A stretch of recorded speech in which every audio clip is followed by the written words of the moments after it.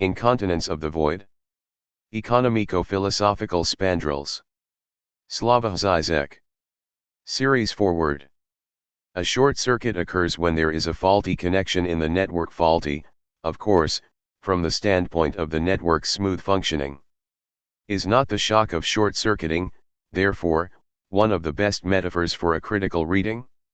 Is not one of the most effective critical procedures to cross wires that do not usually touch, to take a major classic, text, author, notion, and read it in a short-circuiting way, through the lens of a minor author, text, or conceptual apparatus? Minor should be understood here in Deleuze's sense, not of lesser quality, but marginalized, disavowed by the hegemonic ideology, or dealing with a lower, less dignified topic.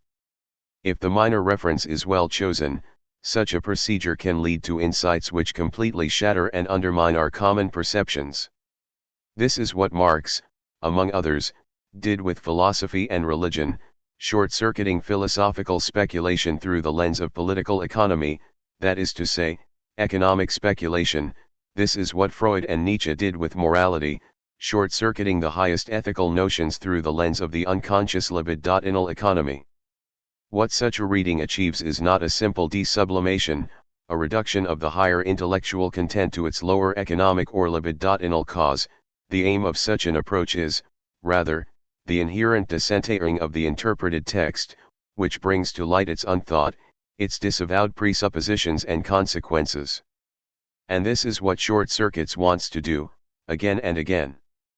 The underlying premise of the series is that Lacanian psychoanalysis is a privileged instrument of such an approach, whose purpose is to illuminate a standard text or ideological formation, making it readable in a totally new way. The long history of Lacanian interventions in philosophy, religion, the arts, from the visual arts to the cinema, music and literature, ideology, and politics justifies this premise.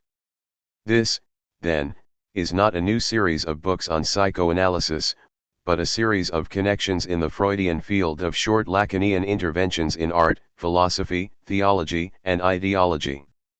Short Circuits intends to revive a practice of reading which confronts a classic text, author, or notion with its own hidden presuppositions, and thus reveals its disavowed truth. The basic criterion for the texts that will be published is that they effectuate such a theoretical short circuit. After reading a book in the series, the reader should not simply have learned something new. The point is, rather, to make him or her aware of another disturbing side of something he or she knew all the time. Slavoj Žižek. Introduction, the use of useless spandrels. Incontinent the void. The zenith. Evening again. When not night it will be evening. Death again of deathless day. On one hand embers. On the other ashes. Day without end won and lost. Unseen.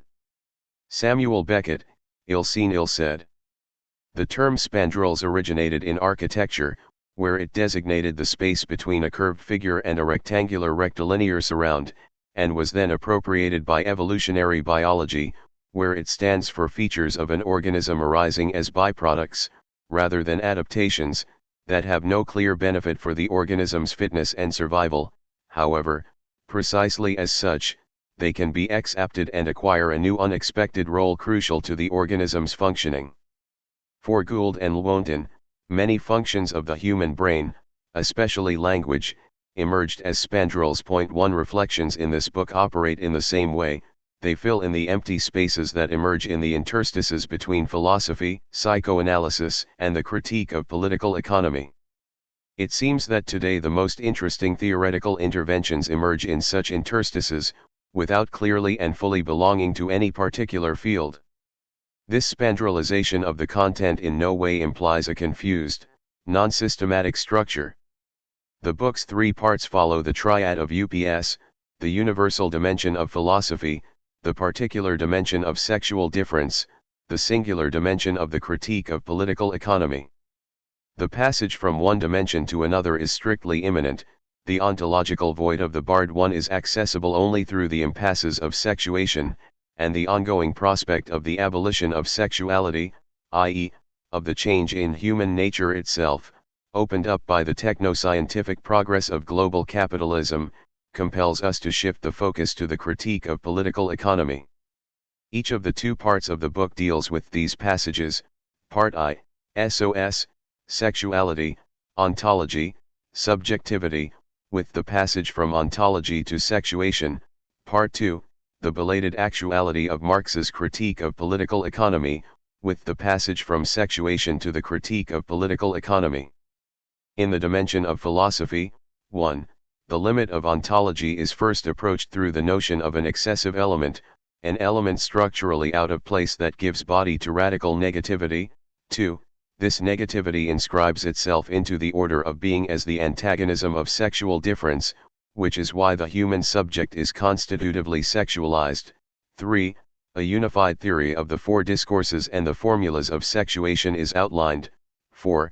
The explosive combination of biogenetics and digitization clearly discernible in today's global capitalism opens up the prospect of a non-sexual reproduction of life, and thus poses a threat to the very existence of subjectivity. In the dimension of the critique of political economy, 1.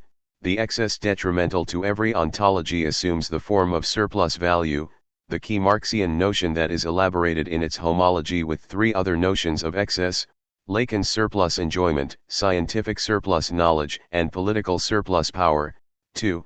This brings us to a Lacanian reading of the labor theory of value and of the self-propelling circulation of capital, and 3. To the question of how the capitalist discourse, social link, fits into Lacan's matrix of four discourses: master, university, hysteria, analyst. 4. Although, in the Lacanian perspective, alienation is irreducible, constitutive of human subjectivity, this does not mean that alienation is the ultimate horizon of political activity. Lacan posits separation as a move that supplements and overturns alienation, so the question raised is that of a politics of separation. The second part concludes with an appendix which, rejecting the utopian notion of communist society as one in which tensions such as resentment disappear, deals with the obscure topic of the libidinal paradoxes that would persist in an imagined future communist society. Although this last topic may appear irrelevant in view of the state of today's left, it casts its shadow on today's struggles. Asterisk. This book is a weird one. It repeats the paradox of Spinoza's ethics, while it focuses on eternal topics, the basic structure of being, etc., it gets caught up in many very specific debates on contemporary issues. It contains some passages from my earlier books, which are all included in new contexts, and thus given a new spin. Point 2. Especially in the first part, it is largely a dialogue with the recent work of Alenka Zupancic, for which I have the highest appreciation. So it brings something old, something new, something borrowed, something red, not blue. Part I. SOS, Sexuality, Ontology, Subjectivity. There are two main meanings of UPS in our everyday language: United Parcel Service and uninterruptible power supply, a power supply that includes a battery to maintain power in the event of an outage. For example, a UPS keeps a computer running for several minutes after an outage, enabling the user to save data. However, the target of this book is another UPS, the good old philosophical triad of universal, particular, and singular, and in a very precise sense. Universal stands for ontology, particular for sexuality, and singular for subjectivity, a triad of SOS. Point 1. Why is there more than an irrelevant pun at work in this SOS? A careful reader must have noted that SOS inverts the order of the terms with regard to UPS. In SOS we get pus, particular, sexuality, universal, ontology, singular, subjectivity.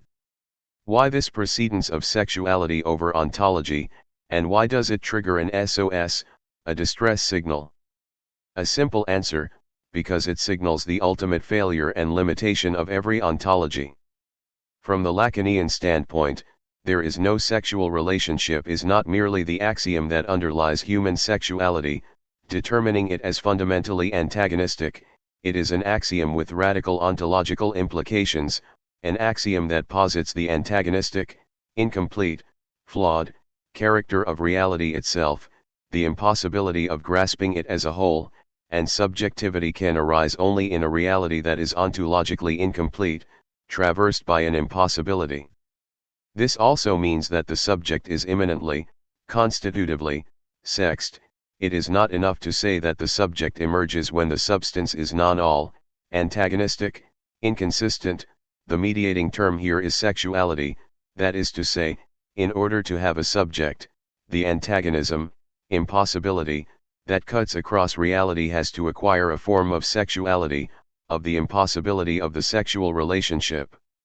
And vice versa, of course, if we just combine ontology and sexuality, sexual difference, without subjectivity, we get the traditional cosmological vision of reality characterized by the eternal struggle of the two principles, masculine and feminine, yin and yang, light and darkness, form and matter, etc. Plus the third variation, if we combine just sexual difference and subjectivity, and leave out the ontological implications, we get not subjectivity proper but mere sexualized human agents who fit neatly into a realist ontology as its special sphere, i.e., we regress from the Kantian rupture back into traditional ontology. It was Kant who, in deploying the antinomies of pure reason, took the first step toward the triangle of failed ontology, subjectivity, and the ontological implications of sexual difference. Once we take into account the Lacanian conceptualization of sexual difference, the strict formal homology between Kant's duality of mathematical and dynamic antinomies and Lacan's formulas of sexuation is evident. Furthermore, Kant interprets antinomies of pure reason as an a priori limitation on any attempt to construct a consistent ontology. Why, then, our emphasis on the impossibility of ontology? The current age is one in which deconstructionist discourse analysis is losing ground to the proliferation of new ontologies, from the hypercritical transcendental questioning of every ontological claim. What are its conditions of possibility? On what hidden presuppositions must it rely? Etc. We are passing over to a multiplicity of new ontologies which replace the critical stance with, sometimes feigned, realist naivete, new materialism, speculative realism, object-oriented ontology. The project of SOS is to formulate a third way, to break out of the critico-transcendental approach without regressing into pre-critical realist ontology. Many of the critical remarks aimed at my work are due to the critic's misunderstanding of this central point. In his perspicacious review of the volume Repeating Žižek, Jamil Kuderer notes how some contributors interrogate Žižek's credentials as a philosopher, especially in relation to Badiou's critique of Lacan's anti-philosophical position. Hamza points out, in fact, that philosophers who are Žižekian are always reminded that compared to Žižek, it is not a difficult task to be a follower of Badiou, or a Badiousian in philosophy, due to his very well-structured system. To this extent, Noyes cautiously reiterates Badiou's claim that Žižek is not exactly in the field of philosophy, only to proposes that Žižek is a reader of philosophy, someone who offers not a philosophy but a method. Bruno Bastils makes this case against a Žižekian philosophy more forcefully. He claims that after his international career took off, Žižek has been struggling very hard to disassociate himself from the field of cultural studies, in which his work was initially received and misrecognized, and to reclaim his name as a philosopher. Bastils writes, thus, whereas Badiou after the completion of Being and Event speaks from within the bastion of a classically or neoclassically styled philosophy, waving the banner of Platonism with sufficient self-confidence to accept the challenge of an anti-philosopher such as Lacan, Žižek is still at pains to downplay the late Lacan's anti-philosophical provocations for the sake of gaining respectability as a philosopher.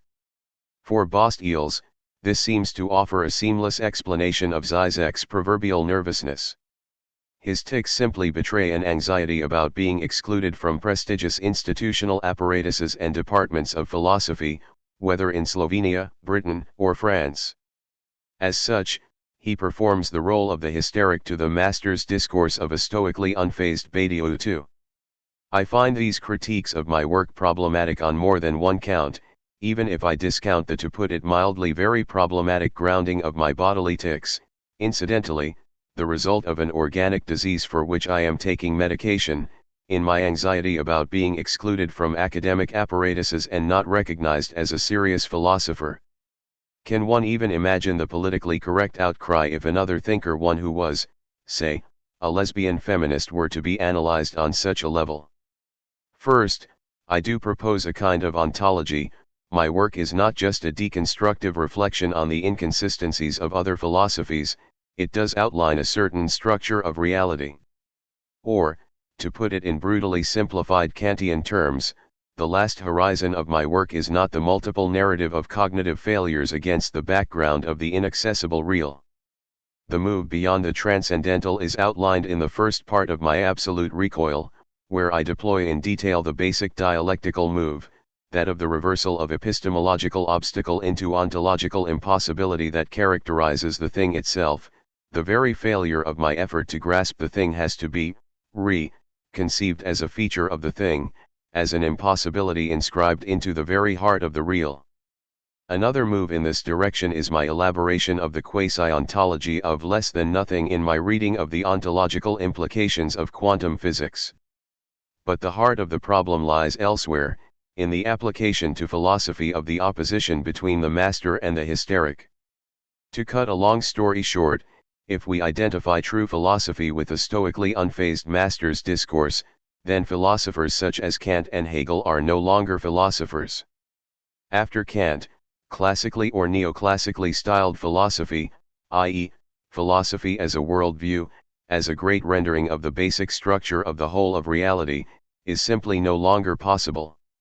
With Kant's critical turn, thinking is not exactly in the field of philosophy, it offers not a philosophy but a method.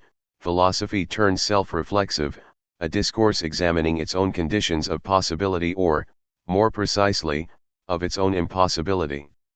In short, Kant is typically engaged in prolegomena to metaphysics proper, a preparatory dance endlessly postponing the jump into the cold water of the thing itself. Metaphysics, the description of the hierarchical rational structure of the universe, gets necessarily caught in antinomies. Illusions are unavoidably needed to fill in the gaps in the structure. In short, with Kant, philosophy is no longer a master's discourse, its entire edifice gets traversed by a bar of imminent impossibility, failure, and inconsistency. With Hegel, things go even further, far from returning to pre-critical rational metaphysics, as Kantians accuse it of doing. The whole of Hegelian dialectics is a kind of hysterical undermining of the master, the reason Lacan called Hegel the most sublime of all hysterics, the imminent self-destruction and self-overcoming of every metaphysical claim. In short, Hegel's system is nothing but a systematic tour through the failures of philosophical projects. In this sense, all of German idealism is an exercise in anti-philosophy. Kant's critical thought is not directly philosophy but a prolegomenon to future philosophy, a questioning of the conditions of possibility of philosophy. Fichte no longer calls his thinking philosophy but Wissenschaftslehre, teaching on scientific knowledge, and Hegel claims that his thought is no longer a mere philosophy, love of wisdom, but true wisdom, knowledge, itself. This is why Hegel is the most sublime of all hysterics. One should bear in mind that for Lacan, only hysteria produces new knowledge, in contrast to university discourse, which simply reproduces it. Insofar as philosophy, traditional ontology, is a case of master's discourse, psychoanalysis acts as the agent of its imminent hystericization. The topic Lacan and philosophy can be adequately approached only when we avoid the trap of the clear line of demarcation between the two, psychoanalysis as a specific clinical practice on the one side, philosophical reflection on the other. When Lacan emphatically asserts "Jem insurge contre la philosophie," he, of course, identifies philosophy with a worldview, a view of the universe as a whole encompassing all divisions and inconsistencies. When a philosopher dismisses the philosophical relevance of psychoanalysis, he, of course, reduces it to a specific clinical practice dealing with a particular ontic phenomenon, of psychological pathologies.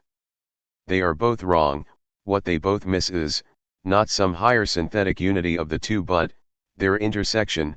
Their relationship is that of the two sides of a Mobius strip, so that if we progress to the very heart of each of the two, we find ourselves in its opposite. Throughout the entire span of his teaching, Lacon was engaged in an intense debate with philosophy and philosophers, from ancient Greek materialists to Plato, from Stoics to Thomas Aquinas, from Descartes to Spinoza, from Kant to Hegel, from Marx to Kierkegaard, from Heidegger to Kripke.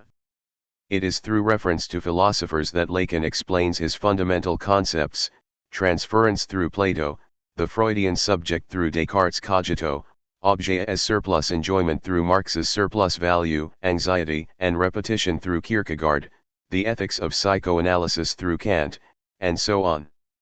Through this continuous engagement, Lacon is of course distantiating himself from philosophy. Just recall his rather unfortunate continuous mocking of the Hegelian Aufhebung, or his self-consciousness as opposed to the Freudian divided/barred subject. However, all this desperate effort to draw the line of separation again and again reasserts his commitment to philosophy, as if the only way for him to delineate the basic concepts of psychoanalysis is through a philosophical detour. Although psychoanalysis is not philosophy, all its subversive dimension comes from the fact that it is not simply a particular science or practice but has radical consequences for philosophy. Psychoanalysis is a no to philosophy that is internal to it, i.e., psychoanalytic theory refers to a gap/antagonism that philosophy blurs, but that simultaneously grounds philosophy. Heidegger called this gap ontological difference. Without this link to philosophy, more precisely, to the blind spot of philosophy, to what is primordially repressed in philosophy, psychoanalysis loses its subversive dimension and becomes just another ontic practice. The real with which psychoanalysis is dealing is not just the reality of the subject's psychological suffering but, much more radically, the anti-philosophical implications of Freud's reading of this suffering. Only such a philosophy traversed by psychoanalysis can survive the challenge of modern science. That is to say, what is philosophy today? The predominant answer of contemporary scientists is, its time is over. Even the most basic philosophical problems are increasingly becoming scientific ones. The ultimate ontological questions concerning reality: does our universe have a limit in space and time? Is it caught in determinism, or is there a place for genuine contingency in it? Are today questions addressed by quantum cosmology. The ultimate anthropological questions: are we free, i.e., do we have free will, etc., are addressed by evolutionary brain science. Even theology is allotted its place within brain science, which aims at translating spiritual and mystical experiences into neuronal processes. At most, what remains of philosophy are epistemological reflections on the process of scientific discoveries. In today's anti-deconstructionist turn, there are, however, many attempts to return to a realist ontology, with all the usual caveats. It's not really a return, because it's a new ontology of radical contingency, etc. Perhaps the main precursor of this return to ontology is Louis Althusser's aleatoric materialism. In his two great manuscripts published posthumously, Initiation à la philosophie pour les non-philosophes, 1976, and Être marxiste en philosophie, 1978, Althusser, among other things, outlines a specific theory of philosophy which overlaps neither with his early theoreticist concept of philosophy as theory of theoretical practice nor with his later notion of philosophy as class struggle in theory. While closer to the second notion, it serves as a kind of mediator between the two. Althusser's starting point is the omnipresence of ideology, of ideological abstractions which always structure our approach to everyday life and reality. This ideology has two levels: the spontaneous everyday texture of implicit meanings, and the organized religion or mythology which initiated a systematic system of these meanings. Then, in ancient Greece, something new and unexpected happened: the rise of science in the guise of mathematics. Mathematics deals with pure, abstract numbers deprived of all mythic reference. It is a game of axioms and rule in which no cosmic meaning resonates. There are no sacred, lucky, or damned numbers. Precisely as such, mathematics is subversive. It threatens the universe of cosmic meaning, its homogeneity and stability. A weird incident that happened on a departing American Airlines flight from Philadelphia to Syracuse on May 7, 2016, shows that this fear of mathematics persists even today. An economics professor was solving a differential equation on a piece of paper, and a lady passenger seated at his side thought he might be a terrorist because of what he was writing, so she passed a note to a flight attendant, claiming that she was too ill to take the flight. The plane returned to the gate. The lady was taken from the plane and voiced her suspicion to ground staff. Security members then removed the economics professor from the plane and questioned him. 3. The true break happens here, not between mythic ideology and philosophy but between the mythical universe and science, and the function of philosophy is precisely to contain this break. Formally, philosophy also breaks with the mythical universe and obeys the rules of science, rational argumentation, thinking in abstract conceptual terms, etc., but its function is to reinscribe scientific procedure into the religious universe of cosmic meaning. To put it in mock Hegelian terms, if science is a negation of religion, philosophy is a negation of negation, i.e., it endeavors to reassert religious meaning within the space, and with the means, of rational argumentation. All of Plato, the theory of ideas, the opposition of knowledge and opinion, and so on, is based on the break that the first science represents. In a sense, this is because all of Plato is an attempt to control and in a way to sublate this break, in a profoundly inventive but also profoundly reactive dialectic. Philosophy, in its idealist Platonist matrix, is thus a reactive invention, the displacement of the ideological functions of religion onto the plane of pure, abstract, rationality. It draws from these sciences its form, the abstraction of its categories, and the demonstrativeness of its reasoning, as a pure reasoning directly carried out on abstract objects, but its function is an ideological one, a mandate and a service delegated, explicitly or otherwise, by the dominant class. Point 4. Here is the link with Althusser's second definition of philosophy as class struggle in theory. This pressure to contain the scientific threat, to reassert the all-encompassing religious worldview, is not grounded in some kind of disembodied tendency toward meaningful totalization of our experience, but is pressure exerted as part of the class struggle in order to guarantee the hegemony of the ruling class ideology. All great philosophers after Plato repeat this gesture of containment, from Descartes, who limits the domain of science to the material world, and Kant, who limits the domain of science to the phenomenal world in order to open up the space for religion and ethics, to today's neo-Kantian theorists of communication who exempt communication from scientific rationality. Against this predominant idealist form of philosophy, Plato, Aristotle, Aquinas, Descartes, Kant, Hegel, Althusser asserts the subterranean tradition of materialist counter-philosophy, from the early Greek materialists and Epicureans, who assert the material world of contingent encounters, through Spinoza and even Heidegger. Is not one of the great episodes in this struggle Cantor's profoundly materialist reconceptualization of the infinite? His basic premise is the multiplicity of infinities which cannot be totalized into an all-encompassing one. Cantor's great materialist breakthrough concerns the status of infinite numbers, and it is precisely because this breakthrough was materialist that it caused so many psychological traumas to Cantor.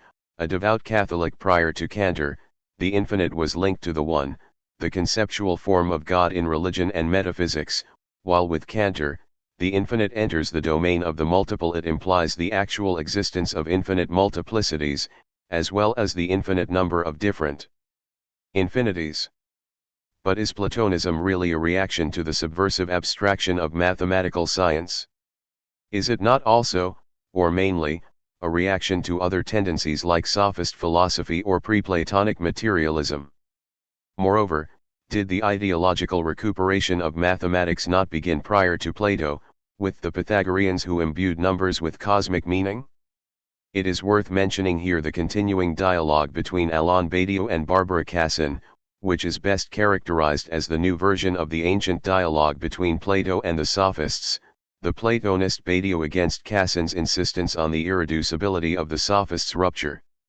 From the strict Hegelian standpoint, Cassin is right to insist, against Badiou, on the irreducible character of the sophist's position. The self-referential play of the symbolic process has no external support which would allow us to draw a line, within the language games, between truth and falsity. Sophists are the irreducible vanishing mediators between mythos and logos, between the traditional mythical universe and philosophical rationality, and, as such, a permanent threat to philosophy. Why?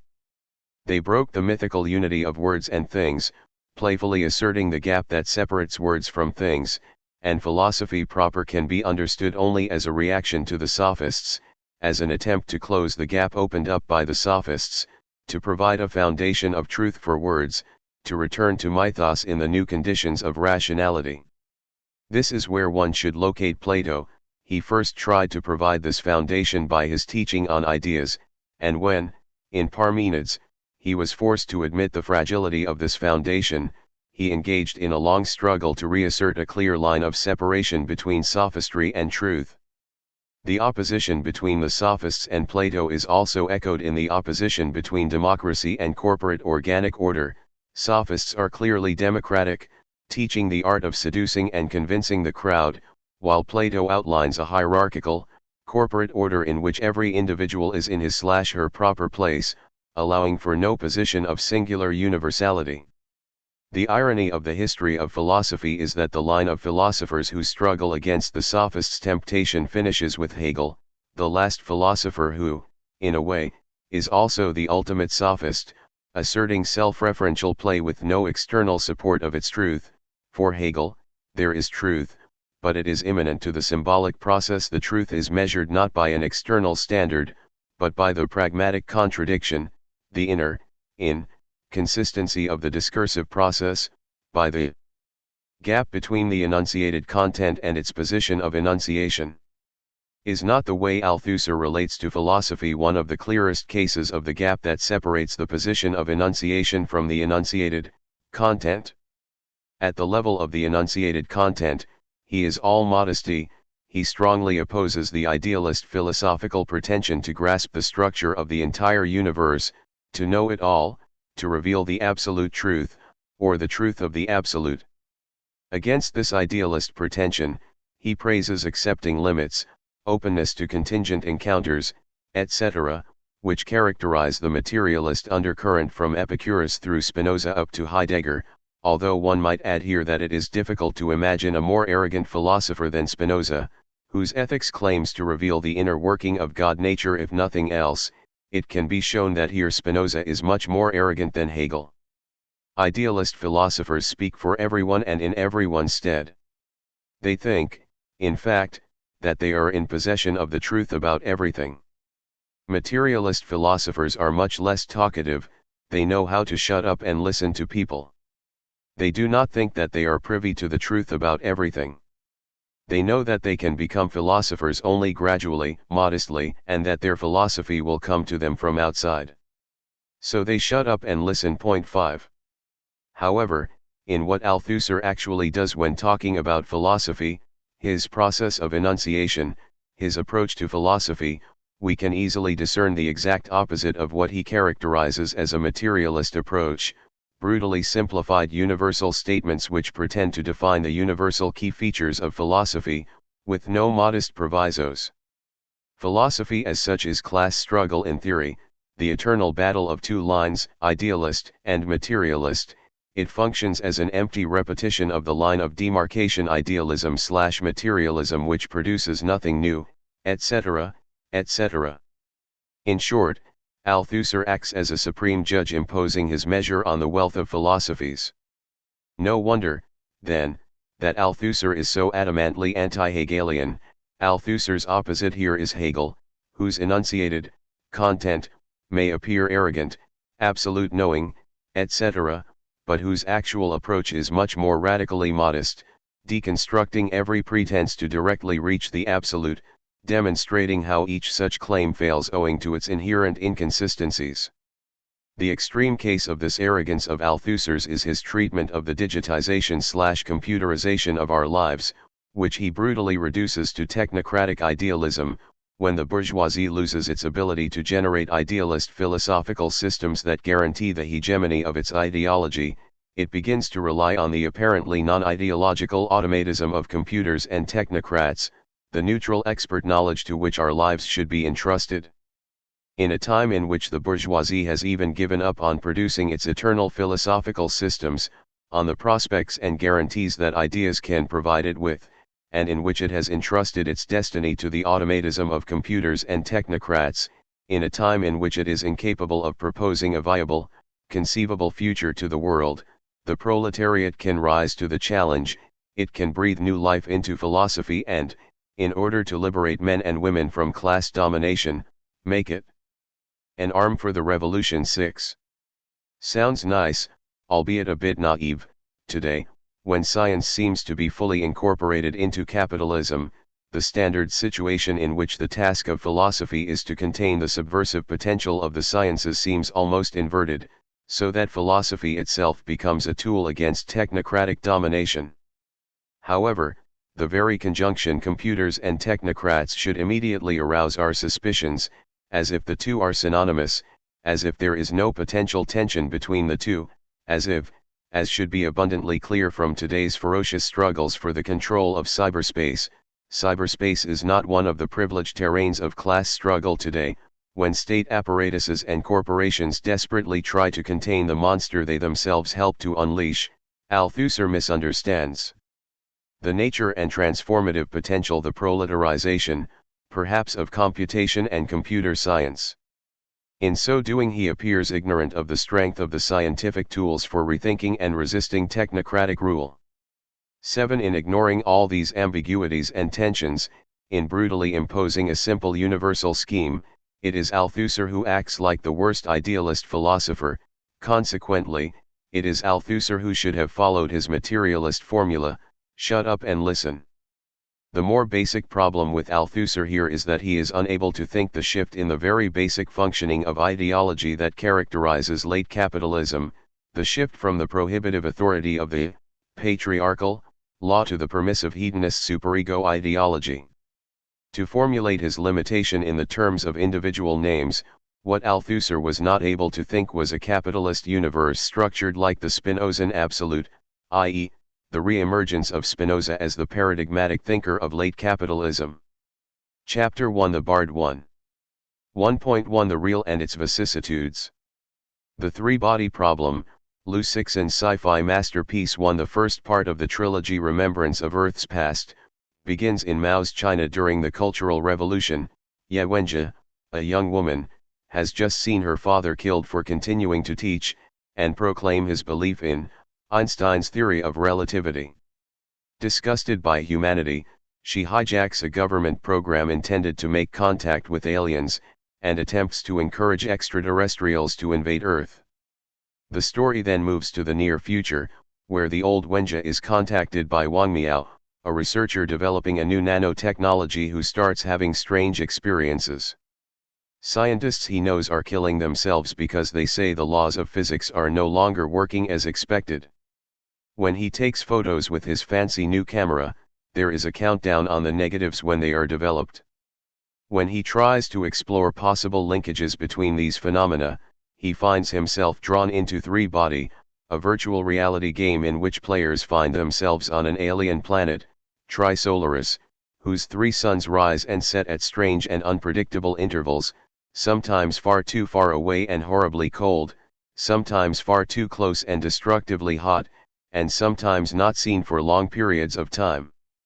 The players can somehow dehydrate themselves and the rest of the population to weather the worst seasons, but life is a constant struggle against apparently unpredictable elements.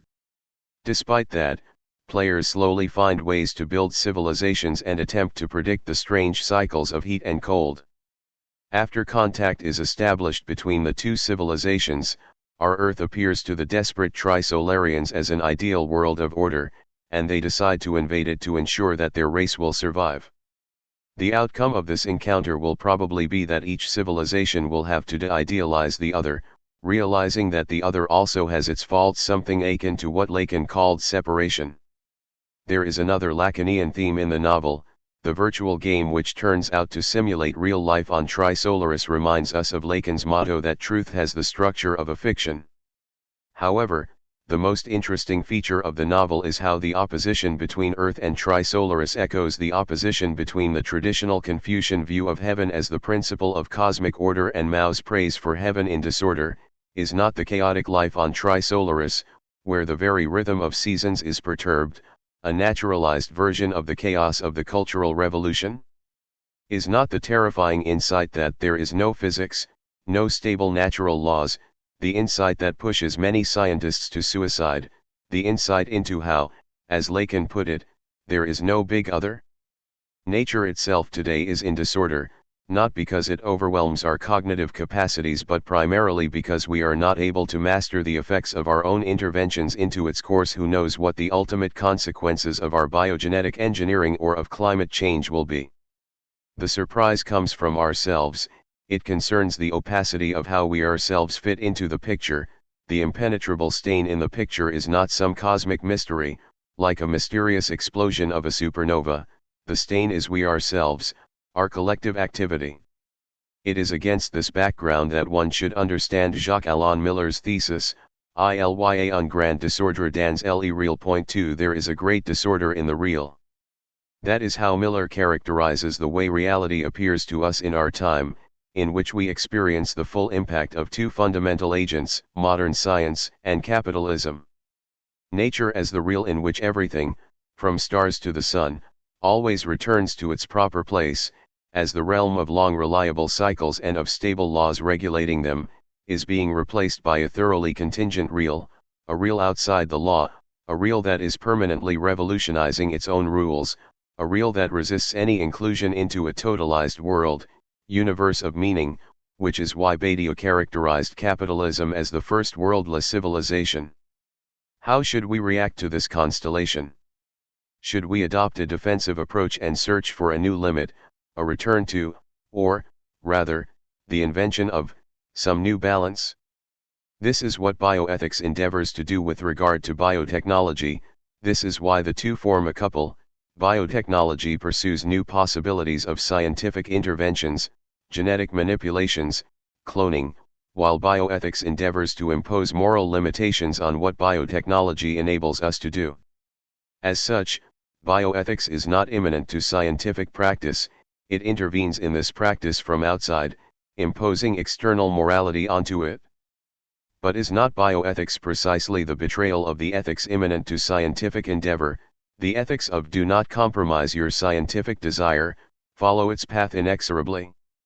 A new limit is also what the slogan of the Porto Alegre protesters, "A new world is possible," basically amounts to, and even ecology offers itself at this point as the provider of a new limit.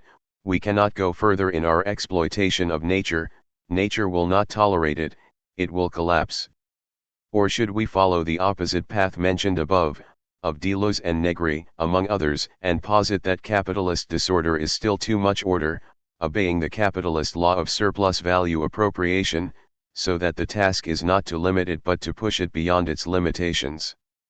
In other words, should we risk here also a paraphrase of Mao's well-known motto, "There is disorder in the real, so the situation is excellent"?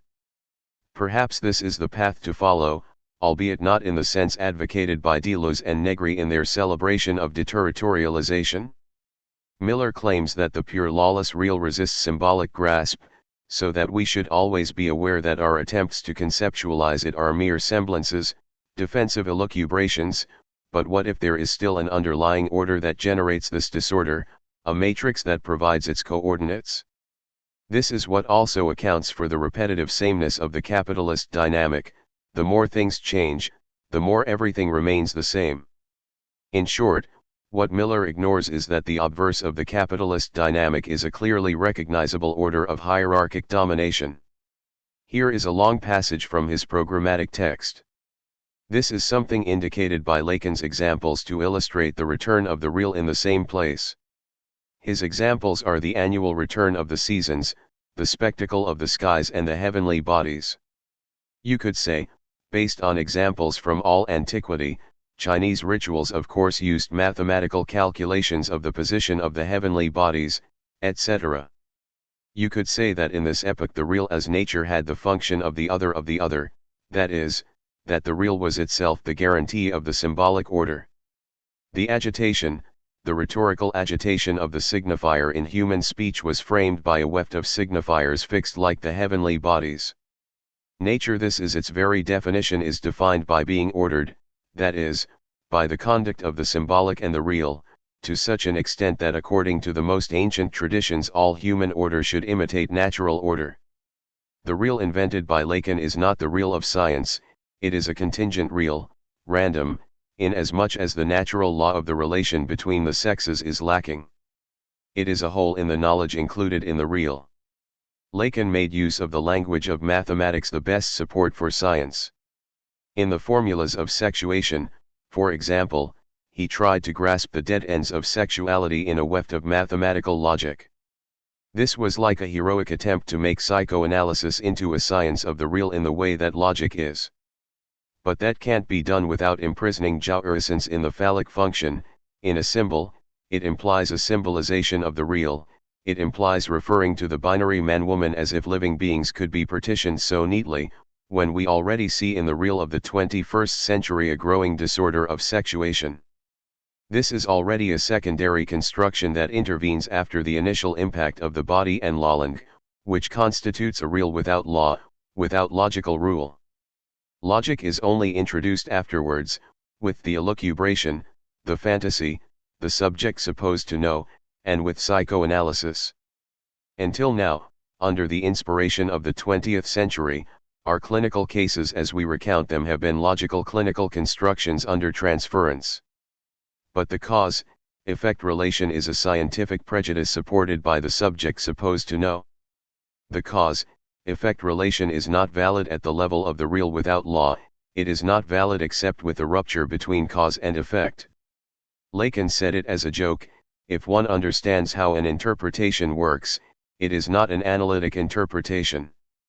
In psychoanalysis, as Lacan invites us to practice it, we experience the rupture of the cause-effect link, the opacity of the link, and this is why we speak of the unconscious. I am going to say it in another way: psychoanalysis takes place at the level of the repressed and of the interpretation of the repressed thanks to the subject supposed to know. But in the 21st century it is a question of psychoanalysis exploring another dimension, that of the defense against the real without law and without meaning. Lacan indicates this direction with his notion of the real, as Freud does with his mythological concept of the drive. The Lacanian unconscious, that of the latest Lacan, is at the level of the real, let us say for convenience, below the Freudian unconscious. Therefore, in order to enter into the 21st century, our clinic will have to be centered on dismantling the defense, disordering the defense against the real. The transferential unconscious in analysis is already a defense against the real. And in the transferential unconscious there is still an intention, a wanting to say, a wanting you to tell me. When in fact the real unconscious is not intentional, it is encountered under the modality of that's it, which you could say is like our amen. Various questions will be opened up for us at the next Congress: the redefinition of the desire of the analyst, which is not a pure desire, as Lacan says, not a pure infinity of metonymy, but this is how it appears to us: the desire to reach the real, to reduce the other to its real, and to liberate it of meaning. I would add that Lacan invented a way of representing the real with the Borromean knot. We will ask ourselves how valid this representation is, of what use it is to us now. Lacan made use of the knot to arrive at this irremediable zone of existence where one can go no further with two. The passion for the Borromean knot led Lacan to the same zone as Oedipus at Colonus, where one finds the absolute absence of charity, of fraternity, of any human sentiment. This is where the search for the real stripped of meaning leads us. Point 3. Many things in these quoted paragraphs are problematic. The problems begin with the notion of the real as nature in its regularity, as that which always returns to its place, as Lacan noted. For the ancient Aztecs and other civilizations of sacrifice, the natural real was not simply a regularity that nothing can perturb. The ancient Aztecs organized human sacrifices to guarantee what? Not a special favor from the gods but the very regularity of nature at its most elementary. Human lives have to be sacrificed so that nature will rotate in its regular way, so that the sun will rise in the morning, etc. In short, the real of the natural order where everything returns to its own place needs a symbolic intervention. It has to be guaranteed by rituals. There is a key passage from this real sustained by symbolic sacrifice to the real of modern science, the Newtonian real of natural laws, of the network of causes and effects. It is only this real that functions in itself, without the help of any symbolic intervention. With the infinite universe of mathematical physics nature disappears, it becomes solely a moral instance. With the philosophers of the 18th century, with the infinite universe nature disappears and the real begins to be unveiled. Fine, but I have been asking myself about the formula there is a knowledge in the real. It would be a temptation to say that the unconscious is at this level. On the contrary, the supposition of a knowledge in the real appears to me to be an ultimate veil that needs to be lifted. If there is a knowledge in the real there is a regularity, and scientific knowledge allows prediction. It is so proud of prediction, insofar as this demonstrates the existence of laws. And it does not require a divine utterance of these laws for them to remain valid. It is by way of this idea of laws that the old idea of nature has been preserved in the very expression the laws of nature. Point 4. Miller goes much too fast here. The break between traditional nature and the nature of modern science is more radical. In contrast to traditional nature, whose regular rhythm is supposed to point toward a deeper cosmic sexualized meaning, day and night as the regular exchange of masculine and feminine principles, etc., scientific laws of nature are themselves contingent. There is no deeper meaningful necessity sustaining them.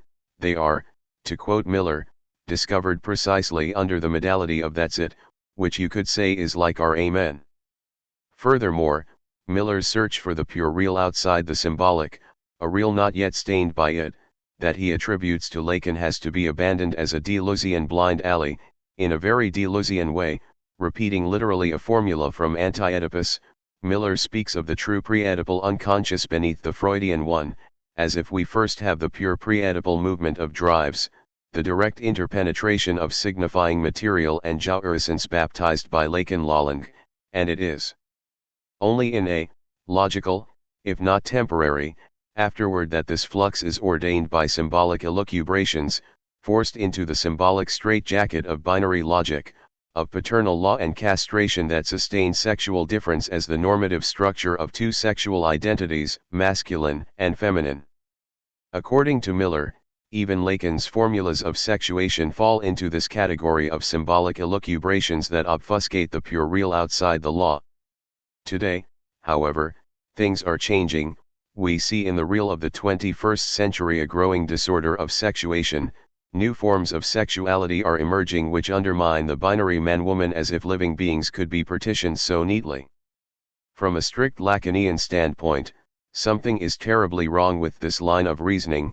Miller passes directly from the real as nature, which follows its regular rhythm or its laws, to the pure lawless real. What goes missing here is the Lacanian real itself, the real which is nothing but a deadlock of symbolization or formalization.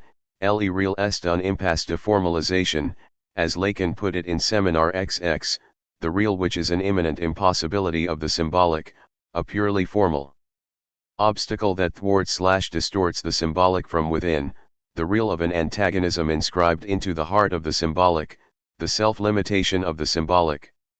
This impasse is not caused by an external real, as Miller implies when he qualifies Lacan's formulas of sexuation as elucubration on the real. Symbolic interpretations of sexual difference are such elucubrations, but not the real of the difference itself. Sexual difference is not binary/differential, it is an antagonism that binary symbolic difference tries to normalize by translating it into symbolic oppositions. And, in a strictly homologous way, class antagonism is not a symbolic elucubration on the lawless real of social life but the name of the antagonism obfuscated by ideologico-political formations. In equating capitalism with the real outside the law, outside castration, Miller takes capitalism at its own ideology, ignoring Lacan, who saw clearly the antagonism masked by capitalist perversion. The vision of today's society as a capitalist real outside symbolic law is a disavowal of antagonism, not a primary fact, in exactly the same way that the notion of the sexual real outside the law is a disavowal of sexual antagonism. What real, then, are we talking about? In Wasgesche I'm 20. Jahrhundert.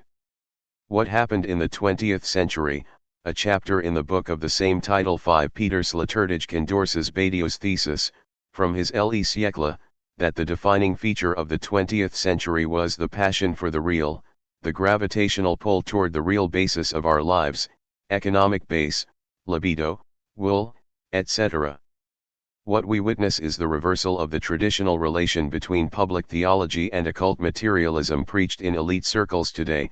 Materialism is public while Gnostic theology grows in the underground. Passion for the real is not just a realist cynical stance of reducing ideological chimeras to their actual base, it's all really about the economy, power, sex. It is also sustained by a messianic logic of extermination, the cobweb of religious, moral, etc. illusions has to be ruthlessly erased, and it has to be done now. The 20th century was a time of extremism, of passage à l'acte, not of hope for some future. Slaterdijk, of course, for this very reason sees the 20th century as the age of extremism and ethical catastrophes, from Nazism to Stalinism. The 21st century should oppose to this gravitational stance of reducing all phenomena to their actual base the stance of floating in the air, the anti-gravitational elevation. Even our Earth is a spaceship Earth floating in the air. So, again, what notion of the real are we talking about?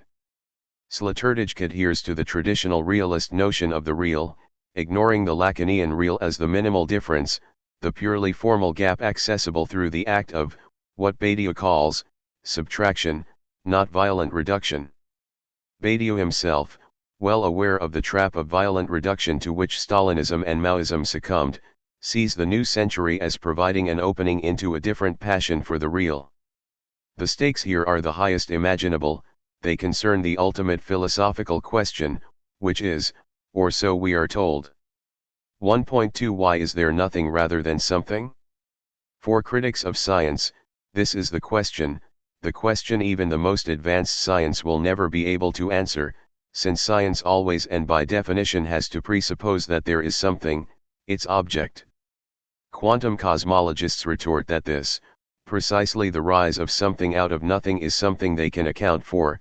The entire universe, from the fireball of the Big Bang to the star-studded cosmos we now inhabit, popped into existence from nothing at all, and this had to happen because nothing, the quantum void, is inherently unstable.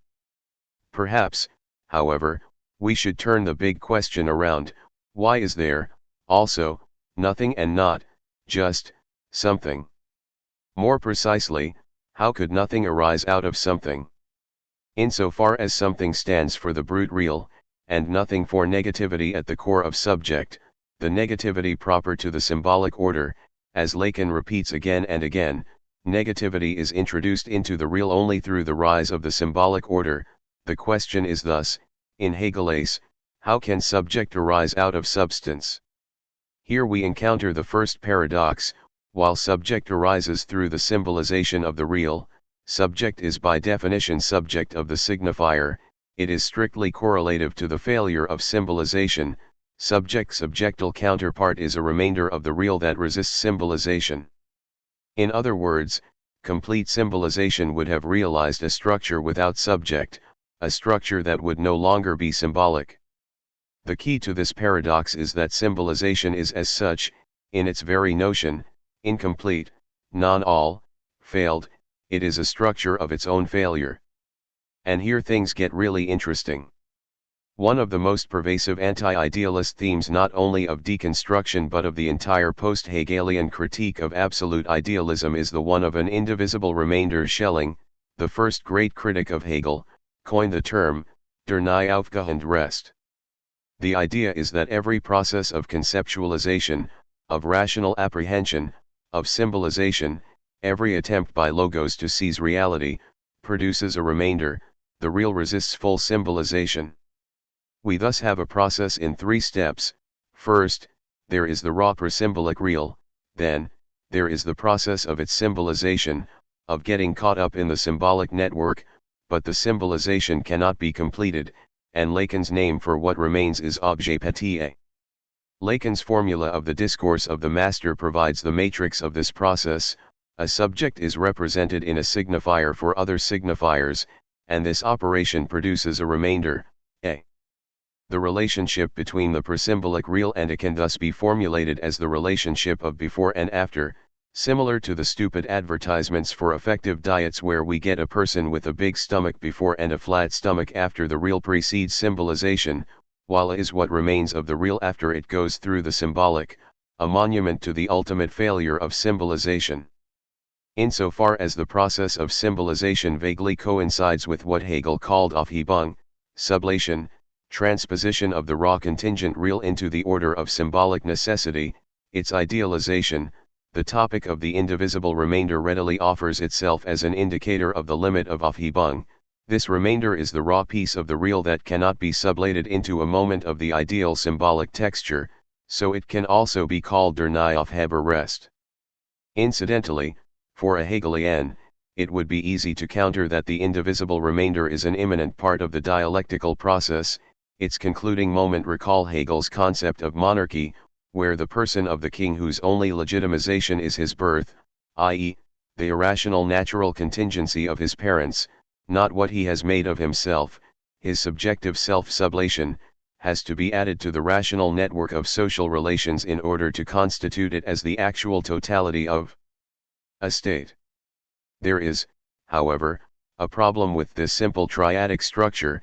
It ignores the radically ambiguous status of objet which, in Lacan, stands for the coincidence of opposites at its purest. It is simultaneously the irrational, illogical, contingent, material, remainder of the process of symbolization, something that resists getting caught up in the symbolic form, and a purely formal moment, a hypothetic X that is never encountered but exists as a virtual point of reference.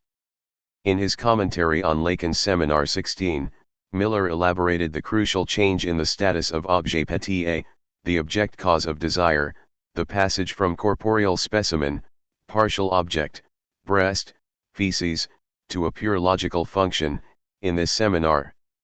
Lacan does not really describe objets as corporeal specimens, he constructs them as a logical consistency, logic being there in the place of biology. The logical consistency is like a function that the body must satisfy through different bodily deductions. 6. This passage is the passage from the foreign intruder, the pieces of sand heterogeneous to the signifying machine, preventing its smooth functioning, to the total homogeneity of this machine. When Lacan is describing the loops and twists of the symbolic space on account of which its interiority overlaps with its exteriority, extimacy, he does not merely describe the structural place of objet, surplus enjoyment. Surplus enjoyment is nothing but this structure itself, this inward loop of the symbolic space.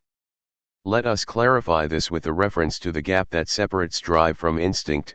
While drive and instinct have the same object, the same goal, what differentiates them is that drive finds satisfaction not in reaching its goal but in circulating around it, repeating the failure to reach it.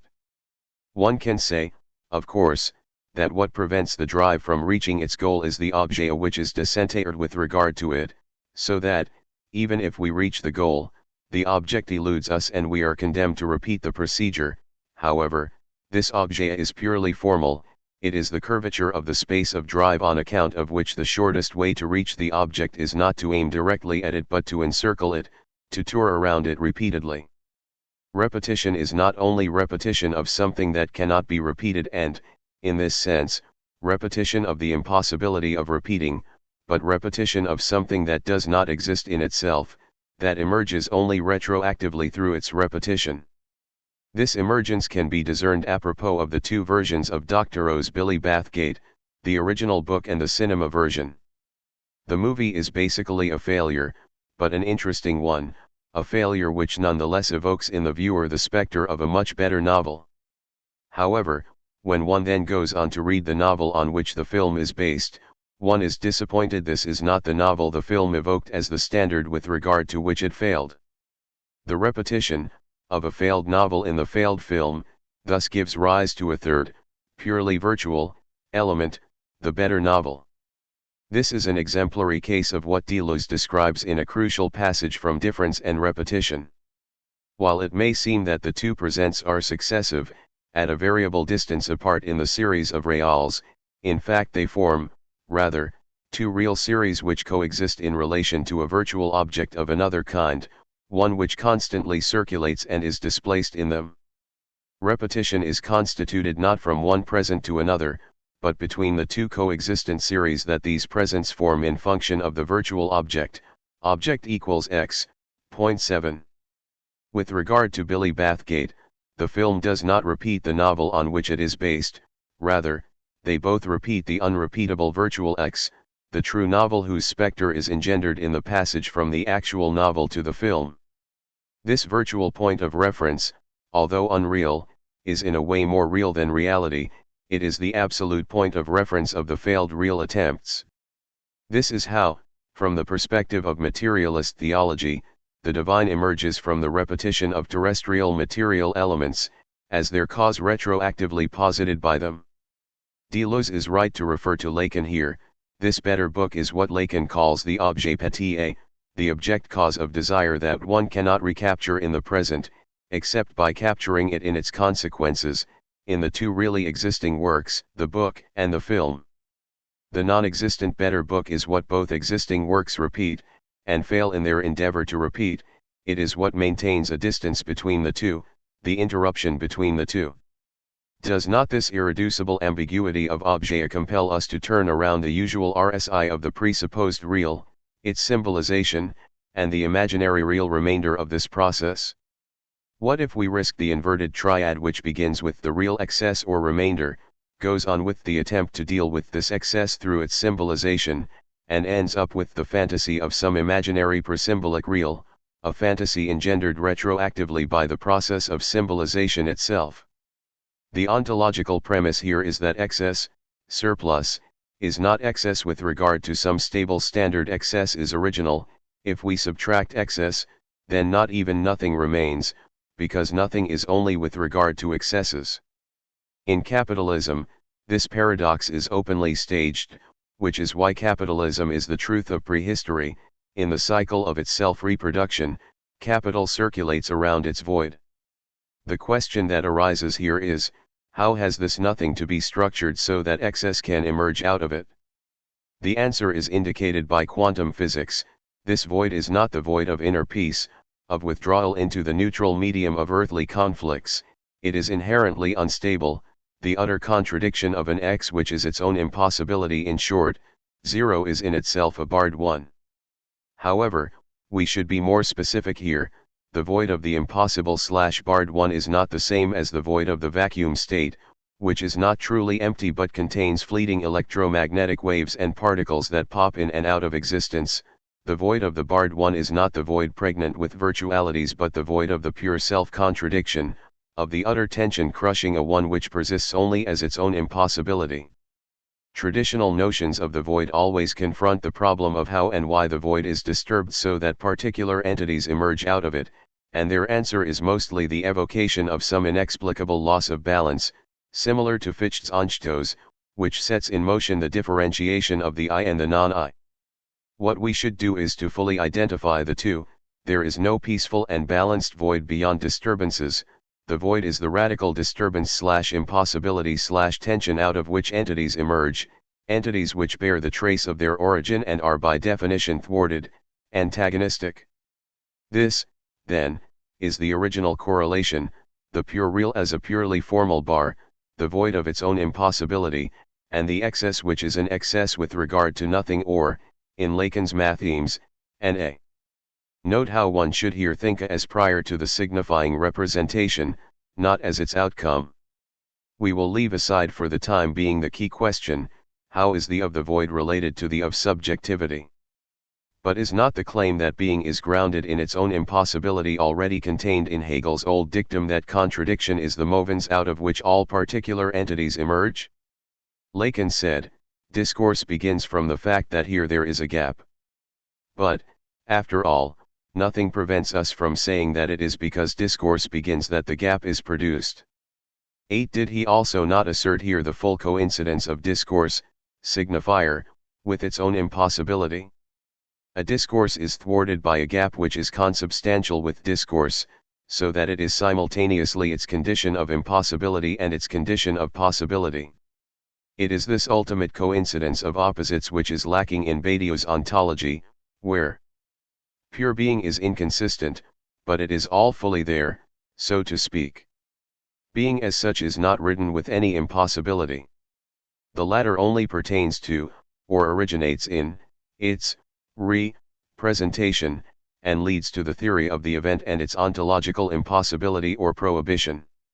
What follows from Lacan's conceptualizations, on the other hand, is that the two are related. An event is possible, can happen, because of the impossibility inherent to being. It is precisely because of this impossibility which it keeps repeating that being is a domain where things can happen, it has the potential for events. And this, of course, is an important difference with regard to Badiou, for whom the interruption of being by an event comes from an absolute elsewhere. 9. The ontological gap between the order of being and the interruption/cut that an event introduces into this order is thereby transposed back into the order of being, which is traversed by an immanent antagonism/impossibility. The Freudian name for this gap is death drive, and it is no wonder that Badiou reacts in a quite allergic way to any mention of the death drive. One should thus reject positions, which, of course, are far from being identical, such as the Buddhist notion of reality as a flow of inconsistent insubstantial phenomena against the background of nothing, or Badiou's pure multiplicity as the ultimate ontological category. In this view, reality is the inconsistent multiplicity of multiplicities which cannot be generated by or constituted from, or reduced to, some form of ones as its elementary, atomic, constituents. Multiplicities are not multiplications of one, they are irreducible multiplicities, which is why their opposite is not one but zero, the ontological void. No matter how far we progress in our analysis of multiplicities, we never reach the zero level of simple constituents. The only background of multiplicities is zero itself, the void. 10. So the primordial opposition is not that of 1 and 0, but that of 0 and multiplicities, and the 1 emerges later. To put it even more radically, since only ones fully really exist, multiplicities and 0 are the same thing, not one and the same thing. 0 is multiplicities without ones, which would guarantee their ontological consistency. This ontological openness of the oneless multiplicity allows us to approach in a new way Kant's second antinomy of pure reason, whose thesis is, every composite substance in the world consists of simple parts, and there exists nothing that is not either itself simple, or composed of simple parts. 11. Here is Kant's proof. 4. Grant that composite substances do not consist of simple parts. In this case, if all combination or composition were annihilated in thought, no composite part, and, as, by the supposition, there do not exist simple parts, no simple part would exist. Consequently, no substance, consequently, nothing would exist. Either, then, it is impossible to annihilate composition in thought, or, after such annihilation, there must remain something that subsists without composition, that is, something that is simple. But in the former case the composite could not itself consist of substances, because with substances composition is merely a contingent relation, apart from which they must still exist as self-subsistent beings.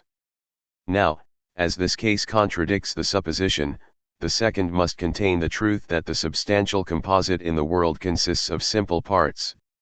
It follows, as an immediate inference, that the things in the world are all, without exception, simple beings, that composition is merely an external condition pertaining to them, and that, although we never can separate and isolate the elementary substances from the state of composition, reason must cogitate these as the primary subjects of all composition, and consequently, as prior thereto and as simple substances. 12.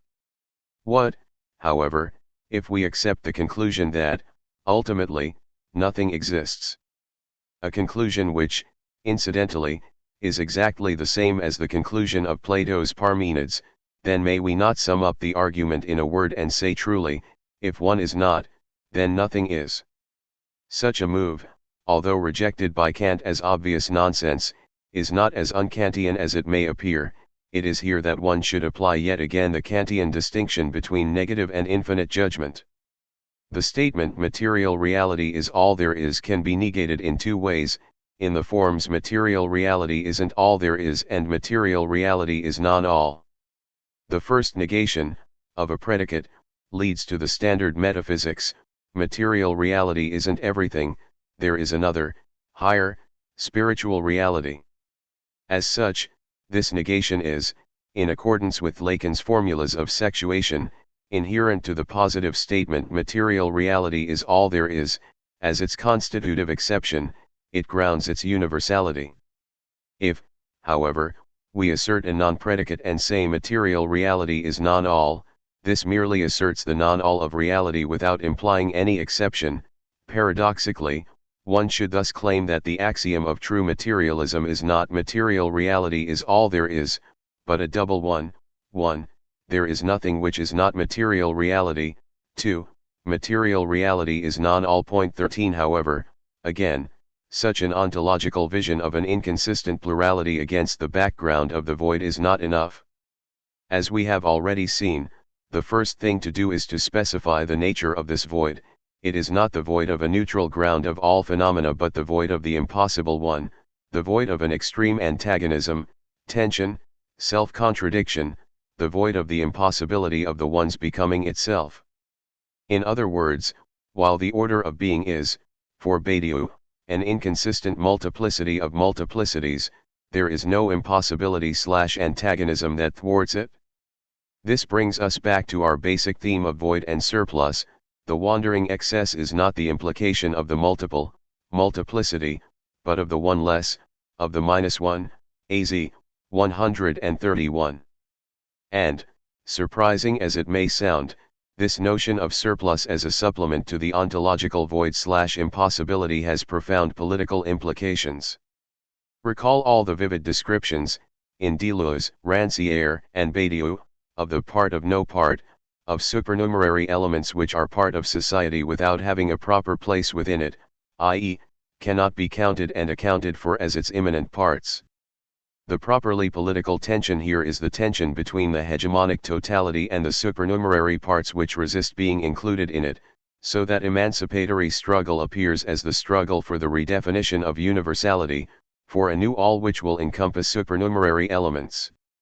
For example, in a society in which patriarchal heterosexuality is imposed as a norm, homosexuals and other non-heterosexual orientations function as parts of no part. Even if they are tolerated, they are perceived as marginal deviations, so the task is to redefine the entire field of sexuality in order to abolish the subordinate role of homosexuals. What is missing here? From the Lacanian Marxist standpoint, the tension between the hegemonic figure of the social all and its parts of no part is strictly secondary with regard to the basic social antagonism/impossibility that cuts across the social body, or, to put it in Freudian terms, supernumerary elements are symptoms of this antagonism, class struggle. Let us take another example, that of sans-papiers, the undocumented illegal immigrants who are de facto part of our societies and even play a considerable economic role in it, as a cheap unprotected labor force, but without being properly included in it with full rights. These sans-papiers are a contemporary political instance of the wandering excess.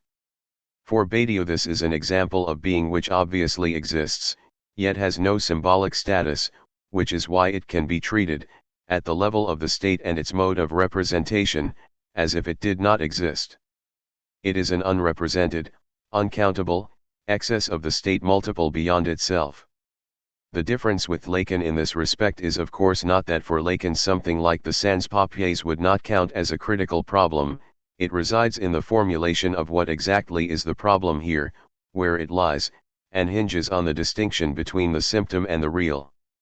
Briefly put, a symptom is a formation of being, whereas the real is its deadlock, non-being, which this formation keeps repeating. They are the symptom as material embodiment of a fundamental deadlock, of a given whole. AZ 131.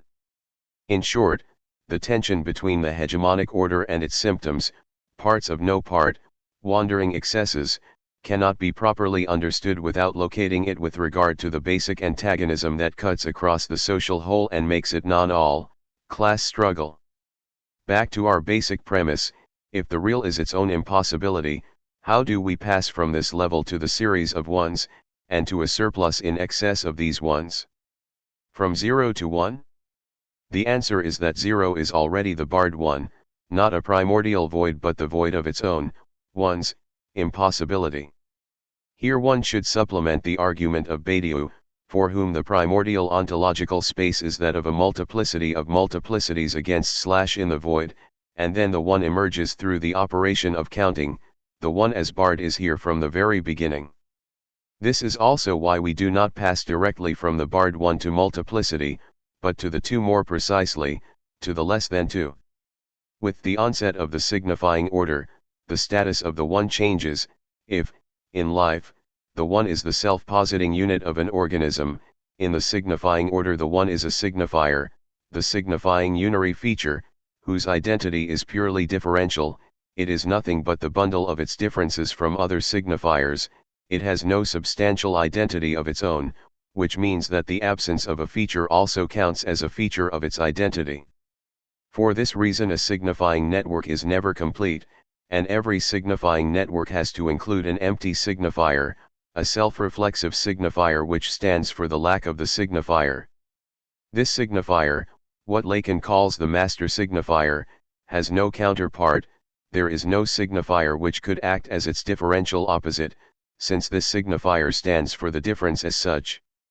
So when the one appears, it lacks its counterpart, binary signifier, and the multiplicity, the series of ordinary signifiers, is the filler of this missing two. In other words, the moment we are within a signifying order, the impossibility of the one appears as the impossibility of the two, of a signifier that would be the one's differential counterpart. This paradoxical interplay of the one and the missing two presupposes the minimal structure of reflexivity of every signifying network. The opposition with which we began, surplus as the result/product or as the starting point, repeats itself here at another level. We either start from the series of signifiers, and the exceptional master signifier fills in the gap in the series, signifier of the lack of the signifier, or the series itself fills in the lack of the binary signifier. The first option follows from Lacan's thesis according to which what is primordially repressed is the binary signifier, that of Vorstellung's representans what the symbolic order precludes is the full harmonious presence of the couple of master signifiers, S1, S2 as yin, yang, or any other two symmetrical fundamental principles. The fact that there is no sexual relationship means precisely that the secondary signifier, that of the woman, is primordially repressed, and what we get in the place of this repression, what fills in its gap, is the multitude of the returns of the repressed, the series of the ordinary signifiers. The obverse aspect of this reflexivity resides in the fact that what Lacan calls master signifier is the reflexive signifier that fills in for the very lack of the signifier. Spinoza's own supreme example, God, is crucial here. Conceived as a mighty person, God merely embodies our ignorance of true causality. Examples from the history of science abound, from phlogiston, a pseudo-concept which simply betrayed the scientist's ignorance of how light actually travels, to Marx's Asiatic mode of production, which is a kind of negative container. The only true content of this concept is all the modes of production which do not fit Marx's standard categorization of the modes of production, not to mention today's popular post-industrial society notions which, while they appear to designate a positive content, merely signal our ignorance. In the first version, the binary signifier, the symmetrical counterpart of S1, is primordially repressed, and it is in order to supplement the void of this repression that the chain of S2 emerges, i.e., the original fact is the couple of S1 and the void at the place of its counterpart, and the chain of S2 is secondary. In the second version, in the account of the emergence of S1 as the enigmatic term, the empty signifier, the primordial fact, is, on the contrary, S2, the signifying chain in its incompleteness, and it is in order to fill in the void of this incompleteness that S1 intervenes. How are the two versions to be coordinated? Is the ultimate fact the vicious circle of their mutual implication? What if, yet again, these two versions vindicate the logic of Lacan's formulas of sexuation? Contrary to our expectations, it is the first version the multitude emerges in order to fill in the void of the binary signifier which is feminine, i.e., which accounts for the explosion of the inconsistent multitude of the feminine non-all, and the second version which is masculine, i.e., which accounts for how a multitude is totalized into an all through the exception which fills in its void. However, the symmetry between the two versions is not complete, as in the case of Kant's antinomies of pure reason, where mathematical antinomies logically precede dynamic antinomies. The feminine version, multiplicity fills in the lack of the binary signifier, comes first. It accounts for the very emergence of multiplicity, of the non-totalizable series whose lack is then filled in by the reflexive master signifier, the signifier of the lack of the signifier. In short, it all begins not simply with the multiplicity of multiplicities which is the void, but with the impossible/barred one, the one which is nothing but its own impossibility.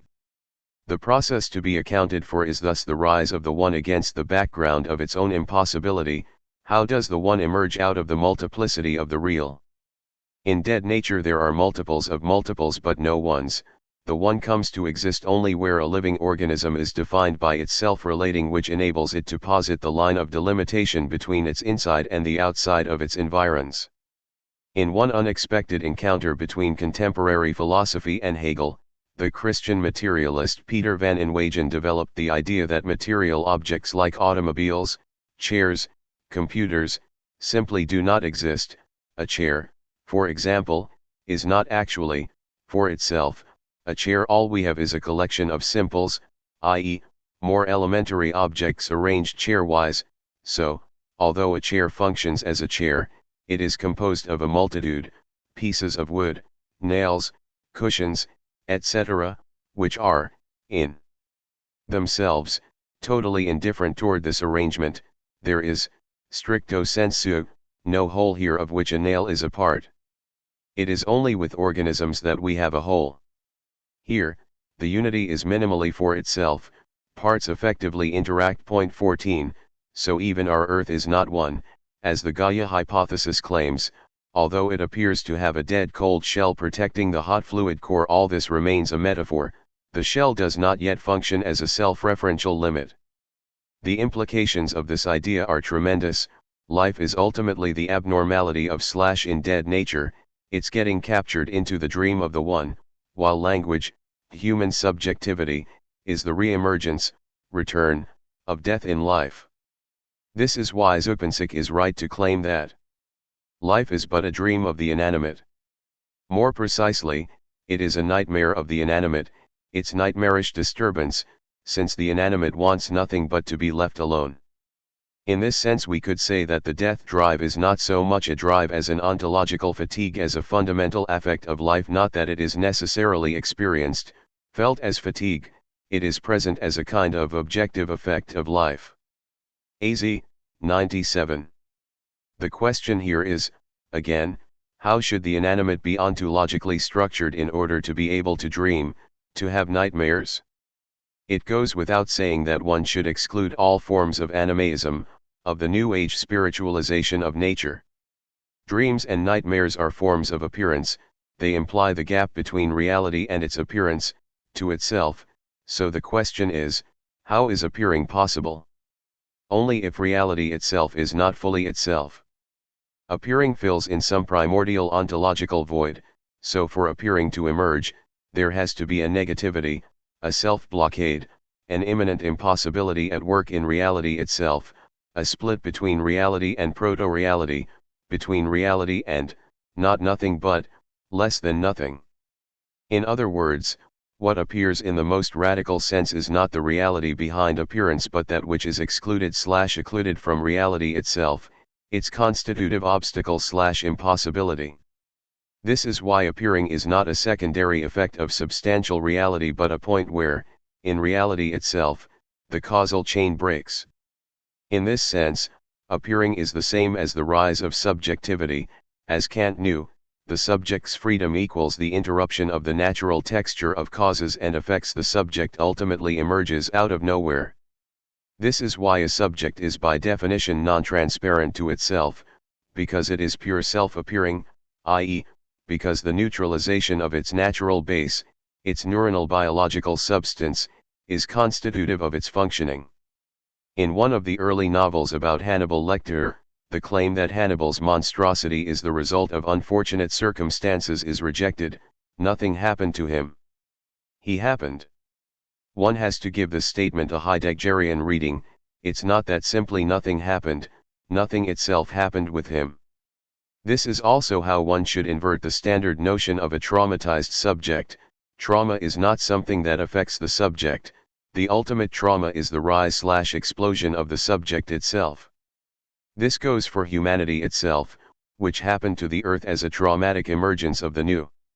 Recall a scene from the middle of the second version of Hitchcock's The Man Who Knew Too Much.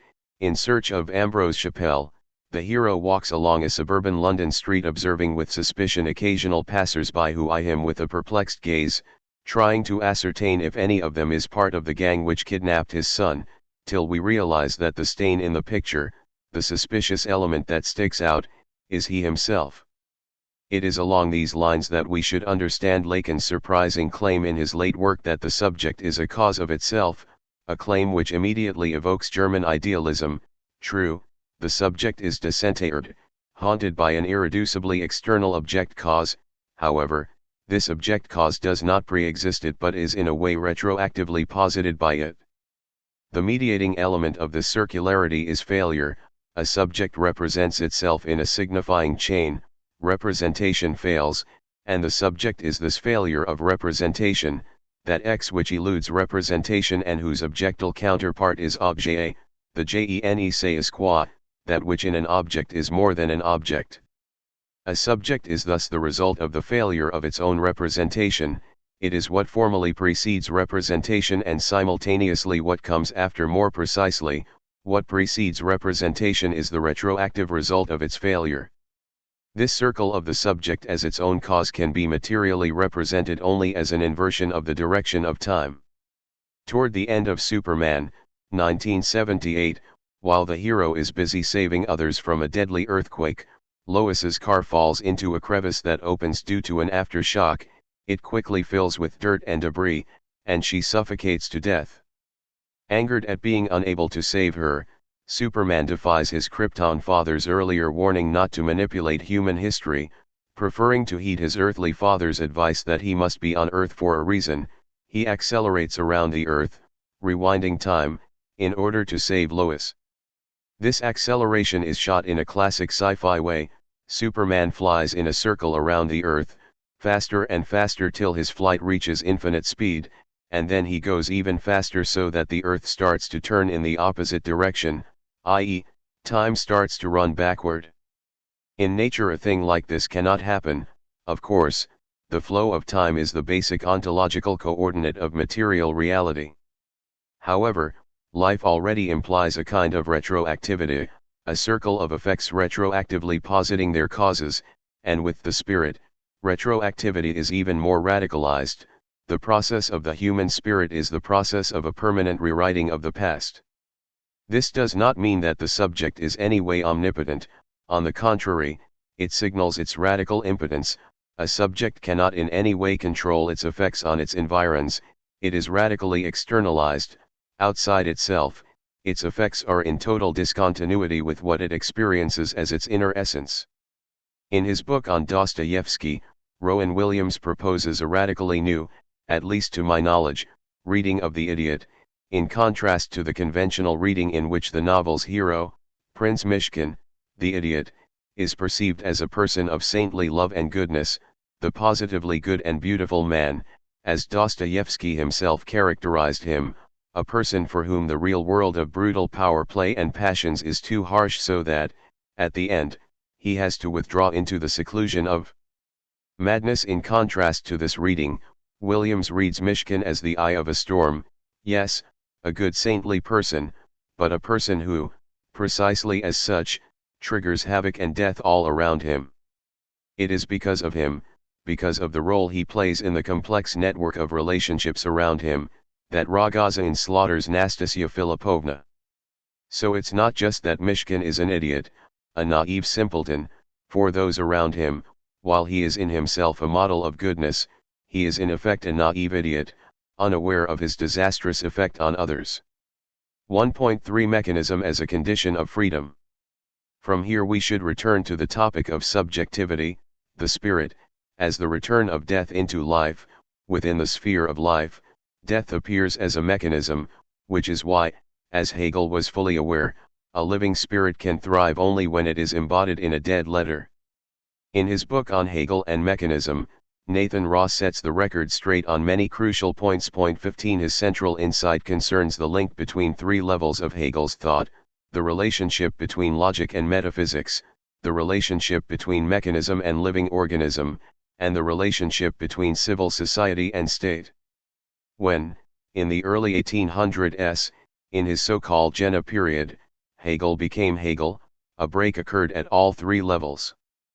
Prior to this break, Hegel designated the first part of his philosophy logic and metaphysics, or also dialectics and speculation proper, keeping the two separate 16 first logic, the epistemological clarification, the negative part, the critical analysis of our intellectual tools, of our understanding, demonstrating its inadequacy, its inconsistencies, antinomies, contradictions, then metaphysics, philosophical speculation proper, the deployment of the autonomous reason which structures all reality. The break occurs when Hegel realizes that there is no speculation beyond dialectics, no reason beyond understanding, no metaphysics beyond logic. Speculative reason is not a separate domain above or beyond the antinomies of understanding, it is merely the systematic deployment of these antinomies. Metaphysics is not a separate domain above logic, it is merely the systematic deployment of the antinomies of logic. Dialectical logic already is the thing itself, and we pass from logic to metaphysics when we realize that logic already is metaphysics. So, to enact this passage, we don't have to add anything to logic, we just have to get rid of the illusion that there is anything beyond. In a way that is strictly homologous to the opposition of logic and metaphysics, Hegel also reconceives the relationship between mechanism and organism. The task is no longer to leave mechanism, the external relationship between parts, behind and replace it with a living organic whole, but to see mechanism in its notional necessity, not only in the sense that organic relations have to be developed immanently, out of the antinomies of mechanism, but more radically, in the sense that mechanism remains the foundation of every organic relationship. And, finally, the same goes for the role of mechanism in social life. It is only in the alienated market society where individuals pursue their self-interest and the whole is regulated through external mechanisms beyond subjective control that human independence and freedom can thrive.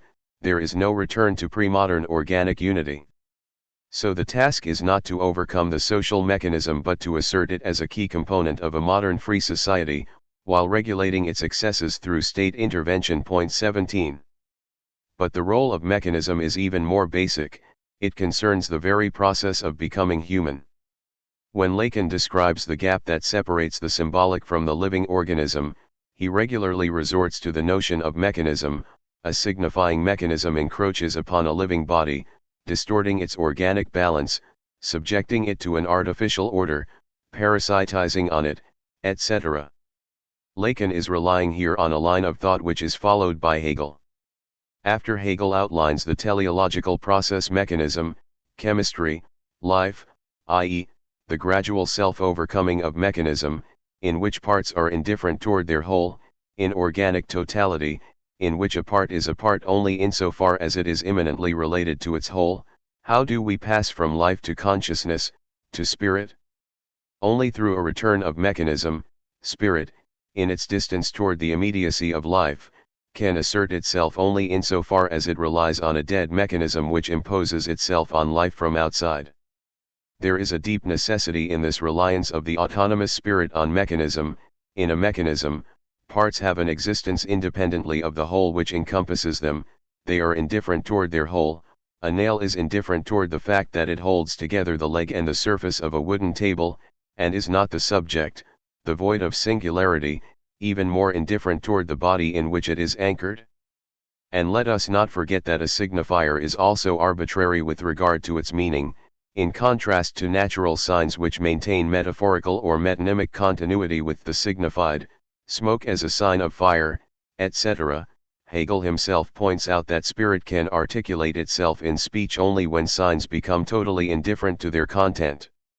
Here we have an exquisite example of the Hegelian triad: life, mechanism, spirit. Mechanism reduces the complex interaction of life, but subjectivity, a still higher form of self-relational interaction, can emerge only as the result of this reduction. True, spirit cannot be reduced to the mechanical letter, but it exists only in the interstice of the mechanical letter.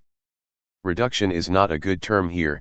The rise of mechanism is not just a regression from living organism to dead matter. Mechanism presupposes the power of pure thought, the power of abstraction which separates what in reality belongs together. 18 Or, to quote the famous passage from the foreword to Hegel's Phenomenology of Spirit, the action of separating the elements is the exercise of the force of understanding, the most astonishing and greatest of all powers, or rather the absolute power. The circle, which is self-enclosed and at rest, and, qua substance, holds its own moments, is an immediate relation, the immediate, continuous relation of elements with their unity, and hence arouses no sense of wonderment. But that an accident as such, when cut loose from its containing circumference, that what is bound and held by something else and actual only by being connected with it should obtain an existence all its own, gain freedom and independence on its own account, this is the portentous power of the negative, it is the energy of thought, of pure self. 19.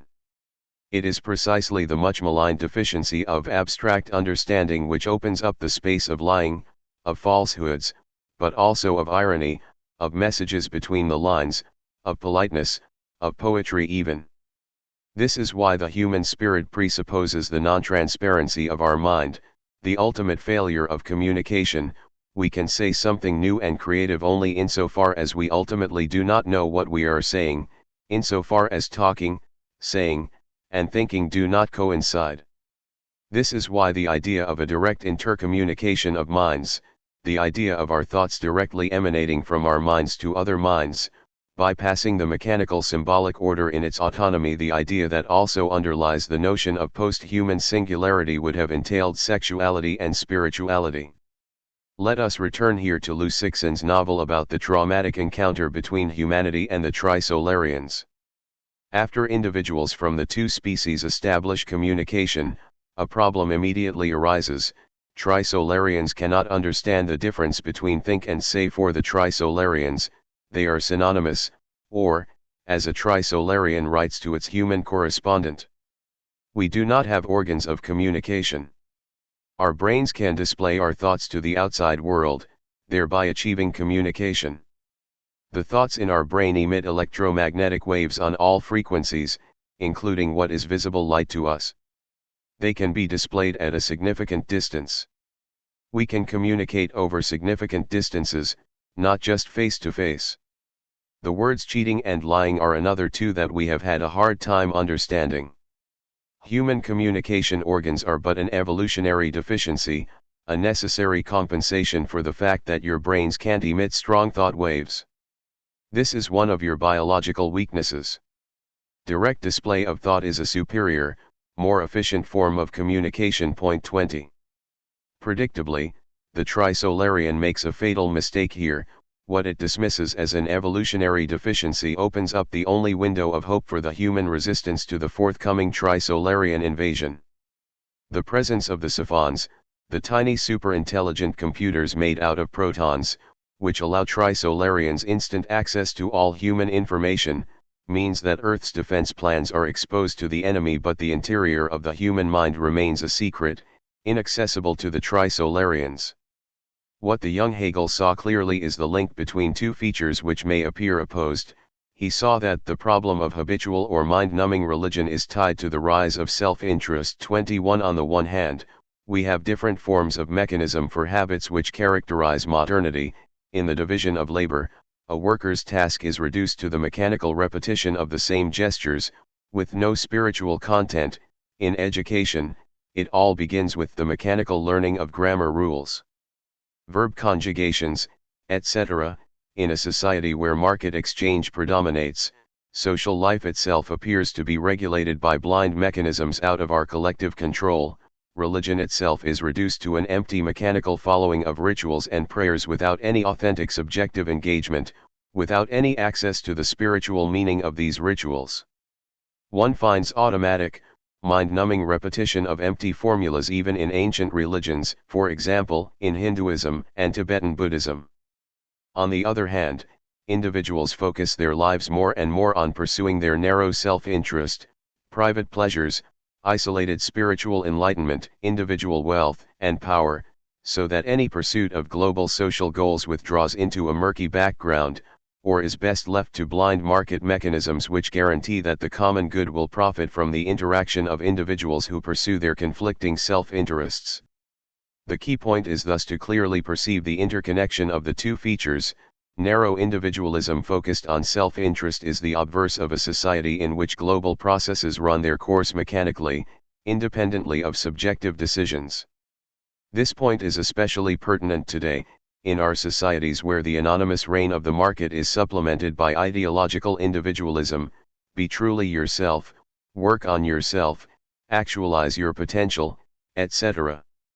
However, and herein lies Hegel's genius, the moment he reaches his philosophical maturity, he leaves behind the romantic opposition between this alienated/individualist universe and the non-alienated universe in which individuals directly relate to the whole of their society and their religion is a deeply felt and enacted unity, a universe projected by the Romantics back into the ancient Greek polis. For Hegel, there is no return to this organic unity, for two interconnected reasons. First, in ancient Greece, this unity was always already based on an exclusion, the exclusion of slaves, women, etc. Not all the people participated in it. Second, alienation, the loss of organic unity, its replacement with a mechanical social order, also played a positive role. It opened up the space of modern individual freedom. It is not only that alienation opens up the space for subjectivity as opposed to the objective order, in a much more precise way, the mechanical aspect of drilling, mindless training, remembering and participating in rituals without understanding their meaning, enacts a kind of spiritual kenosis of the subject, empties it of all the false pathological inner content and reduces it to the void of negativity that is the core of subjectivity. In a simple mechanism, an object is self-sufficient and indifferent to its relations to other objects. We pass into a new phase when the object holds on to its self-sufficiency, it deprives itself of any grounded relation, but it also posits this very lack of relation as if it were a relation. 22 The object continues to be indifferent toward other objects in its environs, but this indifference is no longer an immediate one, like the indifference of a nail toward the table whose parts it holds together. It is already mediated, i.e., indifference is a positive feature, the way an object relates to its environs, it is part of the object's identity. This mediated status of indifference is the first step toward subjectivization. This means that mechanism is not a necessary lower stage surpassed by later higher stages, but a permanent foundation of these higher stages, or, more precisely, as we have just seen, in order to enact the passage from a lower, organic, to a higher, spiritual, stage, this higher stage needs support in a stage which is lower than organism. If an organism is to acquire spirituality, it has to rely on non-organic mechanisms. Here we already encounter the minimum of idealism which defines the notion of self. A self is precisely an entity without any substantial density, without any hard kernel that would guarantee its consistency. If we penetrate the surface of an organism and look deeper and deeper into it, we never encounter some central controlling element that would be itself. secretly pulling the strings of its organs. The consistency of the self is thus purely virtual, it is as if it were an inside which appears only when viewed from the outside, on the interface screen the moment we penetrate the interface and endeavor to grasp the self substantially, as it is in itself, it disappears like sand between our fingers. The materialist reductionists who claim there really is no self are therefore right, but they nonetheless miss the point. On the level of material reality, inclusive of the psychological reality of inner experience, there is in fact no self. The self is not the inner kernel of an organism, but a surface effect. A true human self functions, in a sense, like a computer screen. What is behind it is nothing but a network of selfless neuronal machinery. Hegel's thesis that subject is not substance has thus to be taken quite literally. In the opposition between the corporeal material process and the pure sterile appearance, the subject is appearance itself, brought to its self-reflection. It is something that exists only insofar as it appears to itself. This is why it is wrong to search behind the appearance for the true core of subjectivity. Behind the appearance there is, precisely, nothing, just a meaningless natural mechanism with no depth to it. What we should always bear in mind is that appearance is always redoubled. It is not just that things appear different than they really are. More radically, appearance is the appearance of appearance itself, the appearance that appearance is just an appearance, and that there is something beyond appearance, the true state of things. Appearance thus cheats doubly, and this is why the true act of analysis not only penetrates appearances to the true state of things beneath them, but also demonstrates why this true state of things can reproduce itself only through deceptive appearances. However, we have gone a little too quickly here. The self of an organism is not yet the self of subjectivity proper. It functions as the Aristotelian soul, as the immaterial form that holds its material components together, making them parts of a living organism. To get from soul to subjectivity, a step further has to be taken. The circular retroactivity that characterizes life has to be brought to an extreme, and in this way self-sublated, Lacan's sign for the barred subject, can also be read as the barred soul, the soul reduced to the void, cut off from the body, no longer its immanent form. This is why, in order to fill in this gap, a subject can imagine, or, rather, fantasize, another body, not the biological body, but the body divided into parts in a way different from biological anatomy. To designate the self-sublation of life in subjectivity, Hegel uses the unique term absoluter Gegenstoß, recoil, a withdrawal from which creates what it withdraws from. Reflection therefore finds before it an immediate which it transcends and from which it is the return. But this return is only the presupposing of what reflection finds before it. What is thus found only comes to be through being left behind. The reflective movement is to be taken as an absolute recoil, absoluter Gegenstoß upon itself. For the presupposition of the return into self that from which essence comes, and is only as this return is only in the return itself. Point 23.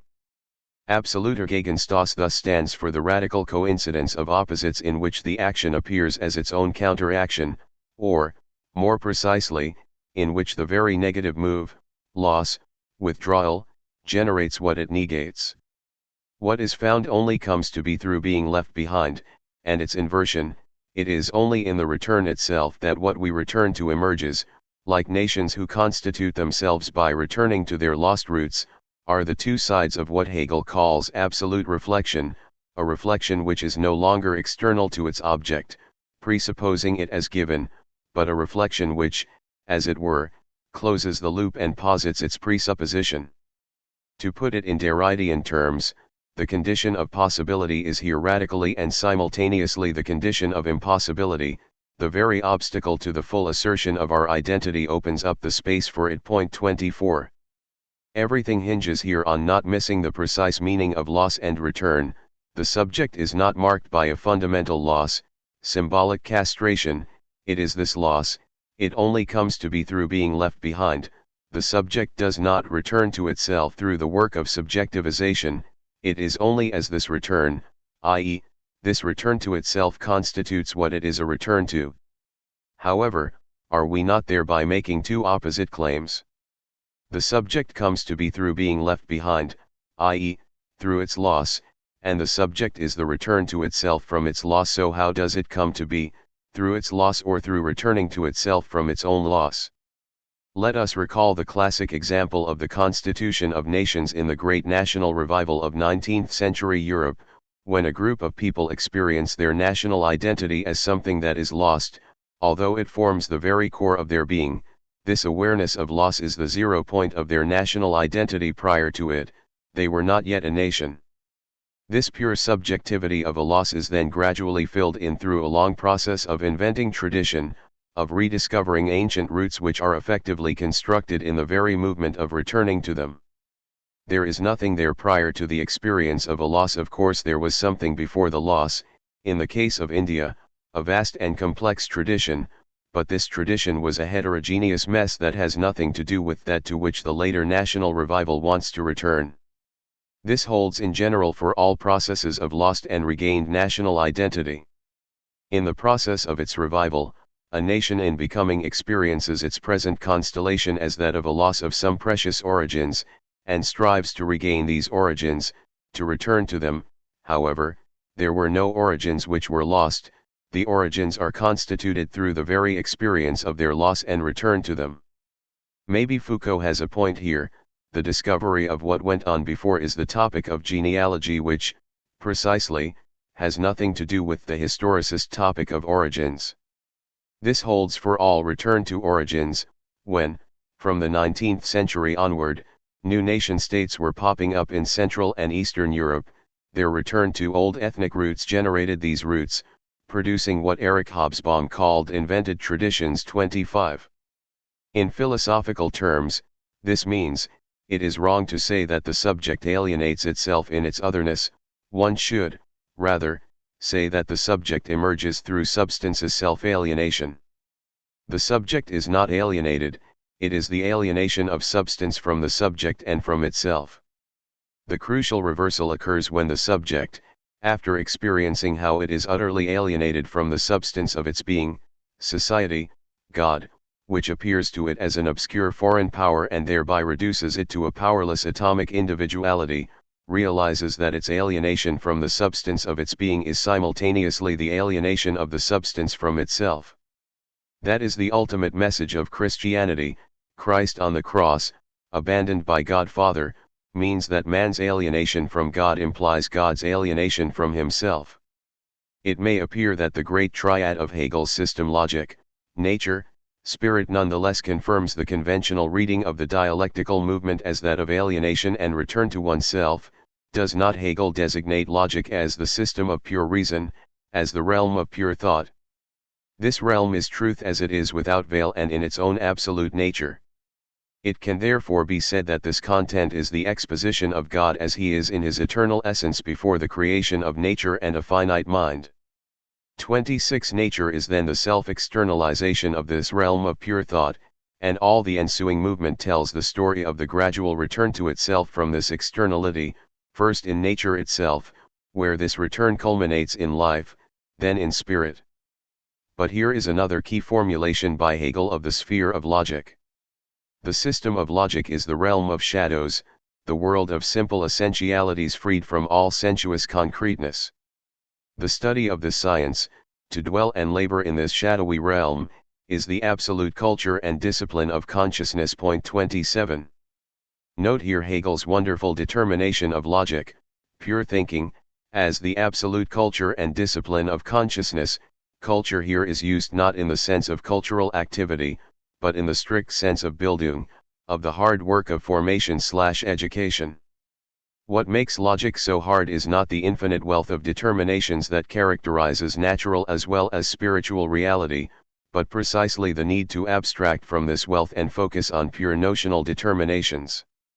Things go wrong in logic precisely when we are not ready to enforce this abstraction and imagine too much, adding to the pure notional determination the imaginary representation. One example is the category of becoming from the beginning of logic.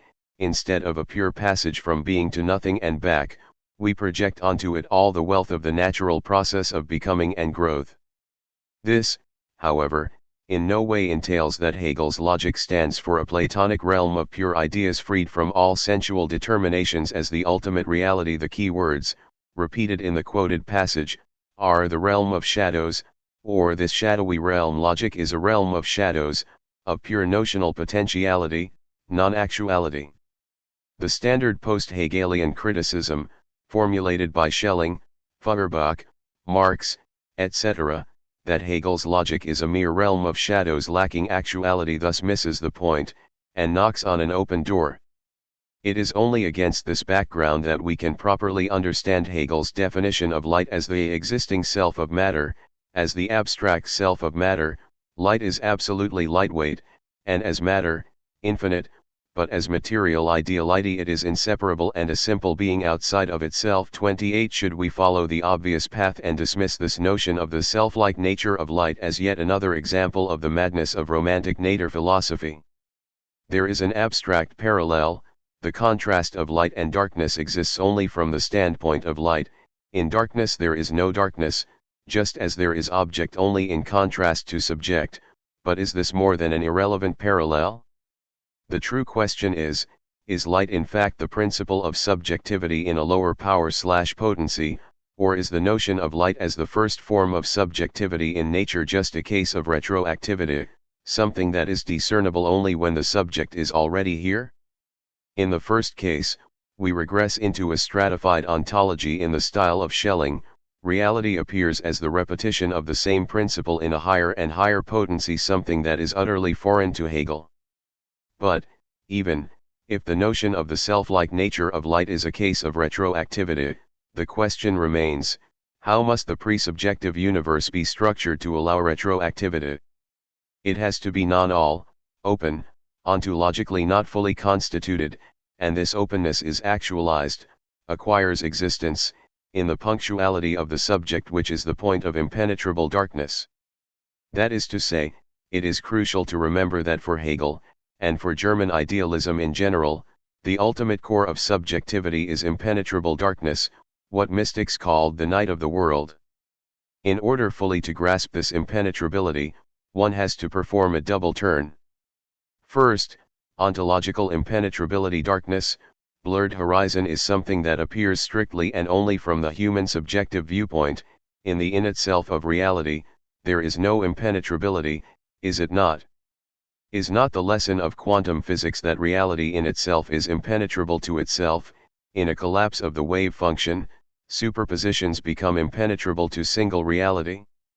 This impenetrability is not just a negative feature, it has a positive function, the reduction of the complexity of a thing to its abstract essential determinations.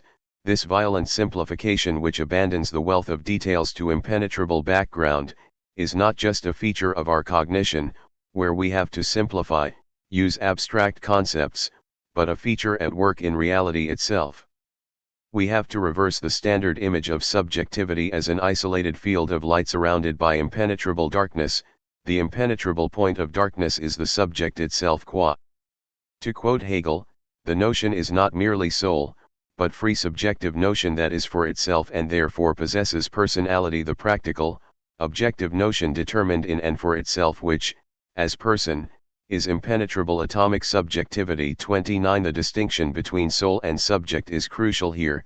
Soul is the Aristotelian immanent ideal form/principle of an organism, the immaterial life force that keeps it alive and united, while subject is anti-soul, the point of negative self.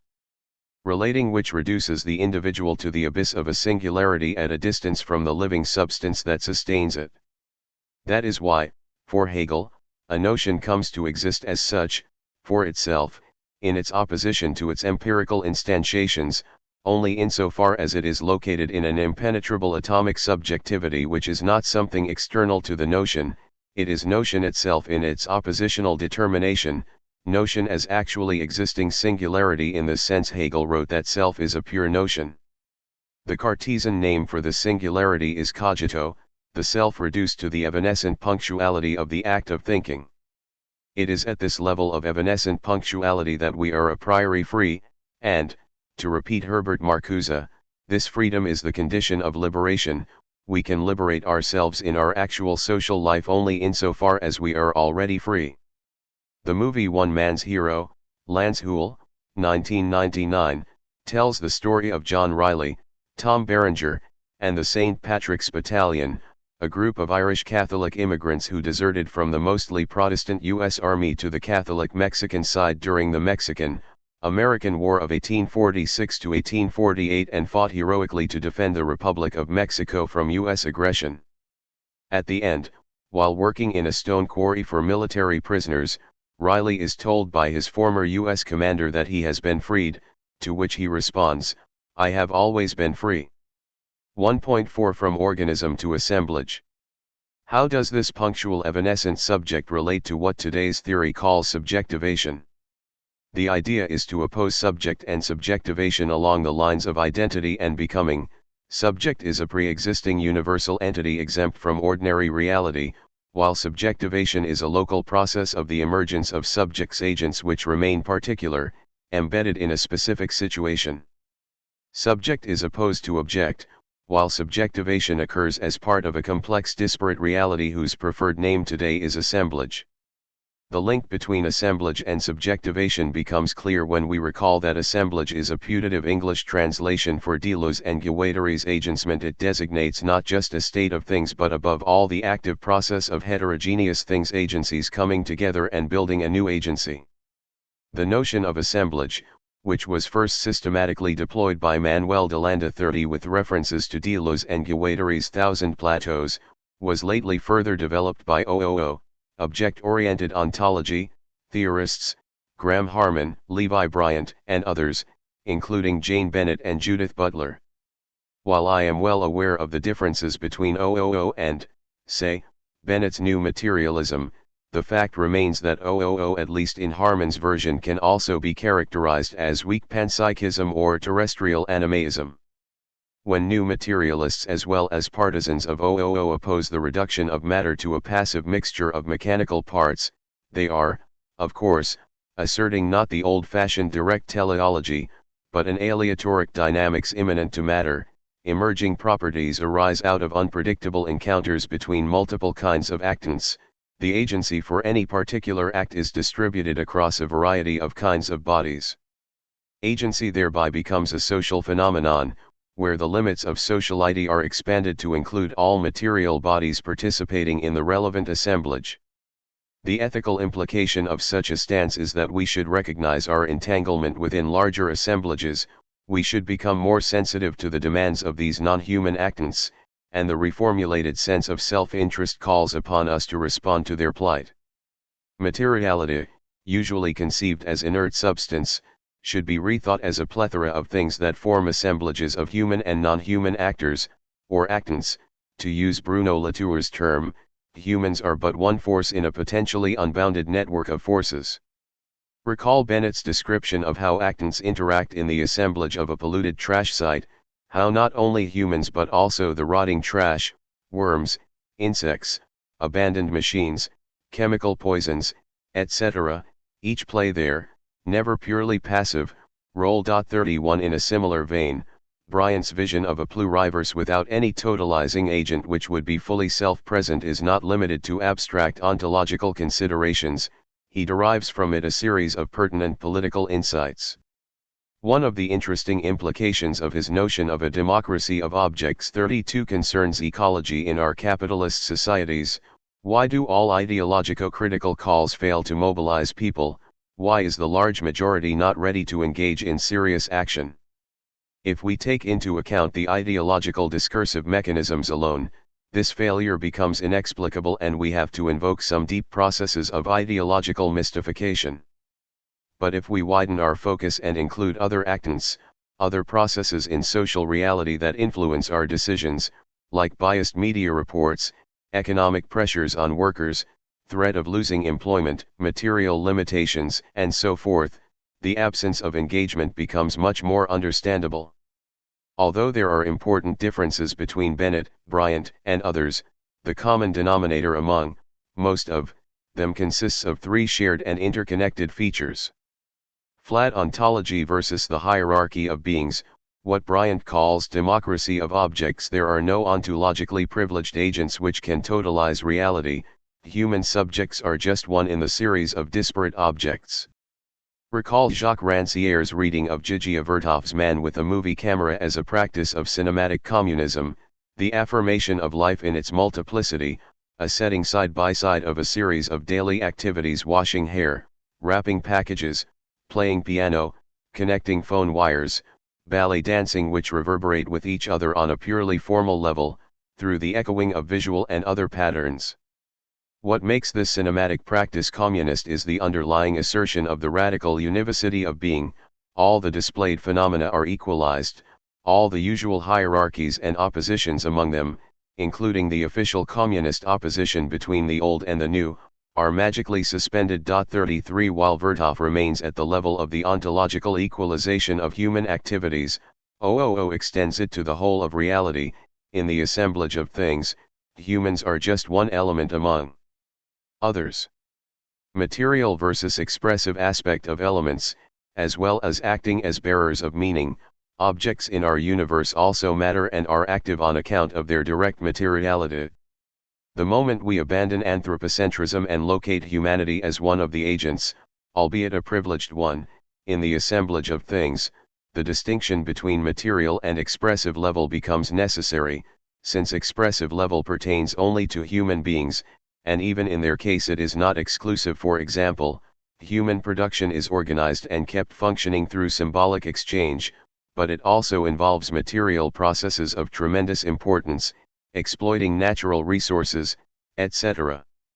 The components of social assemblages playing a material role vary widely, but at the very least involve a set of human bodies properly oriented, physically or psychologically, towards each other.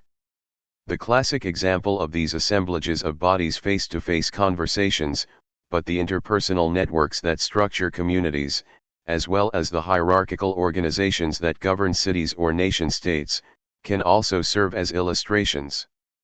Community networks and institutional organizations are assemblages of bodies, but they also possess a variety of other material components, from food and physical labor, to simple tools and complex machines, to the buildings and neighborhoods serving as their physical locales. 34.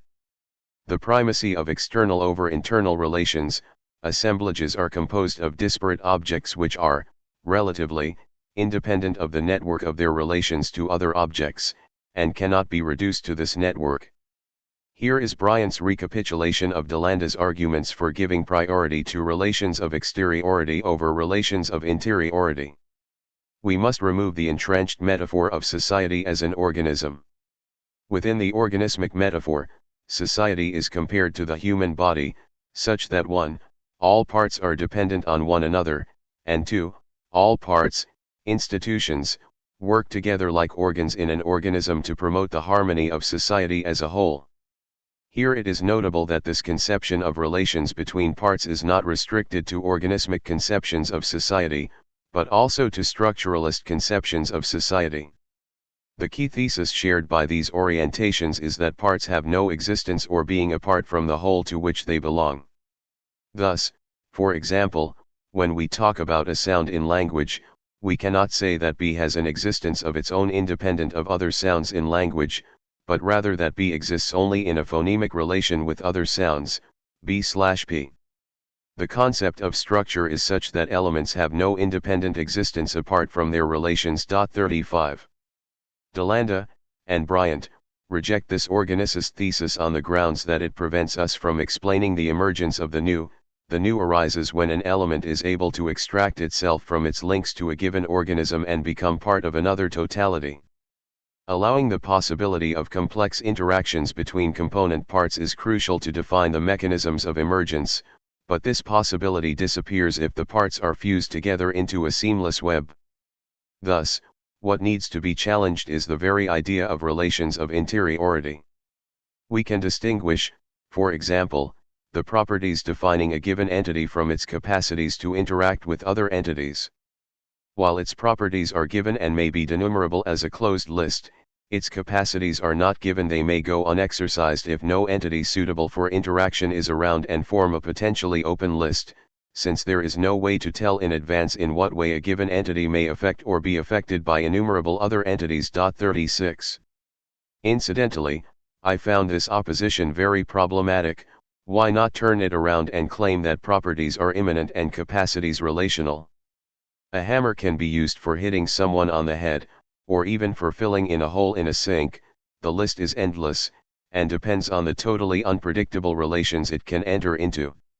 However, while the anti-organicist thrust seems totally justified, the extension of this rejection to the structuralist notion of differentiality, where the identity of every element is constituted by its differences from other elements, totally misses the point. It is difficult to imagine a stronger contrast than the one between organic unity and structural differentiality. This problematic subsumption of differential structure as a subspecies of expressive totality is a symptom of Delanda's, and Bryant's, argumentation. Delanda has to blur the key difference between the two in order to be able to ignore the radical consequences of the differentiality of the signifier spelled out by Lacan.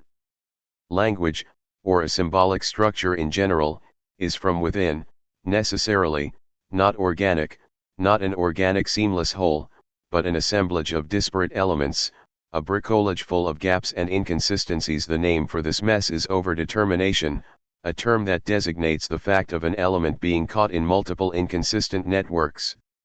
So far from being a seamless whole, a differential structure is by definition unbalanced, traversed by antagonisms, never the expression of an underlying deeper meaning but, on the contrary, structured around some fundamental impossibility. In short, differentiality means there is no encompassing one which holds a structure together. What holds it together is ultimately just the gap of an impossibility language tries to cope with. When Lacan claims that the unconscious is structured like a language, we should bear in mind what kind of language this is. Not a Habermasian ideal form of argumentation and communication, but language in all its inconsistent materiality, full of overlapping holes and lateral links. 37 Recall the Freudian logic of pragmatic and opportunistic compromises. Something is rejected, but not quite, since it returns in a ciphered mode. It is rationally accepted, but isolated/neutralized in its full symbolic weight, etc. We thus get a mad dance of distortions which follow no clear univocal logic, but form a patchwork of improvised connections. Recall the legendary case of the forgetting of the name Signorelli from Freud's The Psychopathology of Everyday Life. Freud couldn't recall the name, Signorelli, of the painter of the Orvieto frescoes, and produced as substitutes the names of two other painters, Botticelli and Boltrafia, and his analysis brings to light the processes of signifying associations which link Signorelli to Botticelli and Boltrafia. The Italian village Trafoi was where he received the message of the suicide of one of his patients, struggling with sexual problems. Herr, the German word for Mr. Senior, is linked to a trip to Herzegovina, where an old Muslim told Freud that after one can no longer engage in sex, there is no reason to go on living, etc. The complex rhizomatic texture of such associations and displacements has no clear triadic structure with a clear final resolution. The result of the tension between thesis, the name Signorelli, and antithesis, its forgetting, is the compromise formation of falsely remembering two other names in which, and this is their crucial feature, the dimension on account of which Freud was unable to remember Signorelli, the link between sex and death, returns in an even more conspicuous way. And there is no place for such logic in Hegel. He would have dismissed Freud's example as a game of trifling contingencies. The Freudian negation of negation is not a radical resolution of a deadlock, but, in its basic guise, the return of the repressed and, as such, by definition a compromise formation. Something is asserted and simultaneously denied, displaced, reduced, encrypted in an often ridiculously patched up way. One should thus reject the claim that something new can emerge only when relations between objects are external. In a differential symbolic structure, an entity defined exclusively by the network of its differential relations to others, with no internal essence independent of these relations, can also be transfunctionalized, included in a new set of relations, and, of course, this process also changes its identity. And there is a step further to be taken here. While DeLanda and Bryant talk a lot about materiality, what they seem to ignore is the weird materiality of language itself. Lacan's neologism for this materiality is lallang, language. Lallang refers to two aspects of language. First, it stands for the signifying network as the apparatus of jouissance, for language as the space of illicit pleasures that defy normativity, the chaotic multitude of homonyms, wordplays, irregular metaphorical links and resonances turns around itself in the autonomous circle of enjoyment, jouissance, self-referentially playing with its immanent potentials, separated from its communicational use value, communication, pointing toward objects and processes in reality. Insofar as lallang serves nothing, merely generating meaningless enjoyment as its own aim, as the immanent gain of its functioning, it clearly obeys the superego injunction enjoy. And does the same not hold for capitalist self-valorization, the circular movement of money generating more money, which is also its own goal since it serves nothing, no external human need. That is why this same superego injunction enjoy, sustains the capitalist drive to self-valorization. However, lallang also stands for what we may call really existing language in contrast to language as a pure formal structure. Every language is embedded in a particular life world, traversed by its traces. Language is not a neutral transcendental frame that structures our approach to reality, it is fully penetrated/distorted by contingent historical forces, antagonisms, desires, which forever twist and pervert its purity. Apart from this neglect of the material aspect of language itself, there is a further crucial question to be addressed here. It is easy to assert in principle the unity and difference of the two aspects, expressive and material, and Bryant uses it to criticize my approach, i.e., my neglect of the material aspect. Scant attention has been devoted to this dimension of social organizations within continental social and political theory. Take the example of Žižek. Žižek focuses all of his attention on the expressive dimension of the social, on content, on meaning, on the signifier, yet ignores this material dimension. As a consequence, the implicit thesis seems to be that the material dimension contributes nothing to why the social is as it is. Rather, the social is to be found, according to Žižek, purely at the level of the social. And as a further result, it follows from this that Žižek holds that the only thing relevant to producing political change lies in the domain of the expressive. 38. But how, concretely, do they combine/interact? How, exactly, is language embedded in a material life world of practice? It is clear that, while it is always part of it, it cannot be simply reduced to one of its components. It always involves a gap, a distance toward it. 39. This enigmatic distance, this ambiguous position of language within and outside of reality, brings us to the crux of the matter, the ontological status of the subject. It is easy to demonstrate how what Stephen Jay Gould called exaptation is immanent to a symbolic structure. Elements are continually transfunctionalized, torn out of their context, included in new totalities, retotalized into new fields of meaning. There is a key step further to be taken, the step from exaptation to a subjective cut. What is missing in the flat ontology of assemblages is not a seamless totality uniting them but radical discord itself. What kind of discord? Bryant inverts Badiou's formula of objectless subject into that of subjectless object, claiming that his aim is not to abolish the subject but to open up a space for a thinking of the object that isn't a correlate of the subject or the positing of the subject, and thereby to breach a space where we might think of the role that material beings play in social and political life, exercising all sorts of power and constraint upon us, in addition to the more traditional role that semiological agencies such as ideology, practices, and the signifier play in our life. Point 40. Lacan, however, does not accept Badiou's premise.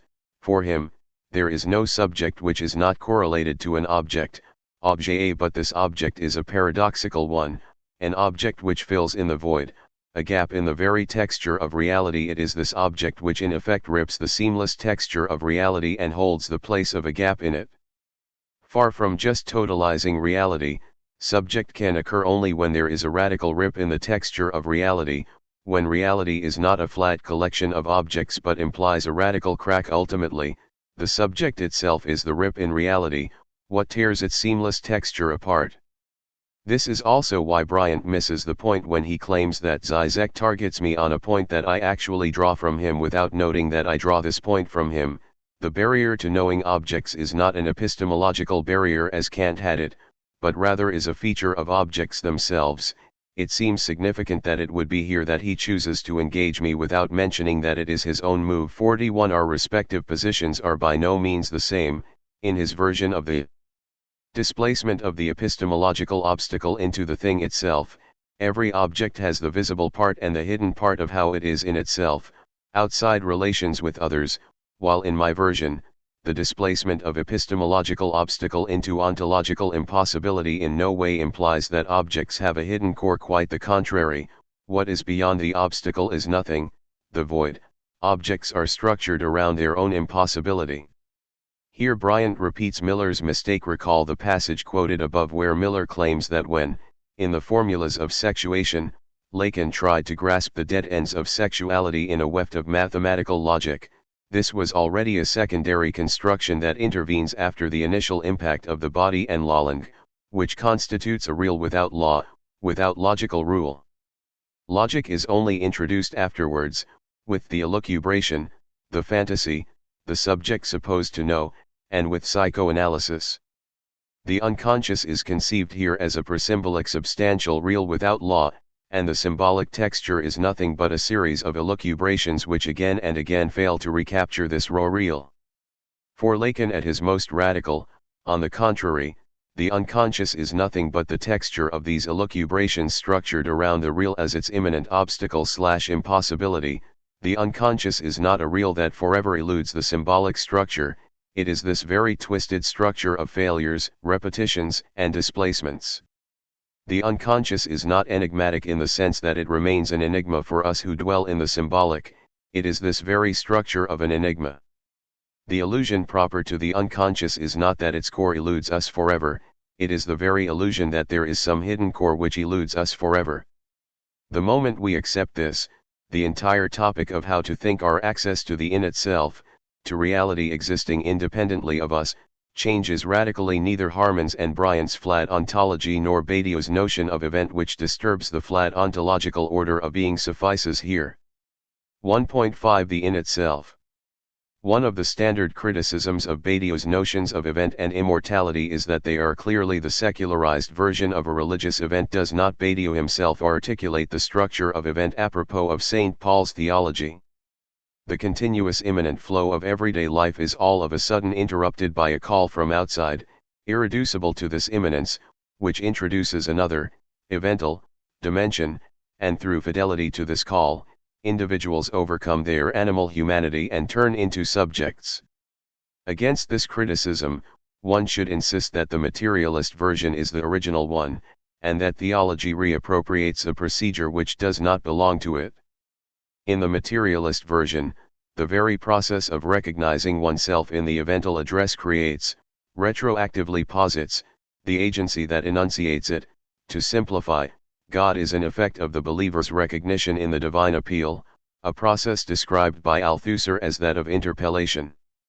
Furthermore, for this process of recognition in the evental appeal to be ontologically possible, one should move beyond, or, rather, beneath, the duality of ordinary life and evental truth. In Badiou's terms, being and event there is a third level, conceptualized by German idealism as radical negativity and by Freud as the death drive, which precedes the duality of being and event. We are not, of course, dealing here with empirical history but with what one should call transcendental prehistory. This is also the way we should reply to the standard transcendental argument against a scientific self-objectivization of humankind, against the argument which claims that every scientific self-objectivization is always already grounded in a presupposed life world of intersubjective communication and rationality which cannot be fully accounted for in terms of scientific objectivization. The Freudo-Hegelian counterargument endorses this transcendental point, but takes a step further into the domain of metatranscendental history, Life world is not the ultimate horizon of our existence, it has a prehistory. Many things have to happen for us to find ourselves in a life world. It is itself constituted through a brutal process of castration, repression, covering up of gaps, etc. Taken seriously with regard to its ontological implications, psychoanalytic theory is not an ontic science, it is this prehistory. Point 42. From the standpoint of nature, there is no difference between nature and culture, everything is nature, and from the standpoint of culture, nature is always a social/cultural category. What we experience as nature or natural is overdetermined by a set of socially/culturally mediated premises. Point 43. The divide is thus thoroughly asymmetrical. On the one side, there is no divide, on the other side, the line of division is internal to one of the terms. The passage from nature to culture is thus profoundly Hegelian. It is a passage from non-distinction to a distinction internal to one of the moments. We never get an objective distinction between the two moments. And does not the same also hold for the classic modern philosophical couple of object and subject? From the standpoint of the object, there is no subject, there are only, what will have been, objects, but once the subject emerges, every opposition between subject and object is mediated by subjectivity. Is it then possible to think nature prior to culture, or objectivity prior to subject? What we should bear in mind is not only that object prior to subject is not object, but some unamable x, much more important, in order for the subject to explode out of the real, some kind of a gap has to be there already in this real itself, i.e., this real already has to be traversed by an imminent impossibility. The primordial ontological fact is not the unamable real prior to the rise of the subject, but this real as an imminent impossibility of itself, as a barred real. This is why our thesis is that of a contingent absolute. Once the subject emerges, it is absolute, the point of reference of its world from which it is not possible to abstract, although its emergence is thoroughly contingent. Absolute does not mean omnipotent, all-knowing, or anything similar. Absolute describes an entity whose relating to other entities is always mediated by its self-relating. What this means is that absolute can be said to designate the subject's self-limitation, its inability to step outside its own horizon. Derrida touched the same problem with his famous statement, from his Grammatology ilny apata or text, there is no outside text, a statement often mistranslated as there is nothing outside the text, making it appear that Derrida advocates a kind of linguistic idealism for which nothing exists beyond language. How, then, are we to read it? There is in effect a fundamental ambiguity that sticks to it, it oscillates between transcendental and ontological reading. Ilny apata or text can mean that all ontological claims are always already caught in the archi-transcendental dimension of writing, they are never directly about reality out there, since they are always overdetermined by a specific texture of traces that form the impenetrable background of all our claims. But it can also be read in a directly ontological way. External reality, life, is already made up of traces, differences, i.e., the structure of difference is the structure of all there is. Derrida came closest to this reading in his unpublished seminar from 1975, La vie la mort, the first 6 sessions of which are devoted to biology, specifically, to François Jacob and his research on the DNA structure and the laws of heredity. Notions like difference, archie-writing, trace, and text are thus not only the meta-transcendental background of our symbolic universe, they also refer to the basic structure of all living, and putatively also of all there is. General text is Derrida's most elementary ontological claim. It is important to note how this ambiguity is connected with another that concerns the status of the metaphysics of presence. Derrida abundantly varies the theme of how there is no simple outside to the metaphysics of presence, we can only gradually and locally deconstruct it, undermine it, expose its inconsistencies, etc. To postulate access to a pure outside would have meant succumbing to the ultimate trap of presence. However, insofar as metaphysics of presence equals the history of European philosophy, a naive but pertinent problem arises: what about, say, ancient China? Were the Chinese also caught up in the metaphysics of presence, which then elevates metaphysics of presence into a universal feature of humanity, or are they outside European metaphysics? If yes, how can we get in contact with them? So how are we to break out of this oscillation?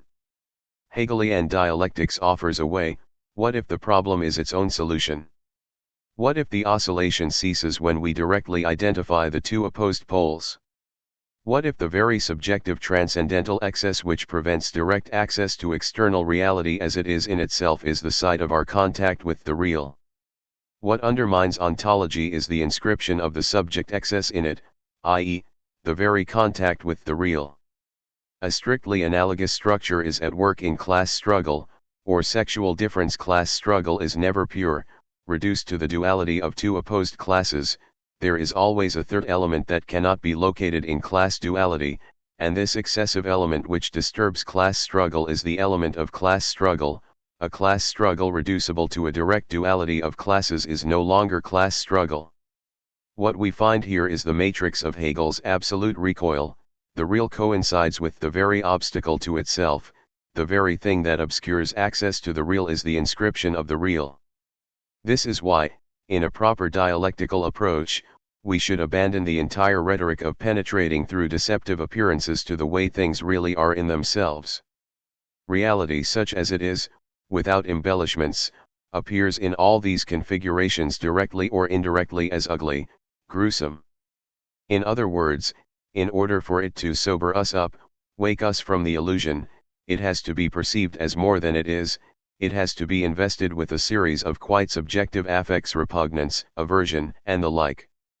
In order to get to reality such as it is, a subjective surplus is needed, or produced, a surplus or excess which is precisely not reducible to reality such as it is.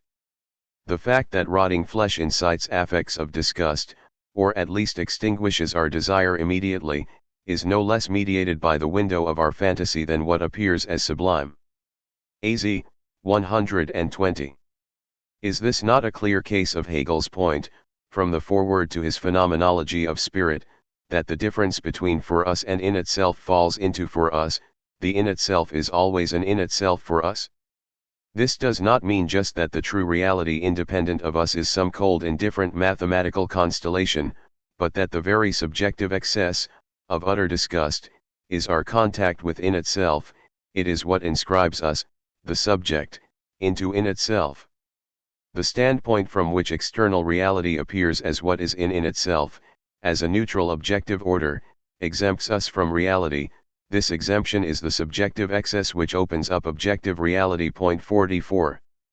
One image of the ultimate horror is a wet, sleazy opening of the mouth of a gigantic polyp threatening to suck us in. This otherness is radically extimate.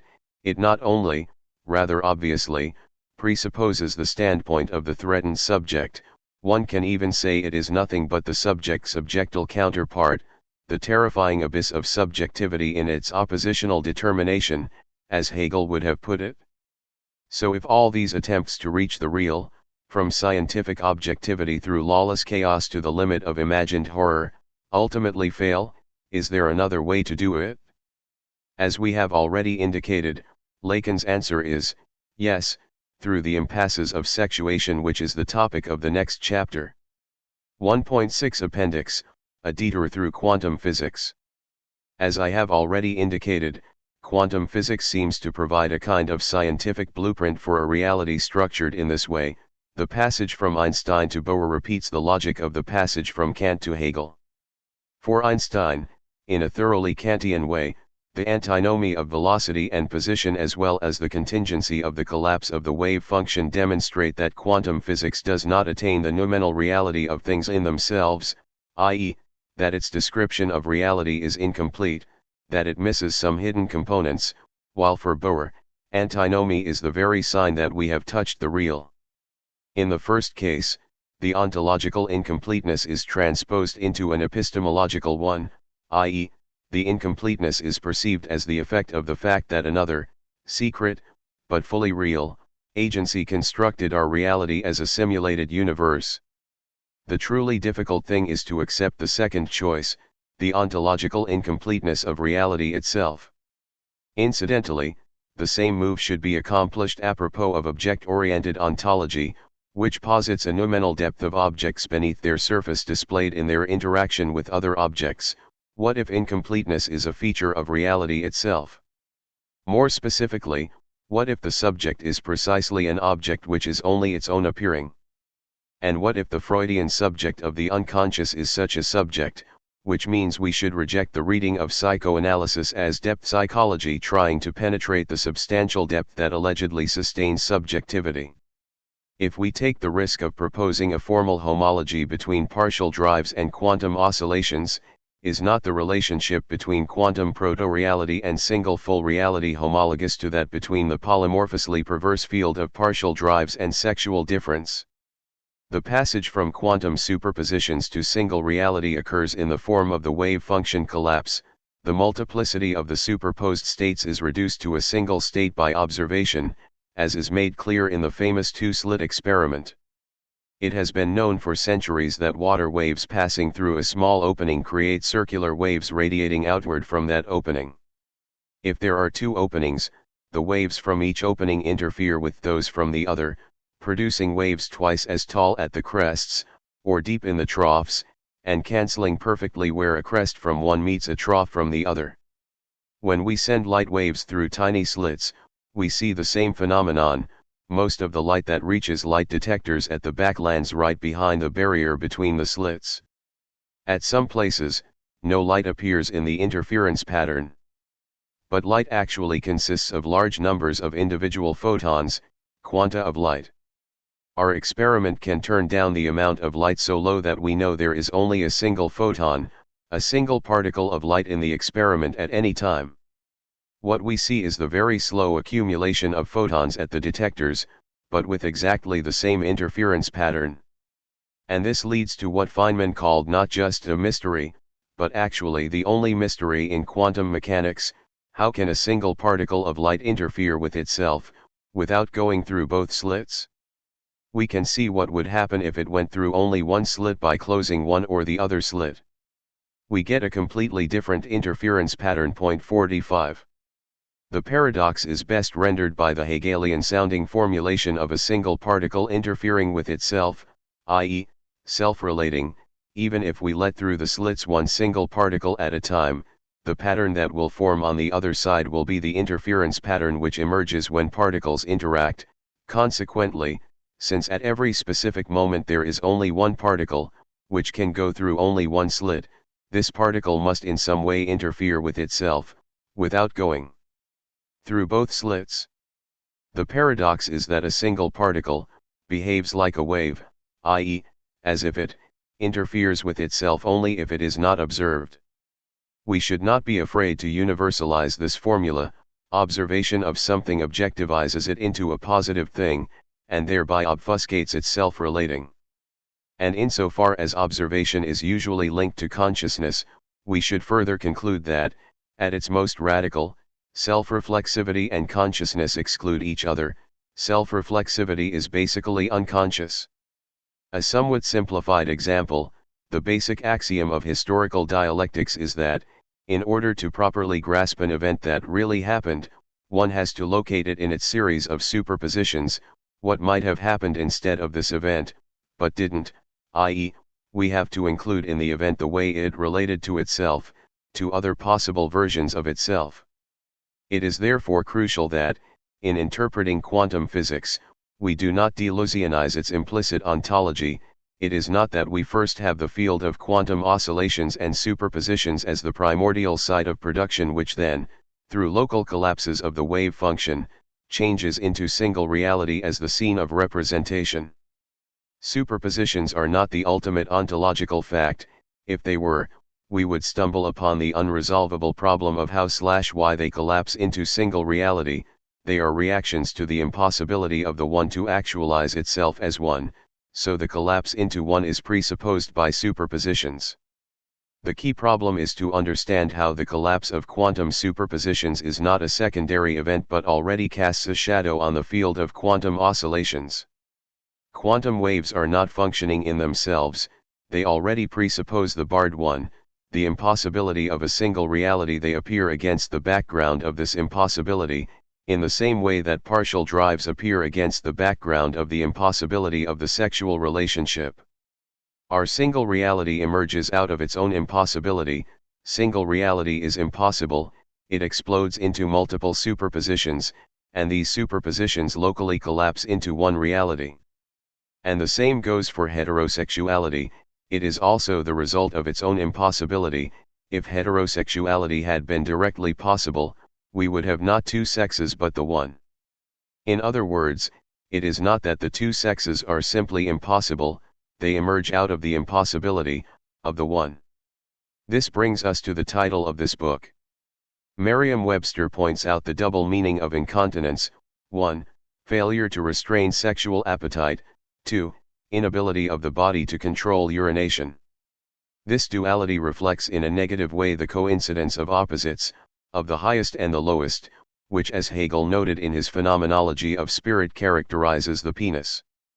The depth which spirit brings out from within, but carries no further than to make it a representation, and let it remain at this level, and the ignorance on the part of this consciousness as to what it really says, are the same kind of connection of higher and lower which, in the case of the living being, nature naively expresses when it combines the organ of its highest fulfillment, the organ of generation, with the organ of urination. The infinite judgment qua infinite would be the fulfillment of life that comprehends itself, while the consciousness of the infinite judgment that remains at the level of representation corresponds to urination. 46. The notion of the incontinence of the void is a kind of negative of this coincidence of the opposites.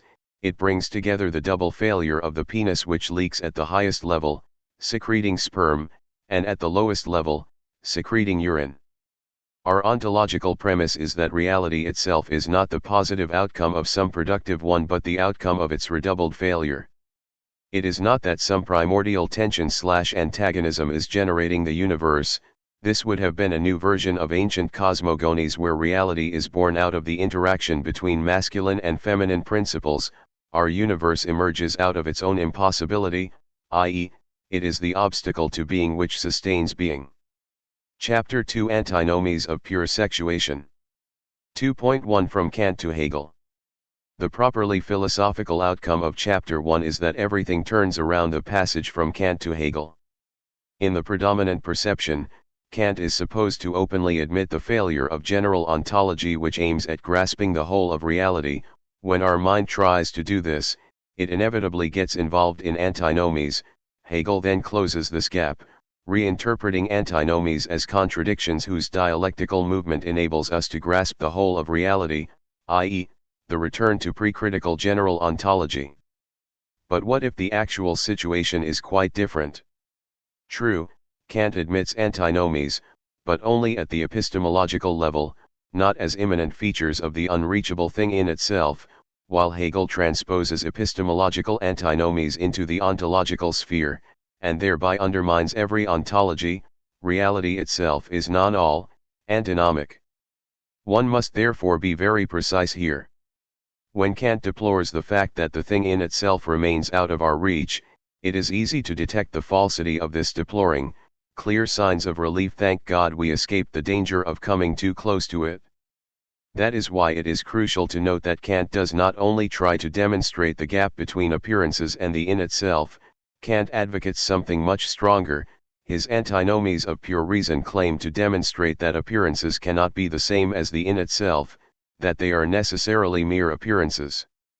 In an exact homology, in his critique of practical reason, Kant falsely deplores the fact that we can never be certain if our act was a truly free ethical act and not an act contaminated by pathological motivations. Again, beneath this deploring, there is relief that we can forever avoid the real of freedom. A Hegelian critique of Kant does not simply contend that our appearances fit the in itself. On the contrary, it fully asserts the gap between appearances and the in itself, locating the real in this very gap. In short, the very gap that seems to separate us forever from the in itself is a feature of the in itself. It cannot be reduced to something immanent to the sphere of phenomena. So how are we to overcome the transcendental approach first elaborated by Kant? That is to say, how do we enact the passage from Kant to Hegel, without regressing into a pre-critical realist ontology. The ultimate consequence of Kant's transcendentalism is the deadlock of reason, when it tries to overstep the boundaries of our finite experience. Reason, logos, the symbolic order, necessarily becomes entangled in antinomies, proof that our reason cannot reach reality as it is in itself. Next step, in her epoch-making euthanasia of reason, Joan Kopjek linked Kant's duality of mathematical and dynamic antinomies of pure reason to Lacan's formulas of sexuation. Mathematical antinomy is feminine, while dynamic antinomy is masculine, thereby asserting the ontological relevance of sexuality, in a way that is radically different from pre-modern cosmologies with their struggle of opposing principles, yin and yang, etc. But what is the exact consequence of this insight? It seems that it again asserts the transcendental agnostic hypothesis, simply providing it with a Freudian root along these lines. Our reason gets entangled in antinomies, it cannot gain access to reality in itself, because it is always, constitutively, twisted by sexuality, sexual difference. The question that arises here is, how can we think this euthanasia of reason, reason's inevitable entanglement in radical antinomies, its inability to grasp reality in its totality, as a whole, without positing, or presupposing, in short in Hegel's positing as presupposed, and in itself out of reach of our reason? There is, of course, only one, Hegelian, way, to enact the move from epistemological deadlock to ontology, to conceive a radical antagonism, a parallax split, as immanent to reality itself. As Hegel put it, Kant displayed too much tenderness for things when he refused to accept that antinomy is a feature of reality itself. Against Kant, we should thus grasp what he perceives as an obstacle to our cognition of the thing in itself, the very feature that throws us into the abyssal heart of the thing in itself.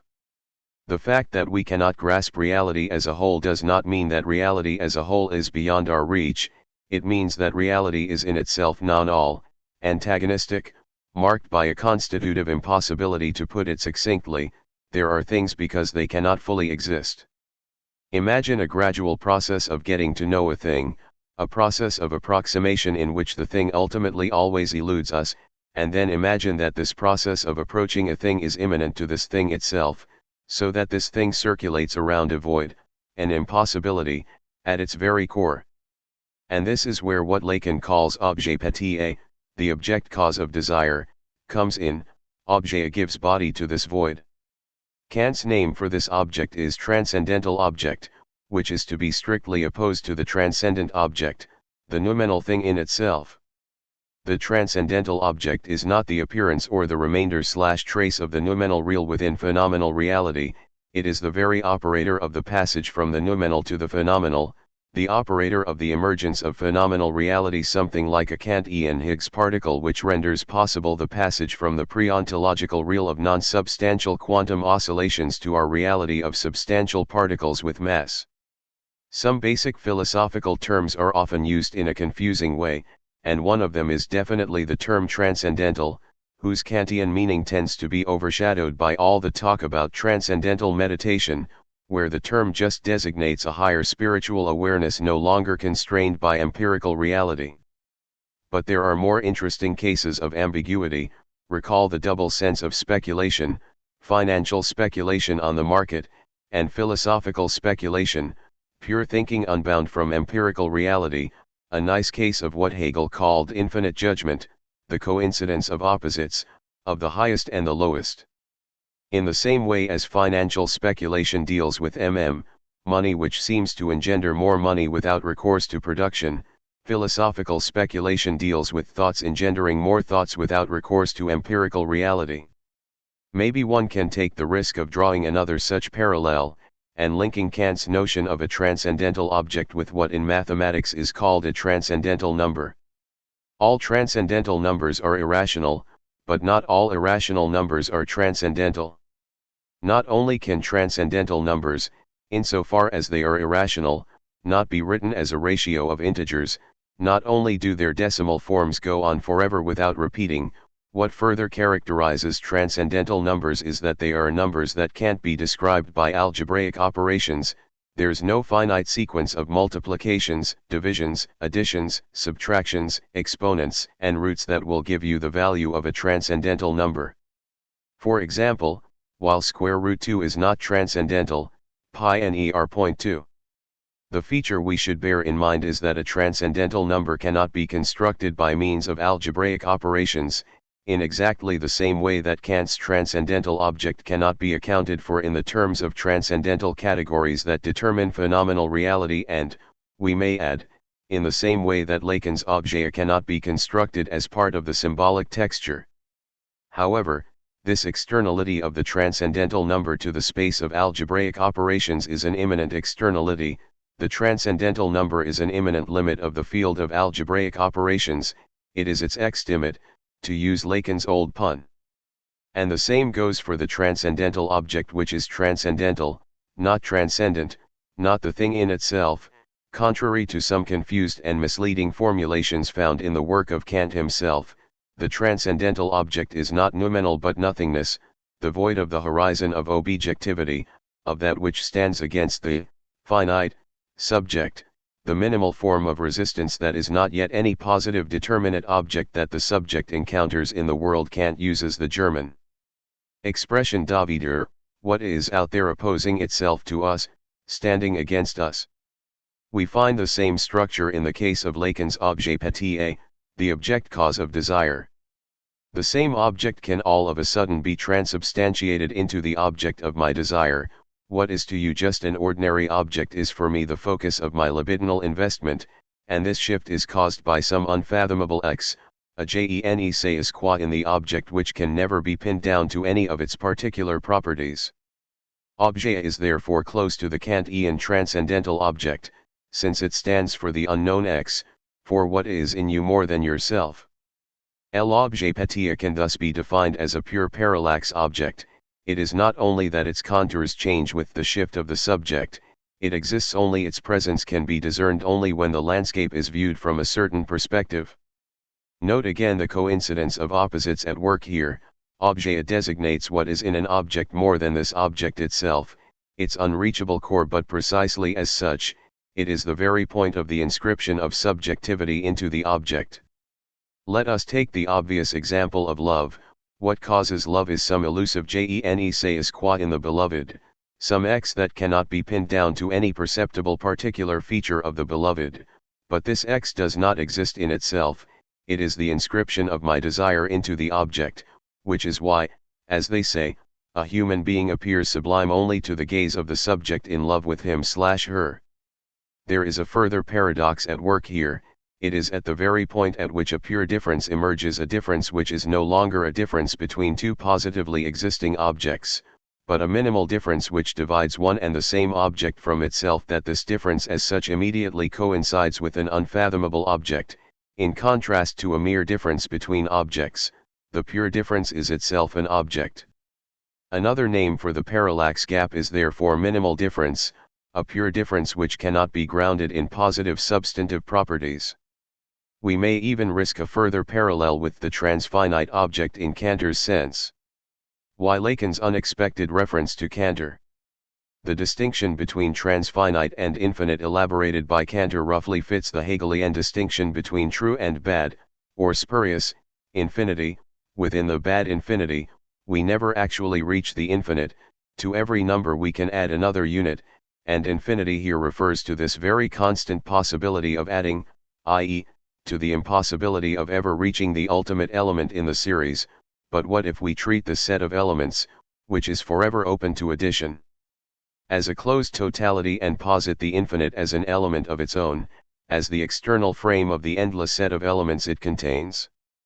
The transfinite is thus a number or an element with the paradoxical property of being insensitive to addition or subtraction.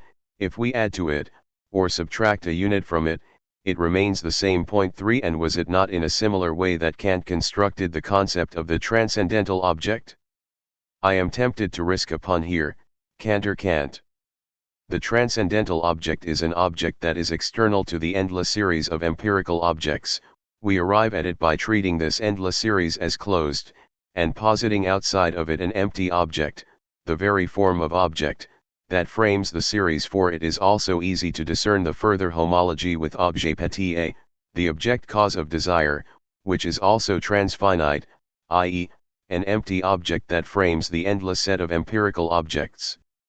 In this precise sense, Lacan's two exemplary cases of objets A, voice and gaze, are transfinite. In both cases, we are dealing with an empty object that frames the bad infinity of the field of the visible and / or audible by giving body to what constitutively eludes this field. On that account, the object gaze is a blind spot within the field of the visible, whereas the object voice par excellence, of course, is silence. Lacan identified objet as asexual, which does not simply mean that it is non-sexual, external to the space of sexuality, insofar as it is the object cause of desire, insofar as, for Freud and Lacan, desire is by definition sexual, in contrast to Jung, who asserts a non-sexual general libido. There is no general libido for Freud and Lacan, and insofar as Lacan's formula of the impossibility/void/antagonism that undermines every ontological vision of all is, there is no sexual relationship. Objet gives body to the impossibility of the sexual relationship. It is asexual only in the sense of giving body to the absence of the sexual relationship. If there were a sexual relationship, no objet would have been needed. Objet is what is to be subtracted from the real, not added to it, in order to arrive at reality. If it falls into reality, reality breaks down. For example, when gaze falls into reality, we get the paranoiac stance of someone is watching me out there. In reality, objet is not a something that fills in the void, it is the materialization of this void as such, its placeholder. It is not something but less than nothing, a negative object. If we erase it, we do not get less but more than we had. 2.2 Noah without the phallus. Does this reference to Kant's transcendentalism mean that Lacan elevates sexual difference into a kind of transhistorical a priori, a fixed frame filled in with variable content? The reply to this critical point is a double no. First, Kant's antinomies combined with Lacan's formulas of sexuation do provide the basic formal structure of sexuation, but what they provide is not simply an a priori symbolic form but a formal deadlock, a real which undermines every permanent form of gender identity. Second, we can well imagine a human universe that leaves sexuation behind, a literally transsexual, not just transgender, universe, one that sets in motion different historical forms of sexuality. When gender theorists render the gender binary problematic, and emphasize the fluidity and multiplicity of sexual identities, they themselves proceed in a non-historical way, forgetting to historicize their own form of radical historicism. Radical fluidization of the forms of sexual identity is not a transhistorical fact but a form that characterizes sexuality in the late capitalist post-patriarchal universe. We have to accomplish here a kind of negation. Yes, fluidization negates all fixed forms, but we have to take a further step and negate, historicize, this very form of radicalized historicism, discerning in it a specific historical formation. Furthermore, gender theory slides into ideology when it conceives the fact that gender role is not biologically predetermined but socially constructed as proof that sexual orientation is a matter of free choice, so that, ideally, subjects can play with different identities, experimenting with them, etc. What we get here is not only a denial of the Freudian unconscious, a covered return to ego psychology, but, even worse, a denial fully in tune with the ideology of free choice that sustains market consumerism. Yes, sexual identity is a free choice, but a choice at the level of what Schelling called the primordial decision differentiation, Entscheidung, the unconscious atemporal deed by means of which the subject chooses his eternal character which, afterward, within his conscious temporal life, he experiences as the inexorable necessity, as the way he always was. The deed, once accomplished, sinks immediately into the unfathomable depth, thereby acquiring its lasting character. It is the same with the will which, once posited at the beginning and led into the outside, immediately has to sink into the unconscious. This is the only way the beginning that does not cease to be one, the truly eternal beginning, is possible. For here also it holds that the beginning should not know itself. Once done, the deed is eternally done. The decision that is in any way the true beginning should not appear before consciousness, it should not be recalled to mind, since this, precisely, would amount to its recall. He who, apropos of a decision, reserves for himself the right to drag it again to light, will never accomplish the beginning. 5. A further reference to Kant imposes itself here, his notion of a primordial, atemporal, transcendental act by means of which we choose our eternal character, the elementary contours of our ethical identity. And the link with Freud's notion of an unconscious decision is clear here. This absolute beginning is never made in the present, i.e., its status is that of a pure presupposition, of something which always already took place. In other words, it is the paradox of a passive decision, of passively assuming the decision that grounds our being as the supreme act of freedom, the paradox of the highest free choice which consists in assuming that one is chosen. In his Adieu à Emmanuel Levinas, Derrida tries to dissociate the decision from its usual metaphysical predicates, autonomy, consciousness, activity, sovereignty, and think it as the other's decision in me. The passive decision, condition of the event, is always, structurally, another's decision in me, a rending decision as the decision of the other. Of the absolutely other in me, of the other as the absolute who decides of me in me. 6. In psychoanalytic terms, this choice is that of the fundamental fantasy, of the basic frame/matrix that provides the coordinates of the subject's entire universe of meaning, although I am never outside it, although this fantasy is always already here, and I am always already thrown into it, I have to presuppose myself as the one who posited it. Because of this radical, and radically unconscious, character of the sexual choice, it is much easier to transform our body, by means of a gender-changing surgical intervention, than to undo the unconscious choice. An incident occurred recently in a Slovene high school. As part of gender education, boys in a class were asked to dress in bikinis in order to make them sensitive to the historical contingency and arbitrariness of their sexual identity. The experiment was supposed to demonstrate how our sexual identity is not biologically predetermined but constructed through the performance of social rituals. Such a procedure ignores the fact that although sexual identity is not biologically predetermined, it is a matter of profound unconscious choice which cannot be simply done or undone, since it is constitutive of our very identity. The approach to Lacan, popular among some gay theorists, is based on, let us call it, to simplify things to the utmost, the from phallus to objet thesis. The idea is that in his late work, Lacan, with his shift of emphasis from the symbolic to the real, also abandoned the central role of the phallic signifier and of sexual difference, instead of which he asserted the role of objet petit, or surplus enjoyment, as more primordial, as grounding the subject's relation to enjoyment, and this object is, as Lacan wrote, asexual. 7. From this premise, Tim Dean deploys his impersonalist theory of desire, according to which we have sex not with others, but with the other. From this standpoint, of course, the phallus, the phallic signifier, has to appear as a kind of retrograde legacy. Lacan's most profound ideological and effective convictions sometimes run counter to his most brilliant critical and analytical insights. 8. The phallic signifier is part of these convictions and should be reduced to a provisional concept because so many of its functions are taken over by other concepts, in particular that of object A, which has no a priori relation to gender. And, indeed, may be represented by objects gendered masculine, feminine, or neuter. 9. Incidentally, this is always a comfortable position. When you propose a reading that obviously has to ignore some of the interpreted author's key theses, the easiest way to deal with it is to impute the inconsistency to the interpreted author him/herself.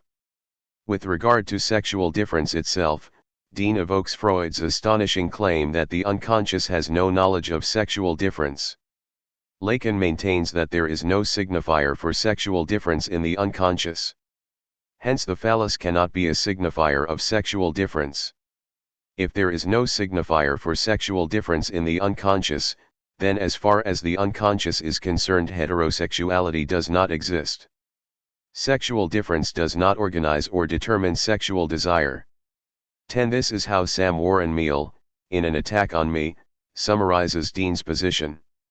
Our tendency to read sexual difference and sexuality in terms of each other, and to read sexual difference in terms of men and women, corresponds to a pre-Freudian, psychologistic understanding of sexuality. Worse, it endorses an identification of sexuality with the ego, with normative, idealizing results. The fact that the unconscious contains no signifier of sexual difference means that it is essentially bigendered/bisexual, as Freud himself already suggested, which is why Shauna T. Carlson has concluded that one way a transgendered person might be viewed in terms of psychoanalysis is as personifying the human subject as such, the unconsciously bisexual subject for whom sexual difference is only ever an incomplete, unsatisfactory solution to the failure of the sexual relation. 11. This entire line of thought should be rejected as an obvious misreading of Lacan.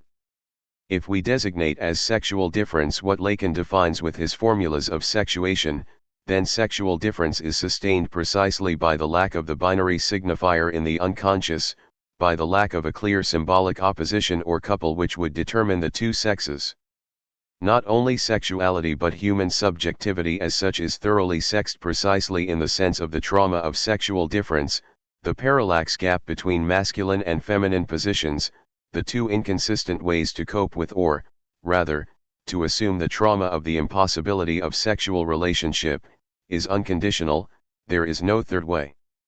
Of course our position is not determined by biology, a biological man can assume a feminine position, but the choice is unconditional, there is no bisexuality here, the gap is parallactic, one position excludes the other, which is precisely why one should not say that the human subject as such, the unconsciously bisexual subject for whom sexual difference is only ever an incomplete, unsatisfactory solution to the failure of the sexual relation, yes, every solution to the failure of a sexual relationship is unsatisfactory, and in this sense incomplete, but this does not mean that sexual difference is a secondary, imposed frame which can never completely capture the complexity of the unconsciously bisexual subject. There is nothing outside this failure, subject and language are themselves the outcome of this primordial failure. As Lacan put it, the real is an impasse of formalization, and this is to be taken literally, not that the real is an external substantive domain that resists formalization, or symbolization, although they are not the same, of course, but that the real is totally immanent to the symbolic, it is nothing but its immanent failure. One should note that the only function which operates in these formulas of sexuation is the phallic function, as Lacan emphasizes. What is primordially repressed, what is constitutively absent even from the unconscious, is, not the signifier of sexual difference but, the binary signifier, the signifier that would serve as the feminine counterpart to the phallic function, in the way pre-modern sexualized cosmology talks about masculine and feminine principles, yin and yang, etc. To avoid any misunderstanding, this primordial repression of the binary signifier not only does not put women in a subordinate position, if anything, it elevates them into exemplary cases of subjectivity, since subjectivity is for Lacan defined by the missing signifier. This is how one should read Lacan's mark for the subject, Bard S, signifier. Because the binary signifier is primordially repressed, there is no sexual relationship. Sexual antagonism cannot be symbolized in a pair of opposed symbolic/differential features. However, the fact that there is no sexual relationship in no way implies that there is no sexual difference in the unconscious, that the unconscious is beyond or beneath sexual difference, a fluid domain of partial drives which defy sexuation. One can even say that the unconscious is thoroughly and only about sexual difference in the sense of an antagonism impossible to symbolize that haunts the symbolic order. The impossibility of the sexual relationship does not mean that the sexual relationship is simply absent from the unconscious, it means that the very impossibility of the sexual relationship is the traumatic point of failure which structures the entire symbolic space, or, as Lacan put it in Seminar XX, we take language as something that functions to compensate for the absence of, the only part of the real that cannot manage to be formed in being, namely, the sexual relationship. 12 That is why objet as asexual is not prior to the deadlock of sexual relationship but already mediated by it, an object which fills in the lack/void sustained by this deadlock/impossibility. There is objet because there is no sexual relationship. To put it in yet another way, sexual difference is the point of failure of logos, of the symbolic, but this failure absolutely does not mean that there is a domain of sexuality prior to, or outside of, sexual difference and its deadlock. Sexual difference/antagonism is not just the point at which logos/reason fails, it is nothing but the effect of this failure. Lacan's name for this negativity is the impossibility of the sexual relationship, the impossibility formalized in his formulas of sexuation. The antagonism internal to each form of sexuation, masculine and feminine, is thus redoubled not by the antagonism between the two forms of sexuation. This would mean that the basic antagonism is some form of the eternal struggle between the two sexes, but by the antagonism as such, the constitutive deadlock of the real, which immediately splits into two in exact homology with Kant's thought, where the real that cuts across reason immediately splits into two forms of antinomy. Following in Dean's footsteps, Chris Kaufman argues that sexual difference is not inalterable. Rather, sexual difference is the fundamental fantasy that Lacanian psychoanalytic theory needs to traverse in order to fully register the many possible configurations of desiring subjectivities. 13 Here we have the misunderstanding at its purest. Sexual difference is not the fundamental fantasy that obfuscates the multiplicity of desiring subjectivities, it is this proliferating multiplicity untouched by castration which is one of the fantasies that obfuscates the trauma of the non-existence of the sexual relationship, the other fantasy being the fantasy of the sexual relationship itself. Furthermore, far from following heterosexual normativity with his focus on sexual difference, Lacan's view on heterosexuality and homosexuality is quite unexpected. In a gay couple, the symbolic third is the name of the mother. Moreover, Lacan's position is that only lesbians are true heterosexuals, while gays and straight heterosexuals are homosexual. To explain this last point, let us make a detour through two movies, Neil Jordan's The Crying Game and David Cronenberg's M. Butterfly. In spite of their fundamentally different character, they both tell the story of a man passionately in love with a beautiful woman who turns out to be a man dressed up as a woman and living his life as a woman, the transvestite in The Crying Game, the opera singer in M. Butterfly, and the central scene of both films is the man's dramatic confrontation with the fact that the object of his love is also a man. Here, of course, the obvious objection awaits us: does not M. Butterfly portray a tragicomic confused bundle of male fantasies about women, not a true relationship with a woman? The entire action of the film takes place among men. Does not the grotesque incredibility of the plot simultaneously mask and point toward the fact that what we are dealing with is a case of homosexual love for the transvestite? The film is simply dishonest, and refuses to acknowledge this obvious fact. This elucidation, however, fails to address the true enigma of M. Butterfly, and of The Crying Game. How can a hopeless love between the hero and his partner, a man dressed up as a woman, realize the notion of heterosexual love far more authentically than a normal relationship with a woman? Or, with regard to The Crying Game, why is the confrontation with the lover's body such a trauma? Not because the subject encounters something alien, but because he confronts there the core fantasy that sustains his desire. Heterosexual love of man is homosexual, sustained by the fantasy that the woman is a man dressed up as a woman. Here we can see what is meant by traversing the fantasy, not seeing through it and perceiving the reality obfuscated by it, but confronting the fantasy as such. Once we do this, its hold over us, the subject, is suspended. Once the hero of The Crying Game or M. Butterfly confronts the fact, the game is over, with different results, of course, a happy ending in one case, a suicide in the other. This brings us back to Lacan's characterization of objet as asexual. It is asexual, not simply asexual, non-sexual, where a obviously refers to objet A, so it is sexual in the mode of A. In other words, the point of Lacan's pun is that there is a negative dimension in objet A. However, this negation is strictly immanent to sexuality. It refers to a negation constitutive of sexuality, roughly, to the non-existence of the sexual relationship, not to a step out of its domain. How, exactly? Sexuality is in itself hindered and perverted, being simultaneously insufficient and excessive, with excess as the form of appearance of lack.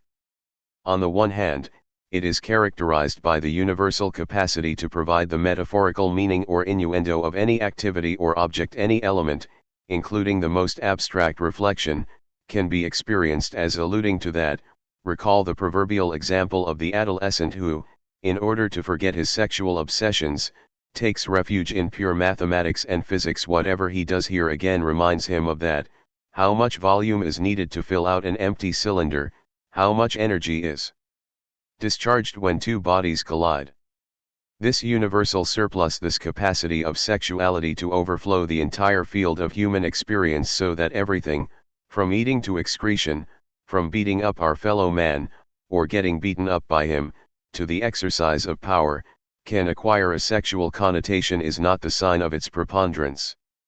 It is, rather, the sign of a certain structural faultiness. Sexuality strives outward and overflows the adjoining domains precisely because it cannot find satisfaction in itself, because it never attains its goal.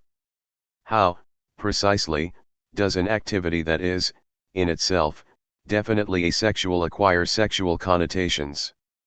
It is sexualized when it fails to achieve its asexual goal and gets caught in the vicious circle of futile repetition. We enter sexuality when a gesture that officially serves some instrumental goal becomes an end in itself, when we start to enjoy the very dysfunctional repetition of this gesture and thereby suspend its purposefulness. Sexuality can function as a co-sense that supplements the desexualized neutral literal meaning precisely insofar as this neutral meaning is already there. As Deleuze demonstrated, perversion enters the stage as an inherent reversal of this normal relationship between the asexual, literal sense and the sexual co-sense. In perversion, sexuality is made into a direct object of our speech, but the price we pay for it is the desexualization of our attitude towards sexuality. Sexuality becomes one desexualized object among others. The exemplary case of such an attitude is the scientific disinterested approach to sexuality, or the Saudian approach that treats sexuality as the object of an instrumental activity. Recall the role of Jennifer Jason Leigh in Altman's Shortcuts, a housewife who earns supplementary money by paid phone sex, entertaining customers with arousing talk. She is so well accustomed to her job that she can improvise into the receiver, describing, for instance, how she is all wet between her thighs, while changing her baby or preparing lunch. She maintains a wholly external, instrumental attitude toward sexual fantasies. They simply do not concern her. What Lacan aims at with the notion of symbolic castration is precisely this this choice: either we accept the desexualization of the literal sense, entailing the displacement of sexuality to a co-sense, to the supplementary dimension of sexual connotation innuendo, or we approach sexuality directly, we make sexuality the subject of literal speech, which we pay for with the desexualization of our subjective attitude to it. What we lose in every case is a direct approach, literal talk about sexuality that would remain sexualized. 2.3 Sexuality, Knowledge, and Ignorance. In what, then, does the link between sexuality and knowledge consist? In Longus's classic novel Daphnis and Chloe, from the 2nd century AD, a young couple are passionately in love, yet they do not know how to consummate their desire. They painfully discover that lying down naked together is just not enough. Observing mating animals, the two try to imitate them, but this does not work, and they quit in frustration. Their attempts are observed, however, by the mature and sophisticated Licinian, who has been trying for a while to seduce Daphnis. Once she has Daphnis alone, Licinian offers to give him lessons. Daphnis eagerly agrees and, after the preliminaries, they have sex. After a long series of further adventures, the couple Daphnis and Chloe are married, and their love is fully consummated during a sleepless night. The lesson of Daphnis and Chloe is a correct one: human sexuality doesn't come naturally, it has to be learned. The naive question to be asked here is, what, exactly, is it that we have to learn in sexual education? Is it only the physical technique of performing the act, or something more? It is not simply that while animals find the coordinates of their mating activity embedded in their natural instincts, humans lack them and therefore need their second nature, the symbolic institution, to provide them with these coordinates. The coordinates of the symbolic order are there to enable us to cope with the impasse of the other's desire, and the problem is that the symbolic order ultimately always fails. As Jean Laplanche points out, the traumatic impact of the primordial scene, the enigma of the signifiers of the other's desire, generates an excess which can never be fully sublated in symbolic ordering. The notorious lack consubstantial with the human animal is not simply negative, an absence of instinctual coordinates, it is a lack with regard to an excess, to the excessive presence of traumatic enjoyment. The paradox is that there is signification precisely because there is an excessive, non-signifiable, erotic fascination and attachment. The condition of possibility of signification is its condition of impossibility. What if, then, the ultimate resort of the excessive development of human intelligence is the effort to decipher the abyss of Slavoj, the enigma of the other's desire? What if that is why humans are fixated on solving tasks that cannot be solved, on trying to answer unanswerable questions? What if the link between metaphysics and sexuality, or, more precisely, human eroticism, is to be taken quite literally? Ultimately, this dramatic, indigestible kernel, as the nonsensical support of sense, is the fundamental fantasy itself. So when Freud writes, if what subjects long for most intensely in their fantasies is presented to them in reality, they nonetheless flee from it. 14 His point is not merely that this occurs because of censorship but, rather, because the core of our fantasy is unbearable to us. The original side of fantasy is that of a small child overhearing or witnessing parental coitus and unable to make sense of it. What does all of this mean? The intense whispers, the strange sounds in the bedroom, etc. So, the child fantasizes a scene that would account for these strangely intense fragments. Recall the best-known scene from David Lynch's Blue Velvet, in which Kyle MacLachlan, hidden in the closet, witnesses the weird sexual interplay between Isabella Rossellini and Dennis Hopper. What he sees is a clear phantasmatic supplement destined to account for what he hears, when Hopper puts on a mask through which he breathes. Is this not an imagined scene which is to account for the intense breathing that accompanies sexual activity? And the fundamental paradox of the fantasy is that the subject never reaches the moment when he can say, okay, now I fully understand it, my parents were having sex, I no longer need a fantasy. This is, among other things, what Lacan meant with his ILNY pas de rapport sexuel. Every sense has to rely on some nonsensical phantasmatic frame when we say, okay, now I understand it. What this ultimately means is now I can locate it within my phantasmatic framework. So when, in Seminar XX, Encore, Lacan repeatedly asserts that y there is something of the one, this one is not the totalizing one of the master signifier, but the supplementary partial object, organ without a body, which functions as the enabling obstacle of the sexual relationship, as its condition of, possibility. Y is thus strictly correlative to ILNY pas de rapport sexuel. The two sexual partners are never alone, since their activity has to involve a phantasmatic supplement which sustains their desire, and which can ultimately be just an imagined gaze observing them while they are engaged in sexual intercourse.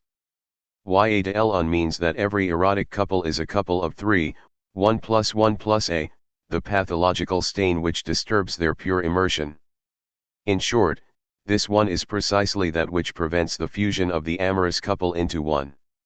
And one can well argue that, in the case of a lesbian couple, this one is none other than the phallus itself occasionally materialized in a dildo, so that, when Judith Butler ironically proposes the term lesbian phallus, we should fully agree with her, simply adding that this lesbian phallus is the phallus tout court.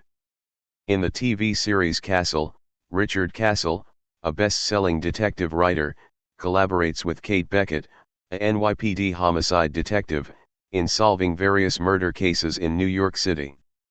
Beckett is initially infuriated at the thought of working with the writer, but the two soon start developing feelings for each other, and, as expected, the overarching plot of the series focuses on the growing romance between the two. The ongoing murder investigation is thus clearly the object cause of their mutual desire, a pretext which compels them to spend a lot of time together. The problem is, of course, what will happen when they finally admit their love for each other and enter into a full erotic relationship. Will they still need the pretext of murder investigations? Episode 4, Murder, he wrote, confronts this deadlock. Castle and Beckett decide to spend a romantic weekend in his Hamptons villa, and just as Beckett is offering herself to him by the swimming pool, dropping her bathrobe and standing naked in front of him, a dying man stumbles through the bushes behind the houses and falls dead into the pool. The precise moment of this unexpected intrusion is crucial. Just before it happens, Castle looks at her naked body, obviously fascinated and full of desire, but with a slight touch of despair, as if he is secretly waiting for something to intervene and prevent the consummation of the act. The role of the body that intrudes is, of course, thoroughly ambiguous. It does not simply intervene in order to spoil the perfect weekend of lovemaking, it is simultaneously the object which sustains desire.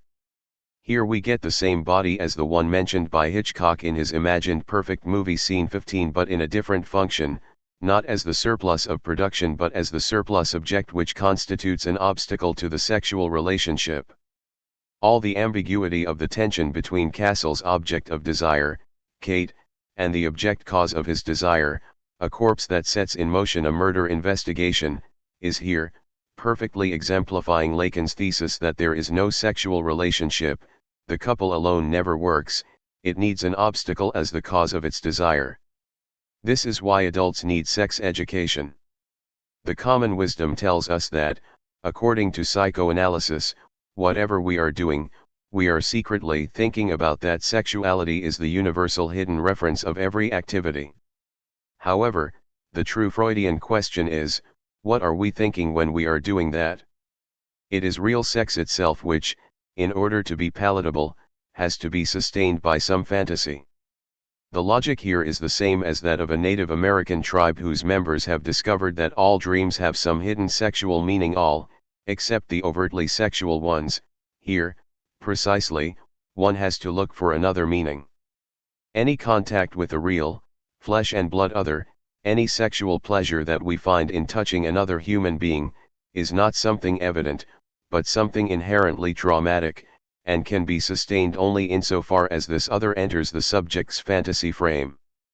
Fantasy does not simply realize a desire in a hallucinatory way, rather, it constitutes our desire, provides its coordinates. It literally teaches us how to desire. To put it in somewhat simplified terms, fantasy does not mean that when I desire a strawberry cake and cannot get it in reality, I fantasize about eating it. The problem is, rather, how do I know that I desire a strawberry cake in the first place? This is what fantasy tells me. This role of fantasy hinges on the fact that, as Lacan put it, there is no sexual relationship, no universal formula or matrix guaranteeing a harmonious sexual relationship with one's partner.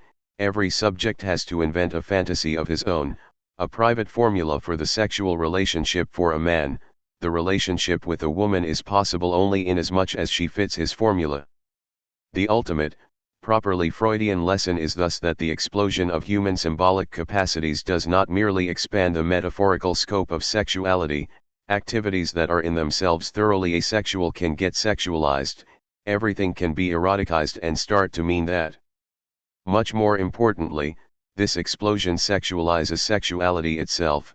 The specific quality of human sexuality has nothing to do with the immediate, rather stupid, reality of copulation, including the preparatory mating rituals.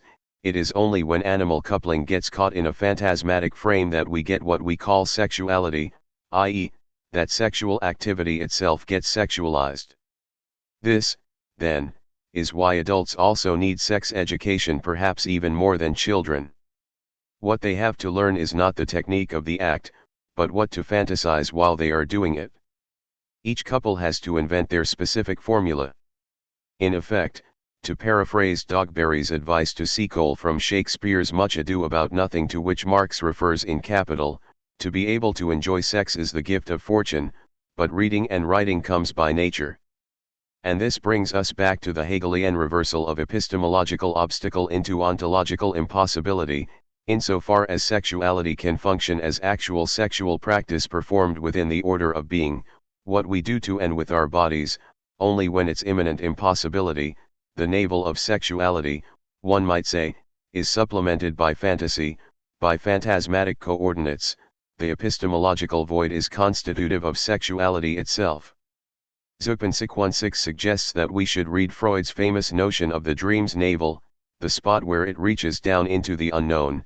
17 Along the lines of this shift from epistemology to ontology, it is not just that the hidden core of the dream remains forever unknowable for us, the interpreters. This primordially repressed core is constitutive of the dream itself, more generally, of unconscious sexuality.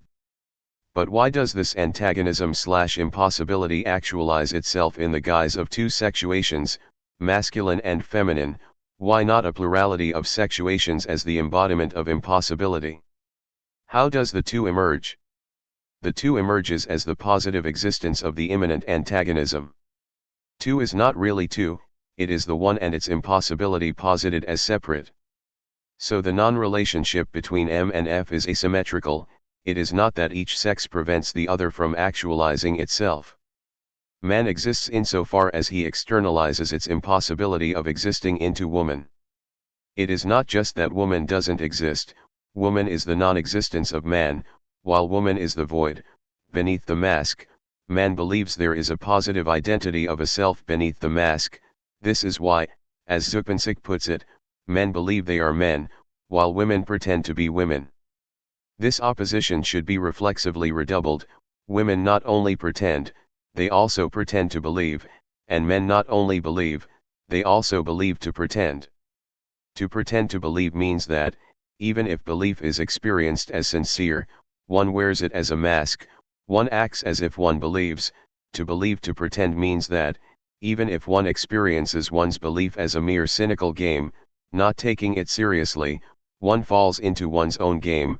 One in effect believes in what one thinks is only a game of pretending. And this reflexivity should be brought right up to tautology. A woman's pretending, at its purest, means that she only believes to believe, as Kierkegaard put it, while a man's belief means that he only pretends to pretend. Belief at its purest and most radical is a pretense to pretend, while pretending at its purest and most radical is believing to believe. For example, when a man believes in God, he pretends to believe, he acts as if he believes, but he is unaware of the fact that he pretends to pretend only since he fell into his own cynical game of pretending. And when a woman pretends to be religious, although she is effectively an atheist, she nonetheless believes in belief itself. Can we link this to Pascal's formula? Act as if you believe, pretend to believe, wear a mask of belief, and you will believe. Belief will gradually come to you. Are women humans who remain stuck to the first phase? And what about the idea that pretending, acting as if, is a way to get rid of the intensity of belief? For instance, if my love is too intense, I externalize it in rituals, I act as if I am in love, get married, etc., and in this way I acquire a distance toward it, a distance which gives me some breathing space. Can we pretend to be men in order to transfer onto another the belief that we are men? This brings us to the situation in General della Rovere, Rossellini's late masterpiece, the story of a petty thief and swindler, superbly played by Vittorio De Sica, who is arrested by the Germans in the winter of 1944-45 in Genoa. The Germans propose a deal: in prison, he will pass for the legendary General della Rovere, a resistance hero, so that other political prisoners will tell him their secrets, especially the true identity of Fabrizio, a key resistance leader. However, the petty thief gets so intensely caught up in the role that, at the end, he fully assumes it and prefers to be shot as the general. The petty thief pretends to be the general, but does he follow the Pascalian logic and, at the end, believe he is? Obviously not, this would have been a simple case of madness. The ethical beauty of the film is that, although the petty thief knows very well until his bitter end who he is ready to risk his life as General della Rovere. Is the gap between the petty thief and the general, then, the gap between reality and a Platonic idea? To clarify this point, let us turn to Hitchcock's Vertigo, which is, in a sense, the ultimate anti-Platonic film, a systematic materialist undermining of the Platonic project, akin to what Deleuze does in the appendix to The Logic of Sense. The murderous fury that seizes Scotty when he finally discovers that Judy, whom he tried to make into Madeline, is the woman he knew as Madeline, is the fury of the deceived Platonist when he perceives that the original he wants to remake in a perfect copy is already, in itself, a copy. The shock here is not that the original turns out to be merely a copy, a classic deception against which Platonism warns us all the time, but that, what we took to be the copy turns out to be the original. Perhaps one should read Vertigo together with General della Rovere. The anti-Platonic reversal to be accomplished apropos of General della Rovere is the same as that of Vertigo. What if the true della Rovere was already a fake, in exactly the same way that the true Madeline was already Judy faking being Madeline? That is to say, what if he was also, as a private person, a petty swindler acting as General della Rovere, wearing this role as a mask? The further, even more unsettling, question here is such a pathetic identification with a fake role the ultimate horizon of ethical experience? Can we imagine the inverse situation?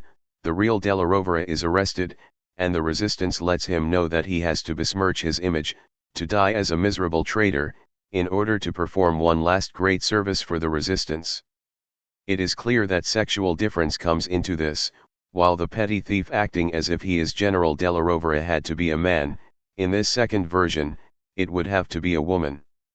The shock of Scotty at the moment of recognition is also a Kafkaesque one.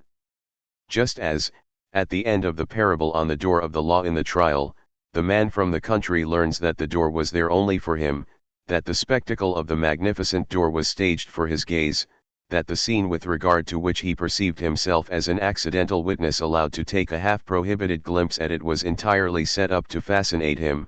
In Vertigo also, Scotty has to accept that the fascinating spectacle of Madeline, which he was secretly following, was staged for his gaze only, that his gaze was included in it from the very beginning.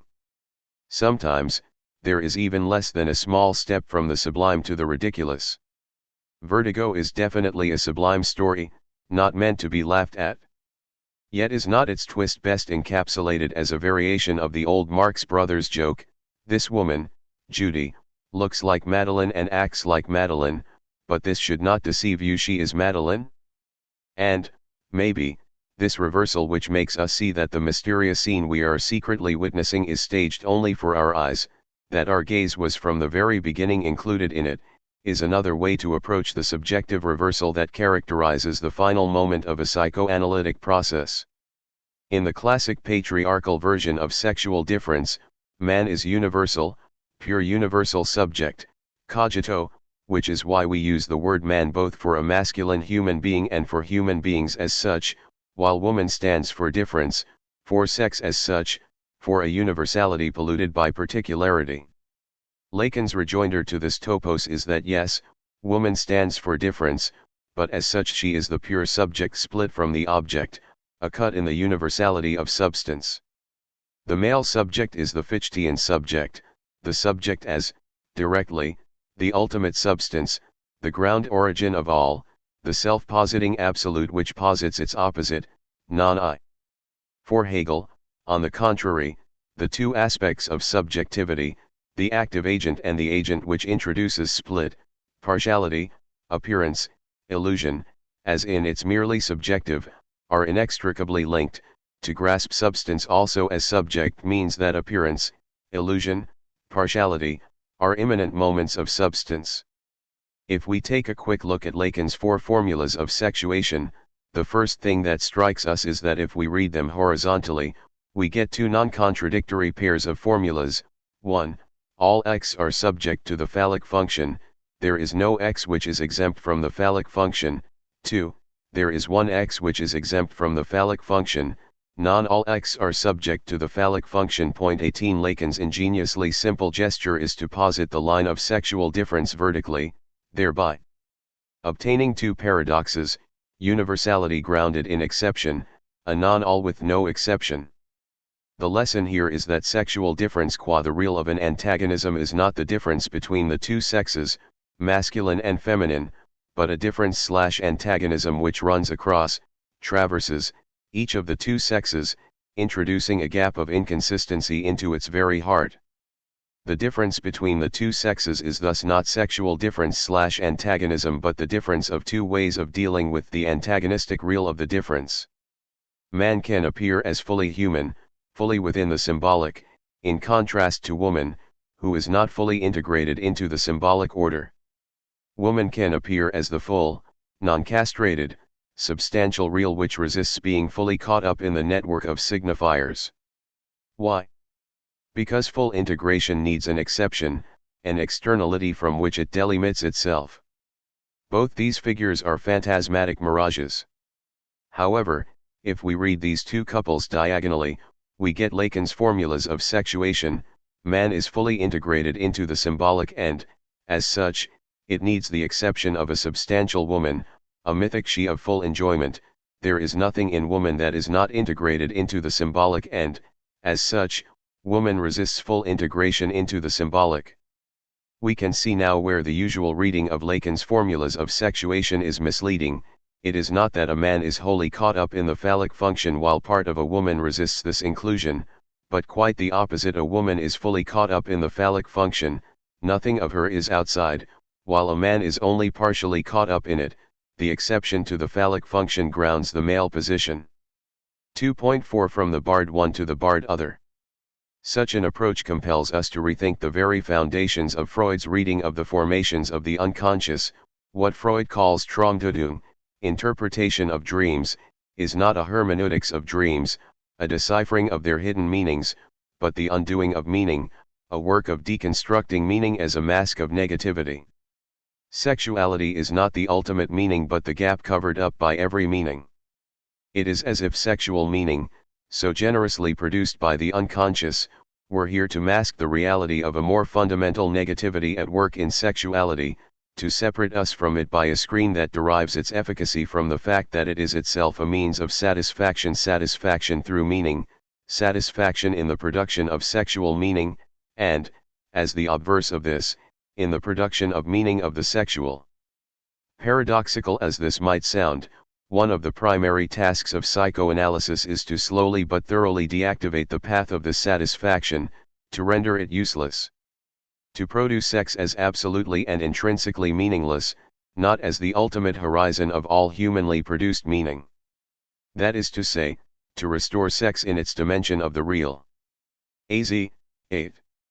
So why is this negativity/gap the non-relation? There is no sexual relationship. We should reject the standard story of the polymorphously perverse multiplicity of partial drives which are then violently totalized/normalized in the guise of subordination to the binary form of heterosexuality. A negativity is at work already in partial drives whose multiplicity proliferates against the background of the abyss/impossibility of the barred one. The death drive is not one among the partial drives, but refers to an active split or declination within every drive.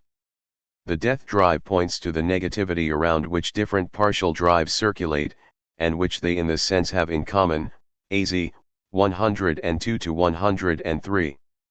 How is every drive split? Imagine a partial oral drive caught in the endless repetitive movement of sucking. It is clear that such a circular movement presupposes an abyss around which it circulates, the abyss which makes it perform the same repetitive gesture which never reaches its goal but finds satisfaction in the very repetitive failure to do so, and this abyss that lurks in the background of the repetitive movement of a partial drive is the death drive. Is this death drive, the abyss of negativity that sustains partial drives, sexually neutral, or is it sexed? Lacan's thesis is that it is radically sexed. Why? To cut a long story short, Lacan's name for the radical antagonism, impossibility, that cuts across the symbolic order is there is no sexual relationship, and the emergence of the symbolic is strictly linked to this impossibility, we take language as being what functions to supply for the absence of, the only part of the real that cannot manage to be formed in being, namely, the sexual relationship. 19:1 should read this claim in the strongest possible sense. Language can function only against the background of the fact that il n'y a pas de rapport sexuel. The fact that there is no sexual relationship does not mean that there is simply no trace of sexuation in language, but quite the opposite. The impossibility of the sexual relationship, the enigma/deadlock of sexual difference that resists symbolization, haunts the symbolic order. It simultaneously sustains the effort of symbolization and prevents its conclusion. There is no neutral speaking subject indifferent towards sexual difference. The speaking subject is constitutively sexed. What splits into two is the very non-existence of the one, that is, of the one which, if it existed, would be the other, the radically other. What splits in two is the very one that lacks, the minus, the without. This is how we could read Lacan's formulas of sexuation, as two ways in which the constitutive minus of the signifying order is inscribed in this order itself, and dealt with. AZ 49. What does it mean, precisely, this complex relationship between the one and the other? There is no other, binary signifier, the feminine counterpart of the phallic signifier, the signifier whose presence would ground the sexual relationship, and because of this missing other, the one is not the one but a mark of its own, the one's lack. A master signifier is a one which fills in the lack of the one. In other words, if there were to be two sexes, each of the two clearly delimited as a positive ontic entity, they would have been the same, i.e., there would have been only one, so there are two because there is no one sex. Lacan links this primordially repressed binary signifier to Freud's concept of Vorstellungsrepräsentanz. 20. Let me explain this concept apropos of how a name functions. In contrast to the particular features of a thing, a name is a symptom of the thing it names. It stands for objet, the X, the gene is quoi, which makes the designated thing a thing. This brings us to Vorstellungsrepräsentanz, not simply, as Freud probably intended, a mental representation or idea which is the psychic representative of the biological instinct, but, much more ingeniously, the representative, stand-in, placeholder, of a missing representation. Every name is in this sense a Vorstellungsrepräsentanz, the signifying representative of that dimension in the designated object which eludes representation, that which cannot be covered by our ideas' representations of the positive properties of this object. There is something in you more than yourself, the elusive gene is quoi which makes you what you are, which accounts for your specific flavor, and the name, far from referring to the sum total of your properties, ultimately refers to that elusive X.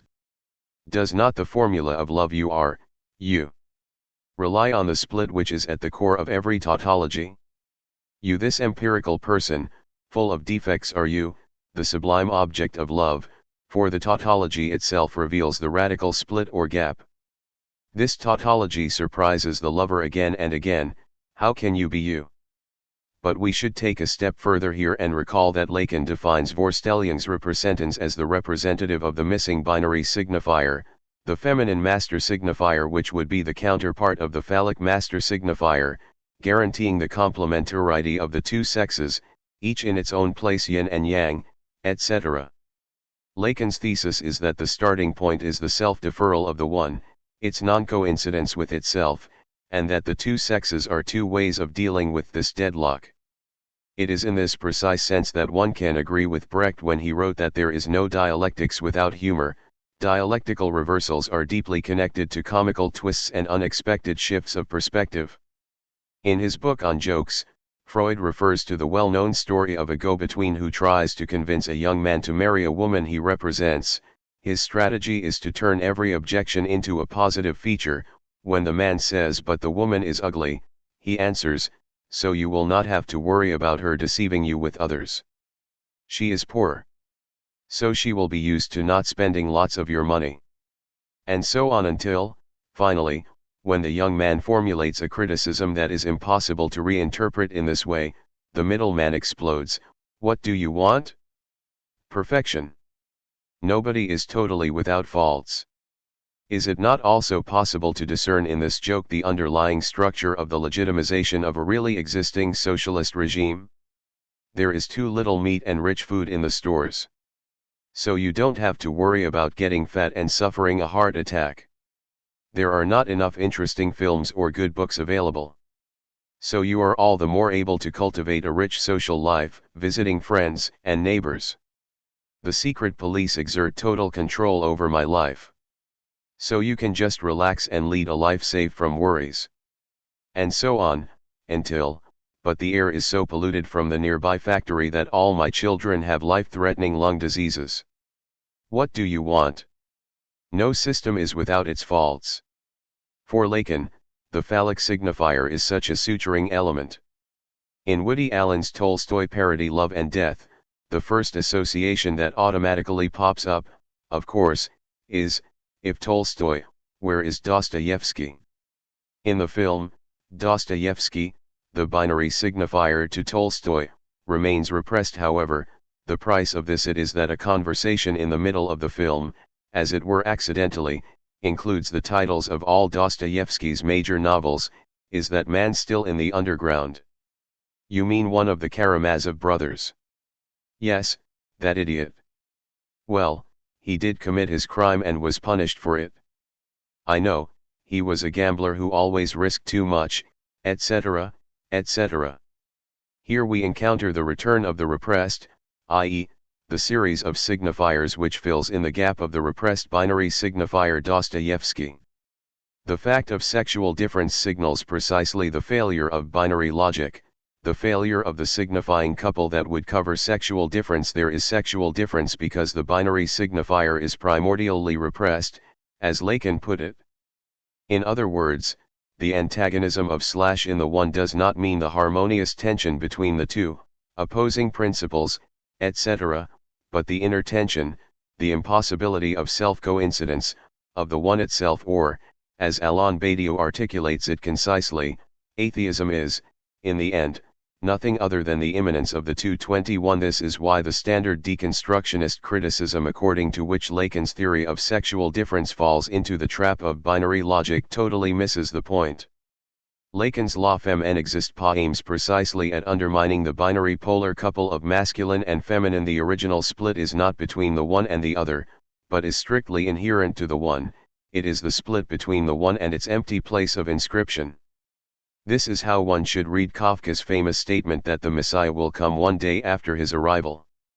This is also how one should conceive the link between the split inherent to the one and the explosion of the multiple. The multiple is not the primordial ontological fact. The transcendental genesis of the multiple resides in the lack of the binary signifier, i.e., the multiple emerges as the series of attempts to fill in the gap of the missing binary signifier. The difference between S1 and S2 is thus not the difference of two opposed poles within the same field, but, rather, the cut within this field, the cut of the level at which the process occurs inherent to the one term. The original couple is not that of two signifiers, but that of the signifier and its reduplicatio, i.e., the minimal difference between a signifier and the place of its inscription, between 1 and 0.22. Here, Zupancic proposes a double thesis. First, sexuality is not the topic, repressed content, of the unconscious, but is at work in the very formal structure of the unconscious, of the primordial repression. Sexuality, sexual antagonism, is grounded in the fact that the binary signifier is missing, primordially repressed. The relation between the unconscious and sexuality is not that between some content and its container. Sexuality pertains to the very being there of the unconscious, in its very ontological uncertainty. AZ 12. It is this structure of primordial repression which sexualizes organic/biological sexuality itself. The second thesis, the subject is not only secondarily sexualized, it is sexualized in its very formal structure. The subject is represented by a signifier for other signifiers, and this signifier is the signifier of the lack of signifier. This missing signifier, a signifier whose lack is constitutive of the very order of signifiers, is the cause of the sexual non-relationship. This brings us to the last trap to be avoided, the fact that there is no sexual relationship for the speaking, human, being does not mean that there is sexual relationship for animals. So what changes with the emergence of humanity? Whereas animal sexuality is simply inconsistent, and this is what it shares with human sexuality, jouissance is something like a set containing this inconsistency as its only element. Sexuality proper involves a further step in which the negativity involved in sexuation and sexual reproduction, gets a positive existence in partial objects as involved in the topology of the drive. These partial objects are not just satisfactions as objects, they function at the same time as figures or representatives of that negativity. It is only with this that we move from sexuation to sexuality proper, sexuality of speaking beings. AZ 92, 104. The passage is thus the passage from the inconsistency of a process or object to an object that gives body to this inconsistency, from the non-existence of the sexual relationship to the existence of a non-relationship, from an excess over objectivity to an object that gives body to this excess. Jouissance is never a pure excess of productivity over every object, jouissance is always an object. Inconsistency is never only inconsistency among elements, it is always an object therein. In this ultimate infinite judgment, resides the Hegelian coincidence of the opposites that defines surplus enjoyment. A careful reader will have noted how we now arrive at the reversal of the passage from as a material remainder to its purely formal status. A purely formal structure has to be materialized in an impossible object. Consequently, the impossibility of repeating does not imply that something is impossible to be repeated in its unique singularity, rather, it implies the non-being of what is to be repeated. It is impossible to repeat it because it is not there in the usual sense of the term. This is the Lacanian version of the theory that what is repeated is not an original traumatic experience, interrupting whatever has taken place before, but the interruption itself, which he relates to the real. And this brings us back to the properly psychoanalytic, Lacanian, concept of the unbound surplus, namely, enjoyment. Enjoyment appears at the place of the non-existent, originally missing, signifier, which with its very non-existence dictates the logic of the signifying chain, declines it in a certain way. And it declines it with the help of the enjoyment sticking to other signifiers. Enjoyment is the only being substance of that which is ontologically not, of the missing, originally repressed, signifier. AZ 117. So when, in his late work, Lacan defines jouissance as the only substance recognized by psychoanalysis, he is in no way advocating some kind of obscurantist pansexualism, a sexualized version of Schopenhauer where it is not the will but sexual energy that is the ultimate ground of all being. Jouissance is, rather, the only positive form that what is by definition impossible, primordially repressed, acquires. It is a stuff of nothing, a spectral excess that positivizes the void. Again, we are dealing here with a precise Hegelian reversal. Enjoyment is not just that which interrupts the texture of signifiers, as an external substance that traumatically intervenes into it. Enjoyment is engendered by this interruption itself. It is not a substance which resists symbolization and, as such, curves the symbolic texture. Enjoyment is the product of this curvature itself. 2.5 The production of a new signifier. Surplus enjoyment is not just an abstract tendency of a process that cannot be contained by objects, a surplus over all objects, but is itself a pseudo-object, objet petit. It is a non-relationship which exists as an object. One should recall here Lacan's formula, small a over capital Phi, i.e., surplus enjoyment over phallus as the signifier of symbolic castration. Objet does not simply fill in, and, in this sense, cover up, the lack opened up by castration, rather, it gives body to this lack.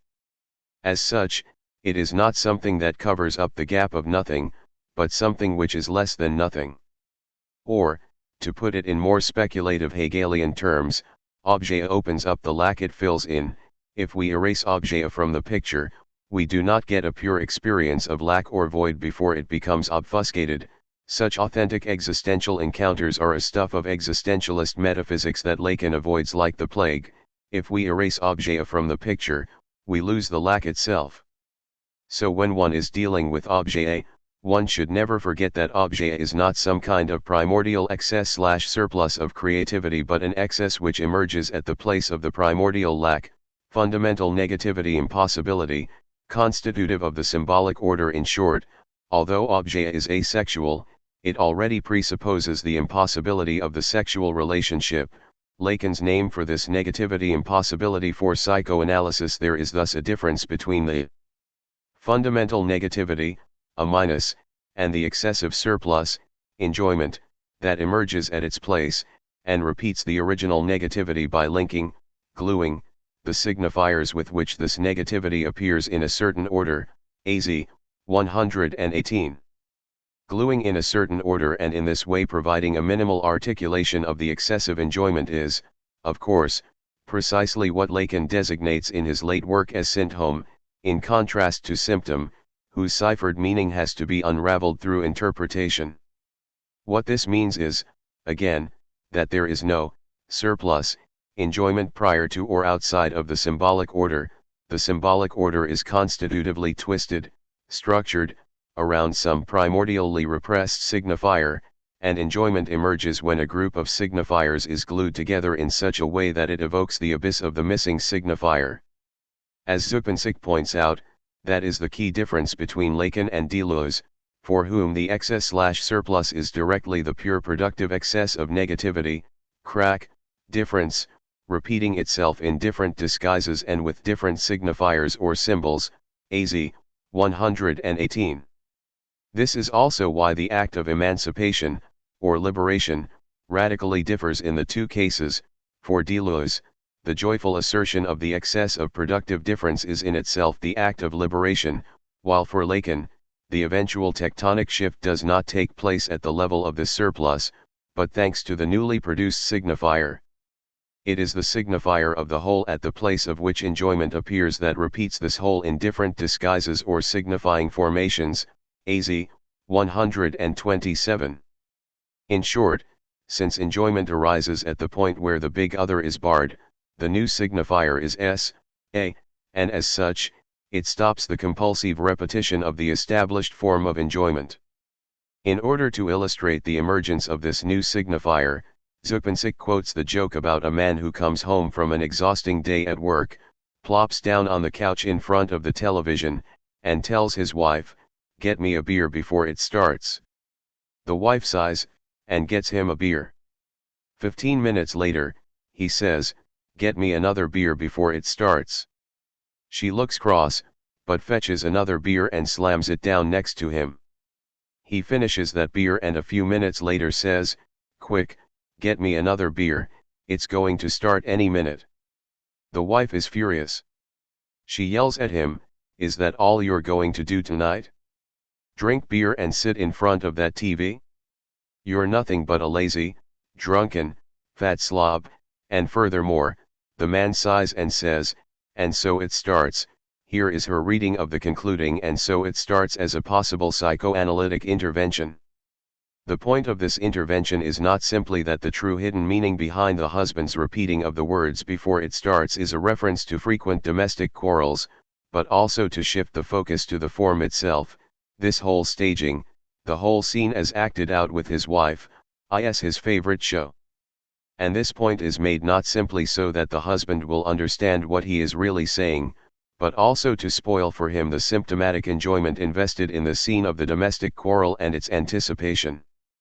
In this precise sense we could say that the form of the symptom, the specific work of the unconscious, is unlocked by this intervention. AZ 68.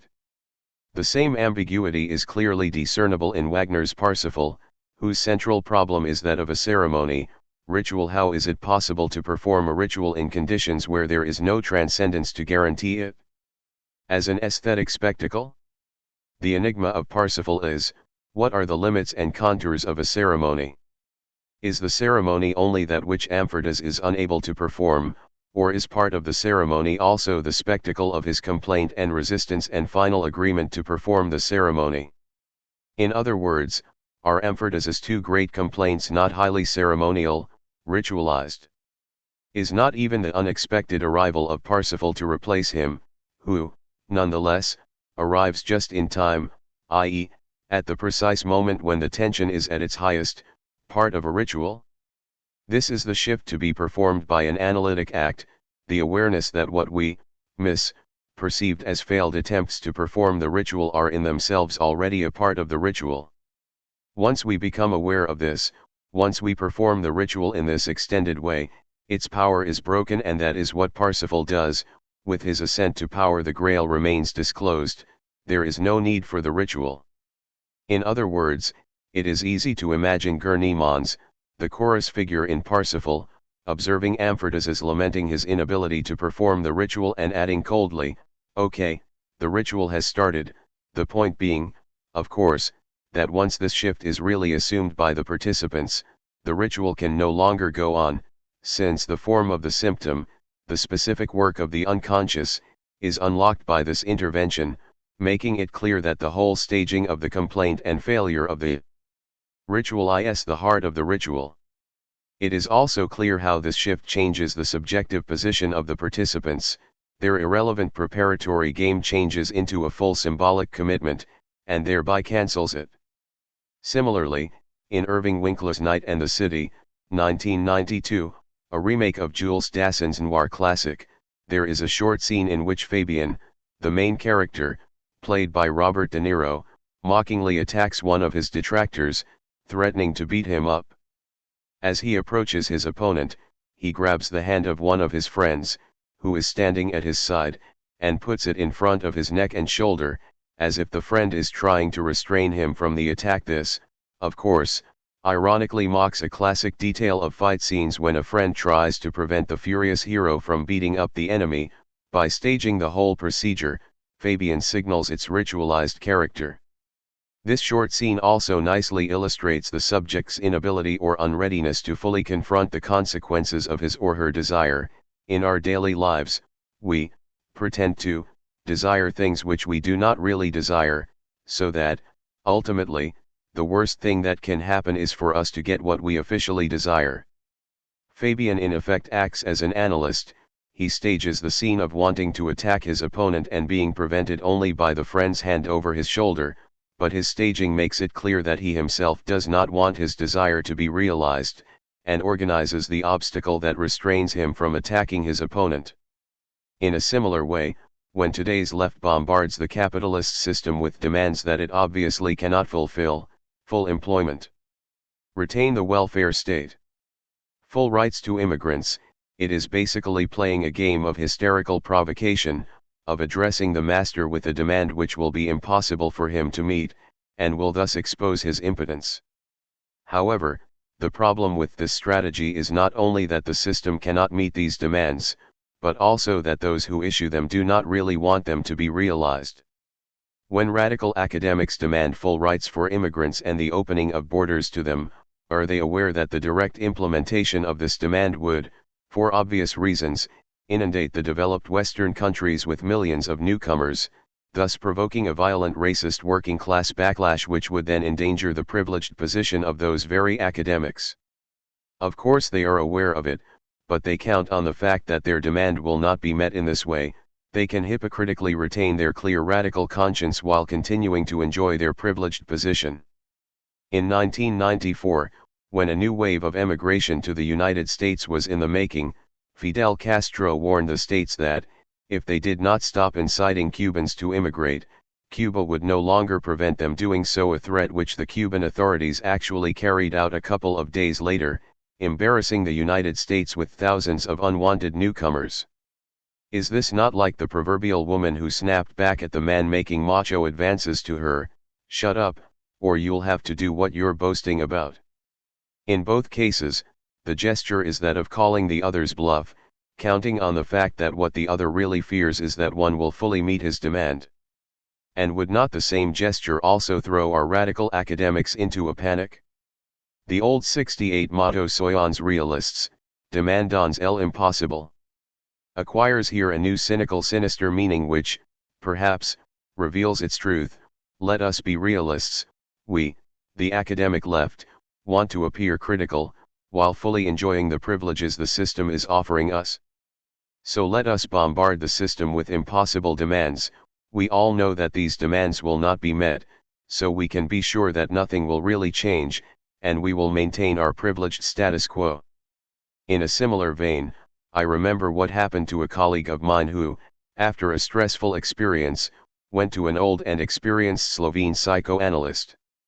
Wanting to impress the analyst, he invented for him a series of obviously Freudian dreams staging his desire to kill his father, etc., and then pretended to spontaneously report them during the sessions. The analyst, who immediately saw through this deception, reacted quite ingeniously. Instead of directly telling his patient to stop lying, he assumed the position of a naive traditional authority figure, and brutally scolded him. "Are you aware how much your father did for you? How dare you talk like that about him? You should respect and love him." This fake naivete immediately cut short the patient's game, making it clear that his spontaneous dreams were a calculated fake performance. The psychoanalytic act is thus the paradox of a gesture of closure which opens up new space. If one simply asserts the openness of a situation, nothing really changes. We behave like the proverbial smoker who goes on and on smoking, sustained by the awareness that he is free to stop whenever he wants.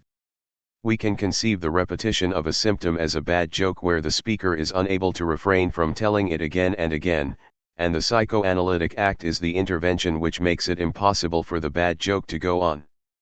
In this sense, the psychoanalytic act is a game spoiler. It ruins everything. The fun, enjoyment, we were having is openly denounced in its misery. And is not what Hegel calls absolute knowing also such a gesture of conclusion which opens up the space for something new? The spurious infinity of being caught in a repetitive pleasure is thus cut short by producing its formula. This new master signifier produced in the discourse of the analyst is not something already there in the unconscious waiting to be brought out, but something radically new, a new name for the antagonism, for the inconsistency of the other. It is the outcome of a subjective intervention, a creative act, like the punch line of a joke. Let us return to the joke about a marriage broker who knows how to present each individual fault in such a way as to cause one to become reconciled to it, and then concedes that the hunchback is the one fault which cannot be excused in any way. The trick is, of course, that he acts as if he has removed each individual fault by his evasion, forgetting that each leaves behind some depreciation which is added to the next one. He deals with each factor individually, and refuses to combine them into a sum total, so that the hunchback appears as the endearing foible of a perfect beauty, the exception which only confirms her general attractiveness. What the broker obfuscates with his reasoning is that there is no exception, that the poor girl has only bad qualities, which is why we can also imagine the broker redeeming the hunchback as a good property, so it will be easier for her to carry provisions from the market on her back, and elevate another feature into the exception. Or we can even imagine elevating into the exception a single good quality: she is really beautiful. I admit it, this is a problem. You will have to worry a lot about her deceiving you with other men, but do you expect her to have no blemishes at all? Which enjoyment is lost here? The enjoyment of reinterpretation, the stupid satisfaction we get from cunningly presenting each bad feature as a good one. The concluding punch line brings out the algorithm of this repetitive enjoyment, and thereby prevents its further repetition. To clarify this crucial point, let us mention another example. In the 1990s, the Croatian president Franjo Tuđman was the butt of many jokes. In one of the better ones, he and his large family are in a plane cruising above Croatia. Aware of the rumors that a lot of Croats live miserable, unhappy lives, while he and his cronies amass wealth, Tuđman says, "What if I were to throw out through the window a check for $1 million, to make at least one Croat who will catch it happy?" His flattering wife tells him, "But Franjo, my dear, why shouldn't you throw out 2 checks for $500,000 each, and thus make 2 Croats happy?" His daughter adds, "Why not 4 checks for $250,000 each, and make 4 Croats happy, etc., etc., until, finally, his grandson, the proverbial innocent child who unknowingly blurts out the truth, says, "But, Grandpa, why don't you simply throw yourself out of the window, and thus make all Croats happy?" We have it all here. The indefinite signifiers line up to approach the impossible limit by subdividing, like Achilles trying to reach the tortoise, and then this endless series caught in the logic of spurious infinity is totalized, closed, made complete.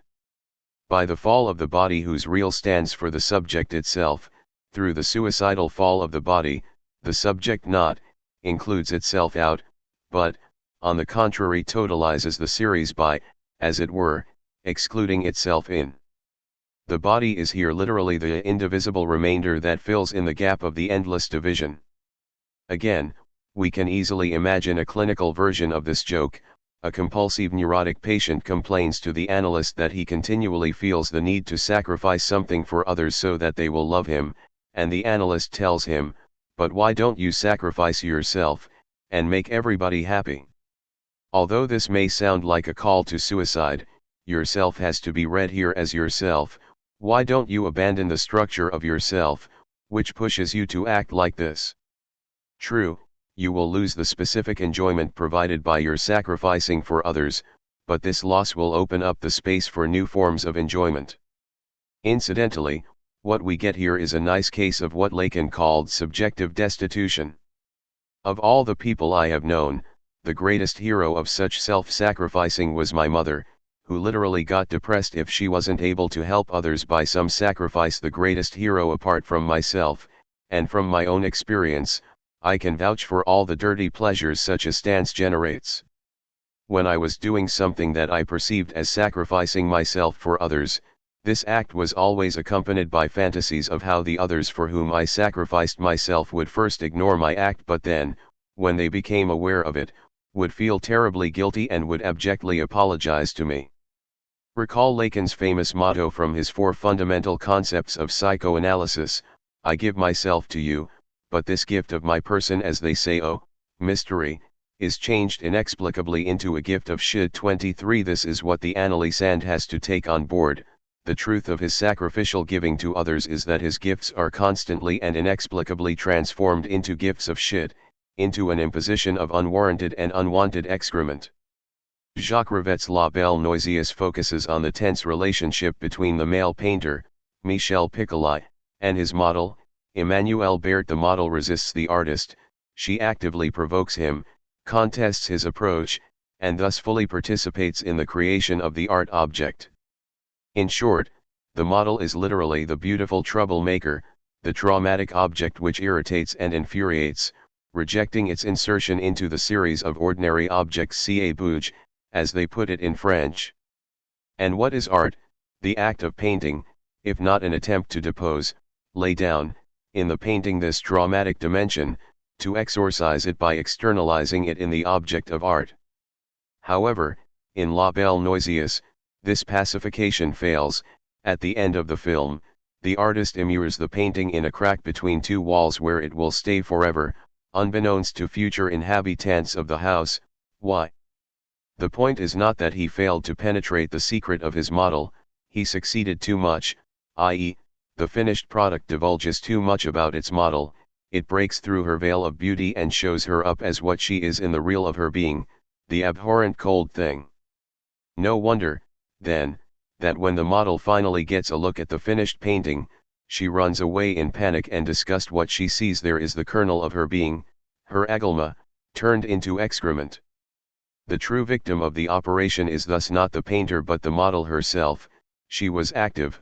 By means of her uncompromising attitude she provoked the artist into extracting from her and putting on the canvas the kernel of her being, and she got what she asked for, which is always precisely more than she asked for. She got herself plus the excremental excess constitutive of the kernel of her being. For precisely this reason it was necessary that the painting be concealed forever inside the wall, and not simply destroyed. Any direct physical destruction would be to no avail. One can only bury it and thus keep it at bay.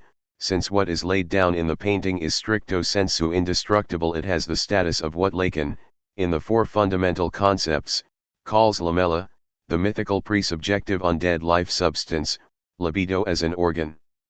Orson Welles was extremely sensitive to the strange logic of this secret treasure, the hidden kernel of the subject's being which, once the subject discloses it to us, turns into a poisonous gift. It is sufficient to quote the epigraph to Mr. R. Catton: "A certain great and powerful king once asked a poet, 'What can I give you of all that I have?' He wisely replied, 'Anything, sir, except your secret.' Why? Because, to quote Lacon again, 'I give myself to you, but this gift of my person, oh, mystery, is changed inexplicably into a gift of shit.' The excessive opening up, disclosure of a secret, allegiance, obedience, etc., of one person to another easily reverts to an excremental, repulsive intrusion. That is the meaning of the famous no trespassing sign shown at the beginning and the end of Citizen Kane. It is highly hazardous to enter this domain of the utmost intimacy, as one gets more than one asked for all of a sudden. When it is too late to withdraw, one finds oneself in a slimy obscene domain. Most of us know from personal experience how unpleasant it is when an authority figure we deeply admire, and even want to know more about, grants our wish and takes us into his confidence, sharing with us his greatest personal trauma. All of a sudden the charisma evaporates, and we feel the impulse just to run away. Perhaps the feature which characterizes true friendship is precisely a tactful know-how of when to stop, of not going beyond a certain threshold and telling everything to a friend. We do tell everything to a psychoanalyst, but precisely for that reason, he can never be our friend. 2.6 Appendix, Void and Excess in Music. I remember from my high school days a rather embarrassing moment when, to keep up with the new era of sexual revolution, a sex education specialist, a fat, bald guy with thick spectacles, as unattractive as one can imagine, gave us a lesson on sex.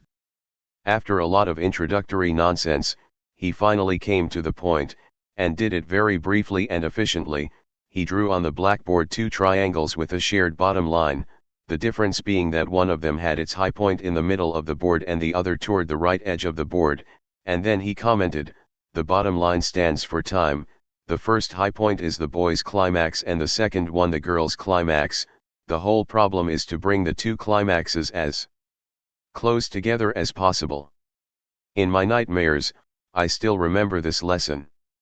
This stupid anecdote is nonetheless of profound theoretical interest. The gap that separates the two climaxes is a structural necessity of our sexual lives. Even when we achieve the, too much celebrated simultaneous orgasm, we get something that is experienced as a lucky exception, as a momentary coincidence of two events which are structurally separated by a gap. A nice example of this gap is provided by Wagner's Tristan und Isolde, an opera whose official ideology is completely subverted by the work's very texture. This subversion in a way revolves around the famous Mozartian irony where, while the person's words indicate a stance of cynical frivolity or manipulation, the music expresses their authentic feelings. In Tristan, the ultimate truth resides not in the musical message of passionate self-obliterating love fulfillment, but in the dramatic stage action itself which subverts the passionate immersion into the musical texture. The final shared death of the two lovers abounds in romantic operas. Just recall the triumphant Moriamensime from Bellini's Norma. Against this background, one should emphasize how in Wagner's Tristan, the very opera which elevates this shared death into its explicit ideological goal, this, precisely, is not what actually happens in the music. It is as if the two lovers die together, while in reality they die one after the other, each immersed in his/her own solipsistic dream. Along these lines, one should read Isolde's ecstatic death at the end of Tristan as the ultimate operatic prosopopoeia. Tristan can die only if his death is transposed onto Isolde.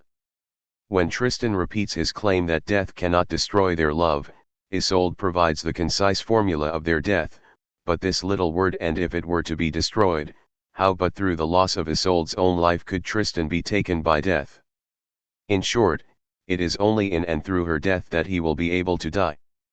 Does not Wagner's Tristan, then, offer a case of the interpassivity of death itself, of the subject supposed to die? Tristan can die only insofar as Isolde experiences the full bliss of lethal self-obliteration for him, in his place. In other words, what really happens in Act 3 of Tristan is only Tristan's long voyage to the bottom of the night, with regard to which Isolde's death is Tristan's own phantasmatic supplement, the delirious construction that enables him to die in peace. The lesson of redoubled/displaced climax in music reaches much further. Let us begin with a, perhaps, unexpected example. There is a remarkable detail in the marriage sequence of the otherwise rather dull You Only Live Twice, the James Bond movie set in Japan, with a scenario written by Roald Dahl. Bond has to marry a beautiful Japanese girl from a small fishing village to provide a cover for his fight against Ernst Stavro Blofeld, and the Japanese Secret Service organizes the old-fashioned ceremony. The key moment of the ceremony, the arrival of the bride, is shot in two parts. In the first part, while the bride and her retinue are slowly approaching in a procession, the shots are static, as in traditional Japanese cinema, and the music is limited to depthless clipping string sounds. Women are stepping up the stairs with their heads bowed, and when the first two raise their heads, the disappointed Bond sees that they are older ladies. When, finally, the third woman, the young beautiful bride, approaches and raises her head, and Bond sees her face for the first time, the entire tone of the scene changes, the music takes off, the tension is released, the same tune is played by the violins as a romantic continuous melody, the face is displayed in a full close-up, and, when Bond and his bride are side by side, there is even a slight tracking shot forward. Point 24. We literally pass here from the east to the west, from the eastern constraint, refusal of subjectivity, to the western open display of a passion. 25. The first anti-colonialist reaction here would have been that this entire opposition appears as such only from a view which is already westernized. It would have been easy for someone attuned to Japanese spirituality to discern an inner life, of a different type, already in the first static part. Point 26. One should thus at least supplement our first opposition, elaborated apropos of You Only Live Twice, between the Eastern universe where music follows mechanical rules and the modern Western universe of expressive melodic music with the opposite, no less ideological, couple, Eastern spirituality as organic and holistic, versus the Western mechanical scientific approach. Yes, the West is more mechanical, reducing objects to their dead components, but it is only through this mechanization that spirit can assert itself in contrast to life. However, things are much more complex. Point 27. The musical libidinal shift discernible in the scene from the Bond film is characteristic of romantic European music, and persists today. Just recall rock classics like the Stones' Honky Tonk Woman or Jethro Tull's Minstrel in the Gallery, where the constraint, the self-blocked character, of the first part of the melodic line is released in the climactic part. The question here is this restrained/blocked character of the first part a retroactive illusion? Does it already presuppose, and lay the foundations for, the melodic outburst? The answer is, of course, yes. The whole of the scene from the Bond film, visually and musically, belongs in the Western romantic space. So when we listen, with our Western ears, to a traditional Chinese or Japanese musical piece, and we experience it as a limit that thwarts emotional release, is this lack already there in Japanese music itself, or is this music in itself satisfied, not haunted by deprivation? The answer is that there is some lack already in the Japanese piece itself, but it simply does not function as an obstacle, and so it does not set in motion any need to release it or to fill it in. How did this lack get experienced as an obstacle? Let us take the opposite example, that of a melody adding itself to a rhythmic background accompaniment. Today, the first notes of a popular Baroque piece like Pachelbel's canon are automatically perceived as the accompaniment, so that we wait for the moment when the melody proper will emerge. Since we get no melody, but only a more and more intricate polyphonic variation of what we perceived as the pre-melodic accompaniment, we somehow feel deceived. Where does this horizon of expectation, which sustains our feeling that the melody proper is missing, come from? Perhaps melody in today's accepted sense, involving the difference between the main melodic line and its background, emerges only with Viennese classicism, i.e., after the retreat of Baroque polyphony. Recall the third movement of Mozart's Grand Partita Serenade, after the first notes, whose status is uncertain. Today, we perceive them as accompaniment preparing the way for the melody proper, while in its own time, there probably was uncertainty as to its status, i.e., it was probably perceived as already the main melodic line. There enters as if from above, from heavenly heights, the melody proper. Where, then, does the melody proper end? The answer is also clear, in Beethoven's late works, especially his last piano sonatas, i.e., in Romanticism proper, whose true breakthrough resides precisely in rendering the melody proper impossible, in marking it with a bar of impossibility. The flowering of beautiful romantic melodies is nothing but the kitschy obverse of this fundamental impossibility. Point 28. So we have an apparently universal phenomenon, melody, which is, as such, nonetheless constrained, limited to a precisely defined historical period.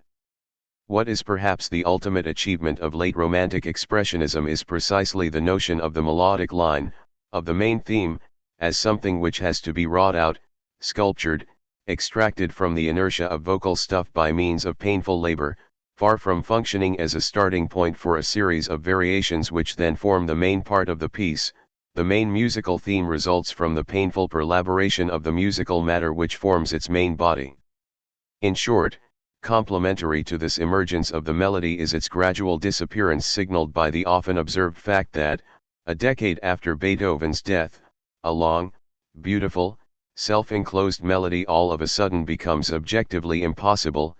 This observation provides the proper background to the well-known vicious quip that Mendelssohn's melodies usually begin well but finish badly, losing their drive and ending in a mechanical resolution.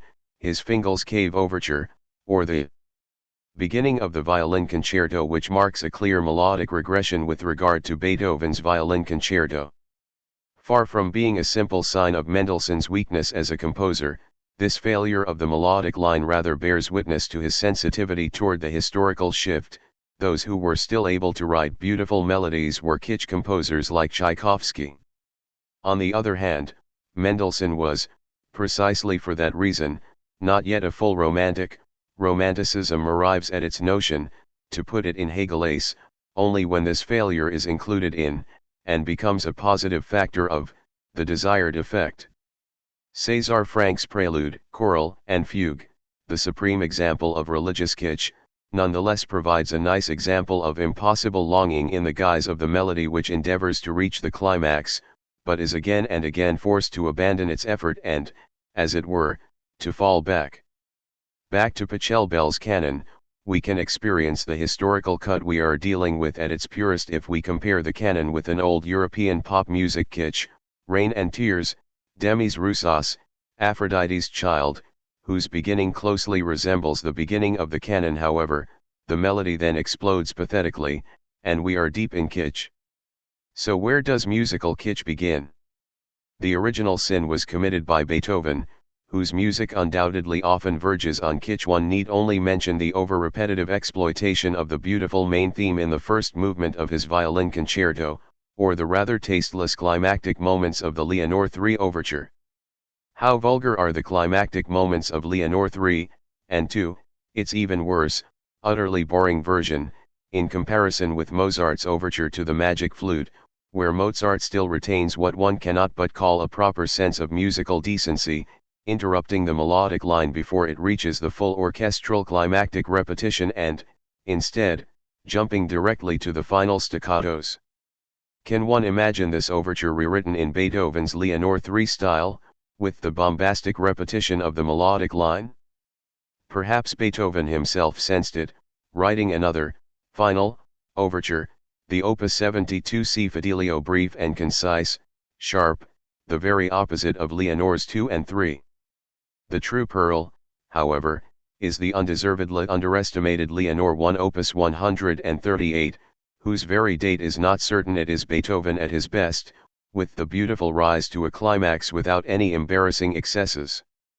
In this passage from Mozart to Beethoven we find another surprising case of the dialectics of lack and surplus, the strict correlation between the thwarted melodic culmination, the blocked climax, in Mozart, and one of his most beautiful signature specialties when the deployment of a musical piece seems to be over and one expects only the final cadenza, a surprising addition comes along, joy exploding in wild rhythm, from the finale of the Abduction from the Seraglio to the Magic Flute, where the tender music of the water and fire trials is supplemented by an explosive fast conclusion sung by the chorus.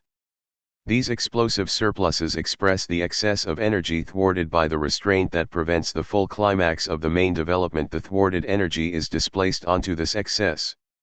This means that once we follow Beethoven, and allow full climax, these excesses are no longer possible. Point 29.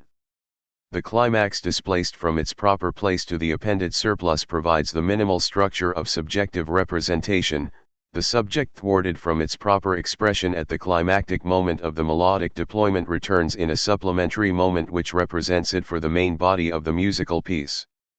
What happens in Romanticism, which opts for the full melodic deployment up to its climax, is the attempt to subjectivize the pure empty subject, to identify the subject with the wealth of inner subjective life striving to express itself.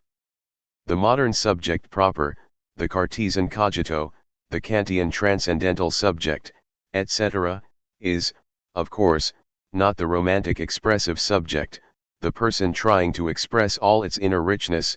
It is, rather, the abyss of a self-referential void internally excluded from every signifying structure, the void which can be registered/represented only through a thwarted structure. Chapter 3 toward a unified theory of four discourses and sexual difference. 3.1 Formulas of sexuation.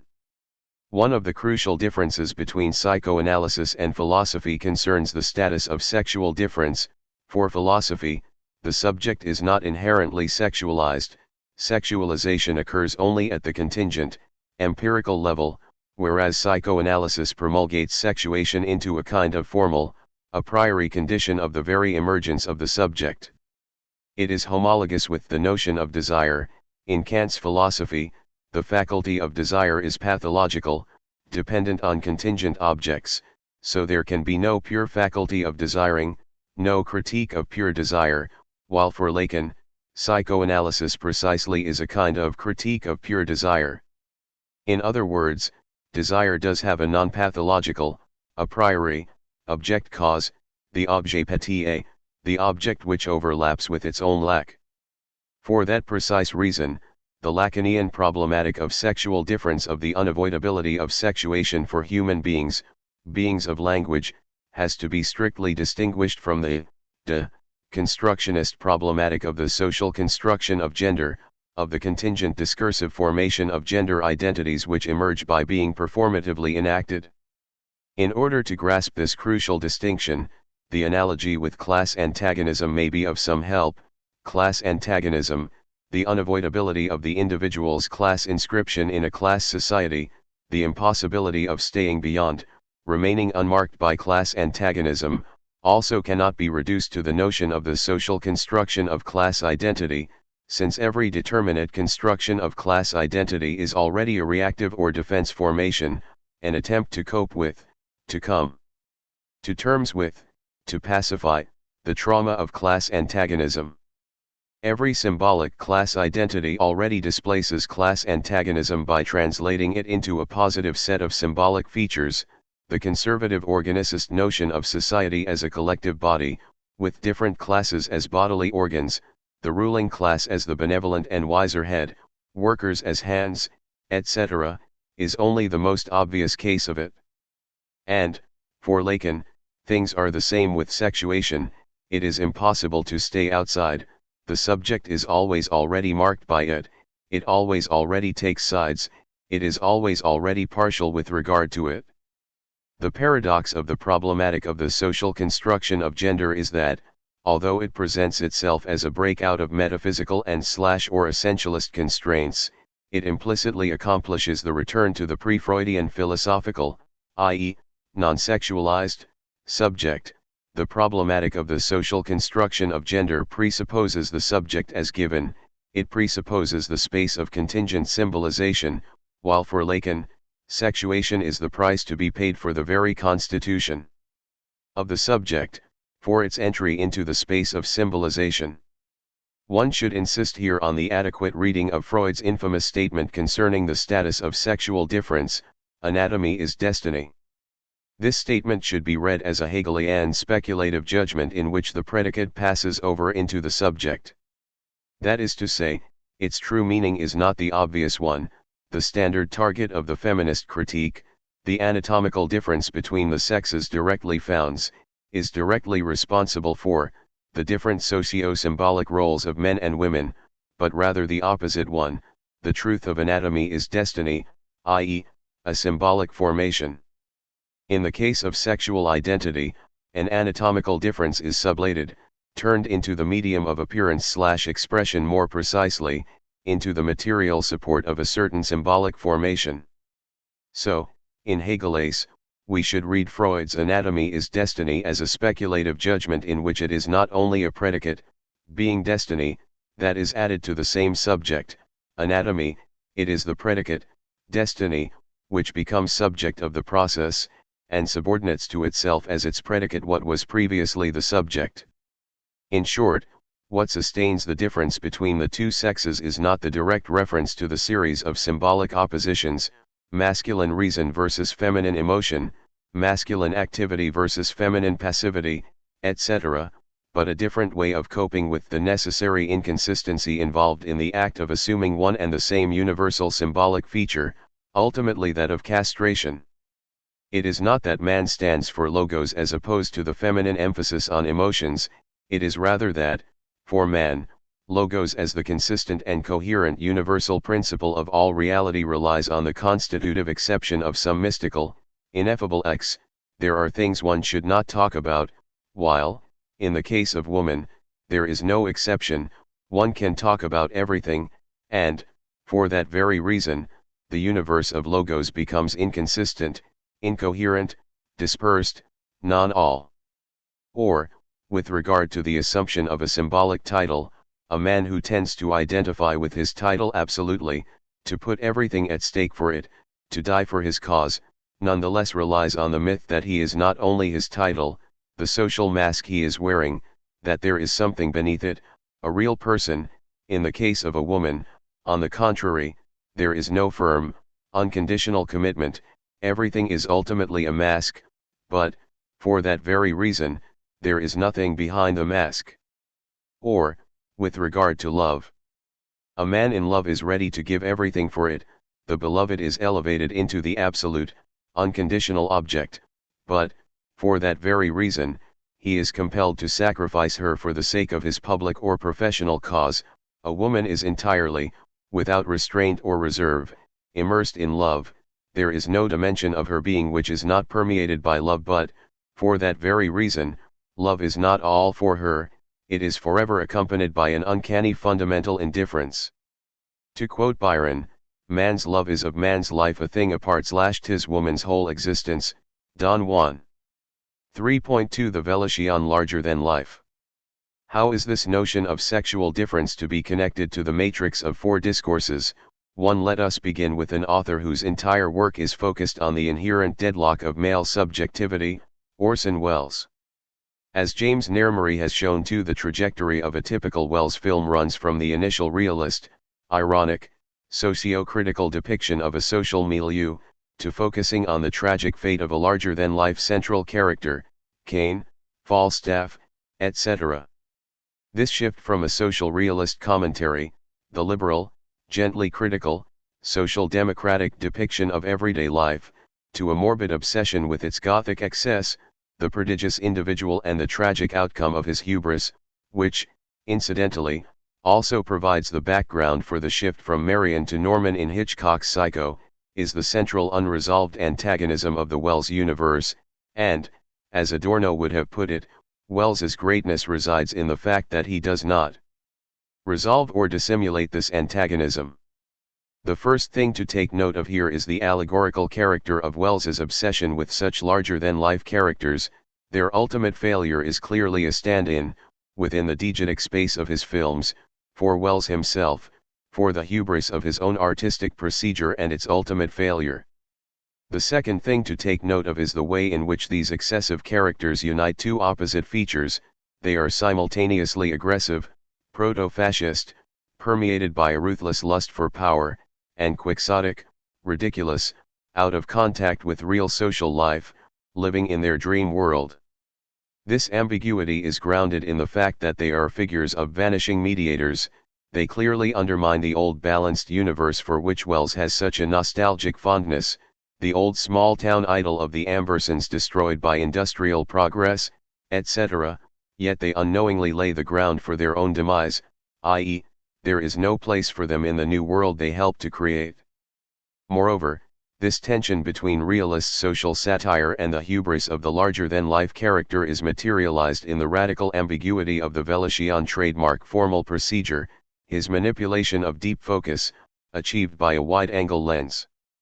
On the one hand, the depth of field, of course, perfectly conveys the immersion of the individual into a wider social field. Individuals are reduced to one of the many focal points in a paratactic social reality. On the other hand, however, deep focus subjectively distorts the proper perspective by curving the space, and thus confers on it a dreamlike pathological quality. In short, deep focus registers at the formal level the split between the excessive main figure and the ordinary people in the background. While there has been a great deal of theoretical discussion about depth of field in the film Kane, rather little has been said about forced depth of perspective. Again and again Wells uses deep focus not as a realistic mode of perception, but as a way of suggesting a conflict between the characters' instinctual needs and the social or material world that determines their fate.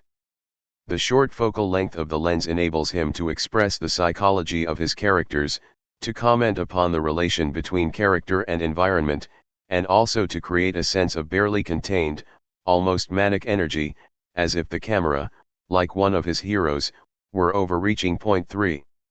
The wide-angle lens thus produces the effect which is the exact opposite of what was celebrated by André Bazin, i.e., of the harmonious realist immersion of the main character into his environs.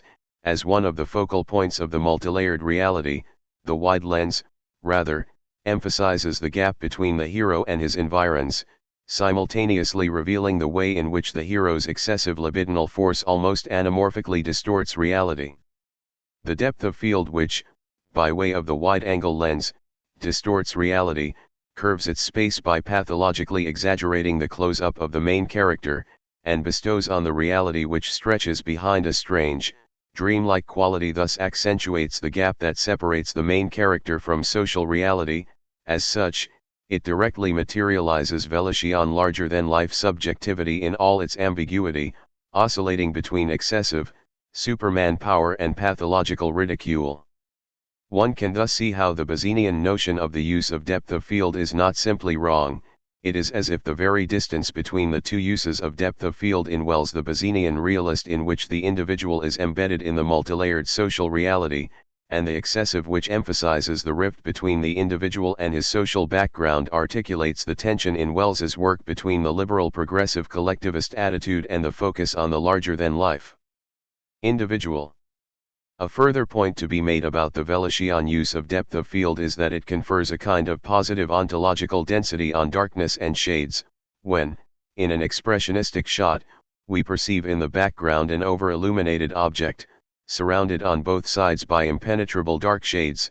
This darkness is no longer simply the negative of the positively existing things, but in a way more real than real objects themselves. It stands for the dimension of primordial density of matter, out of which definite objects temporarily emerge. Wells's basic theme, the rise and fall of the larger-than-life character who finally gets his comeuppance, allows for different readings. One is the Truffaut reading. As Wells himself is a poet, a humanist, a liberal, one can see that this good and nonviolent man was caught in a contradiction between his own personal feelings and those he has to portray in the parts given him because of his physique. He has resolved the contradiction by becoming a moralistic director, always showing the angel within the beast, the heart in the monster, the secret of the tyrant. This has led him to invent an acting style revealing the fragility behind power, the sensitivity behind strength. The weakness of the strong, this is the subject that all of Orson Welles's films have in common. Point 4.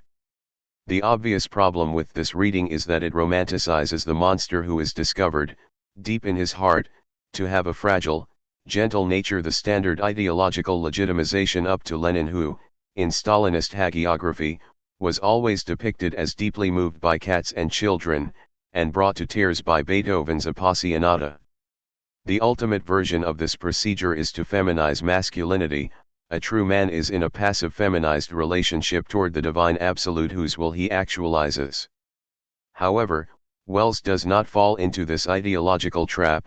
For him, the essential immoral goodness, life-giving exuberance, of his larger-than-life characters is consubstantial with what their environs perceive as their threatening, evil, monstrous dimension. The other, opposite reading is the Nietzschean one. The larger-than-life hero is beyond good and evil and as such essentially good, life-giving. He is broken by the narrowness and constraints of the self-culpabilizing morality which cannot stand life-asserting will.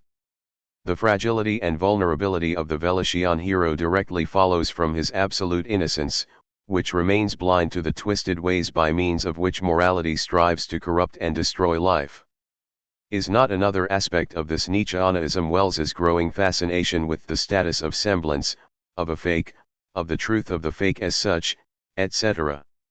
This larger-than-life character is exuberant with his generosity, his beyond pleasure principle and utilitarian considerations.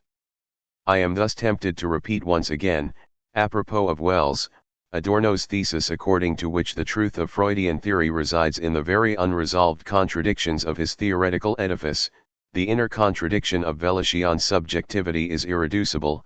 One cannot assert one side of it as the truth of the other side and, say, posit the generous life substance as authentic, disclaiming the moral person as an expression of the mediocre crowd intended to suffocate the primordial goodness beyond good and evil, or, on the contrary, conceive the primordial life substance as something which has to be gentrified through the intervention of logos, in order to prevent it from turning into a destructive unruliness.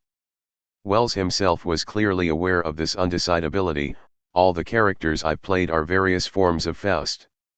I hate all forms of Faust, because I believe it's impossible for man to be great without admitting there is something greater than himself, either the law or God or art, but there must be something greater than man. I have sympathy for those characters humanly but not morally. 5. Wells's terms here are misleading. His larger-than-life figures are in no way more human but on the contrary inhuman, foreign to humanity in terms of the normal meaning of mediocre human existence with its petty joys, sorrows, and weaknesses.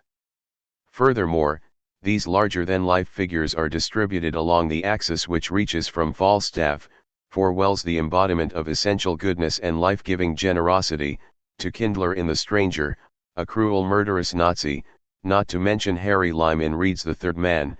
In one of his interviews for Cahiers du Cinéma, Wells includes in the series even Goering, as opposed to the bureaucratic mediocre Himmler.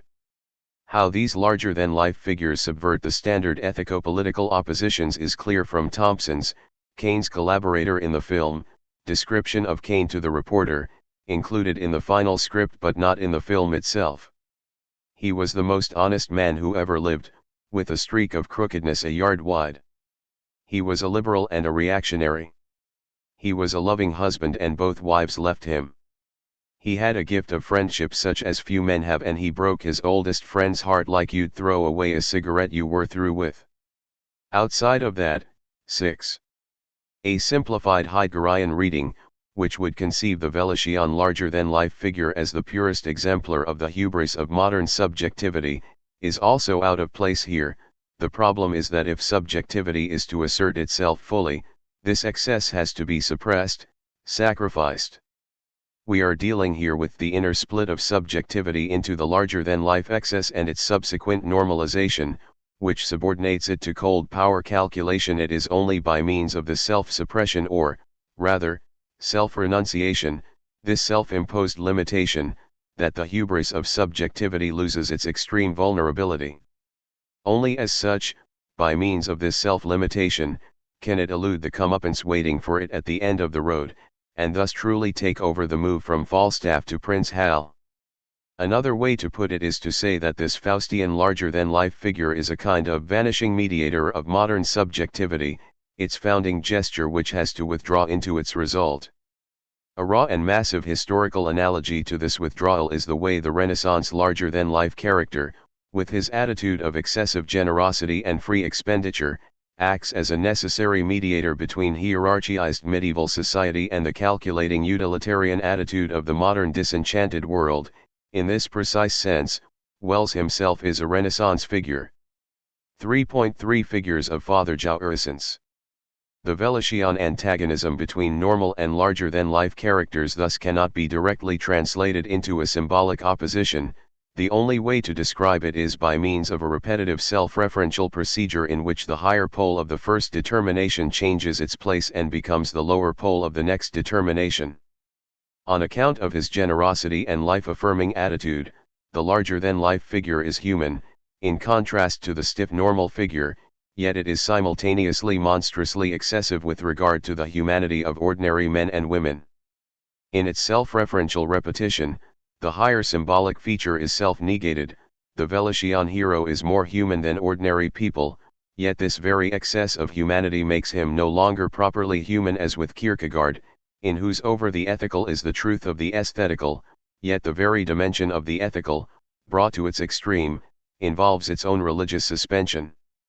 Wells's ultimate topic, which he approaches again and again from different perspectives, is thus the real, the impossible kernel, the antagonistic tension, at the very heart of modern subjectivity. This same undecidability is also at work in the Wellesian formal tension between the realistic depiction of community life, and the expressionistic excesses of the depth of field. These expressionistic excesses, uncanny camera angles, play with light and shadow, etc., are simultaneously a self-referential excess of form, with regard to the calm and transparent rendering of social reality, and much closer to the true impetuses and generative forces of social life than the stiff conventions of realism. It is thus not merely that Wells's formal excesses and inconsistencies reveal or stage the inherent inconsistencies of the depicted content, rather, they function as the return of the repressed of the depicted content, i.e., their excess is correlative to a hole in the depicted content. The point is not only that the ambiguous use of deep focus and depth of field indexes the ambiguity of the Wellesian ideological project, i.e., Wells's ambivalent attitude toward the larger-than-life Faustian figures, which are simultaneously condemned from the liberal humanist progressive standpoint and function as the obvious object of fascination. If this were so, we would have a simple relation of reflection/mirroring between the formal excess and the content's ideological inconsistency. The point is, rather, that the formal excess reveals the repressed truth of the ideological project, Wells's libidinal identification with what his official liberal democratic view rejects. In this sense, I am tempted to speak about the Wellesian obscenity of form. That is to say, insofar as the autonomized form is to be conceived as the index of some traumatic repressed content, it is easy to identify the repressed content which emerges in the guise of Wells's formal extravaganzas and the excesses which draw attention to themselves, in Cain, in Touch of Evil, etc. The obscene, self-destructive jourisseness of the non-castrated larger-than-life figure. When, in Wells's later films, notably in Chimes at Midnight, although this tendency is already discernible in Ambersons, this excess of form largely disappears in favor of a more balanced and transparent narrative. This change bears witness to a shift of emphasis in the structural ambiguity of the larger-than-life figure from its destructive and evil aspect, Quinlan in Touch of Evil, to its aspect of pacifying, life-giving goodness, Falstaff in Chimes. The Wellesian formal extravaganzas are at their strongest when the larger-than-life figure is perceived in its destructive aspect. The central necessity around which the tragic dimension of this Wellesian larger-than-life hero turns is his necessary betrayal by his most devoted friend or successor, who can save his legacy and become the one who will follow you only by organizing his downfall. The exemplary case of this fidelity through betrayal occurs when the only way for a son to remain faithful to his obscene father is to betray him, as in the turbulent relationship between Falstaff and Prince Hal in Wells's Chimes at Midnight, where Falstaff is clearly the obscene shadowy double of Hal's official father, King Henry IV. In Chimes at Midnight, the most poignant scene is undoubtedly that of renunciation, when Prince Hal, now the newly invested King Henry V, banishes Falstaff. The intense exchange of gazes belies the explicit content of the king's words, and bears witness to a kind of telepathic link between the two, to an almost unbearable compassion and solidarity. The implicit message delivered by the king's desperate gaze is, "Please, understand me, I am doing this for the sake of my fidelity to you." 7 Prince Hal's betrayal of Falstaff as the supreme act of fidelity is furthermore grounded in the concrete political stance of the new king.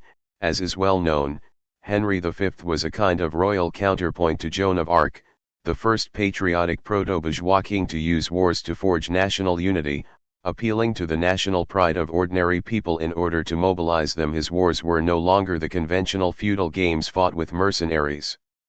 One could thus claim that Prince Hal sublated, in the precise Hegelian sense of Aufhebung, his socializing with Falstaff, his mixing with the lower classes, his feeling the pulse of the ordinary people with their vulgar amusements. His message to Falstaff is thus, "Only by betraying you can I transpose/integrate what I got from you into my function as king." Even in Touch of Evil, one cannot avoid the impression that when the honest Vargas, Charlton Heston, successfully entraps the corrupt Quinlan, Orson Welles, he somehow betrays him. It is the same with the betrayal of the father. Only by betraying him can one assume the paternal symbolic function. This trauma of the excessively enjoying father who must be betrayed is at the very root of neurosis. Neurosis always involves a perturbed, traumatic relationship to the father.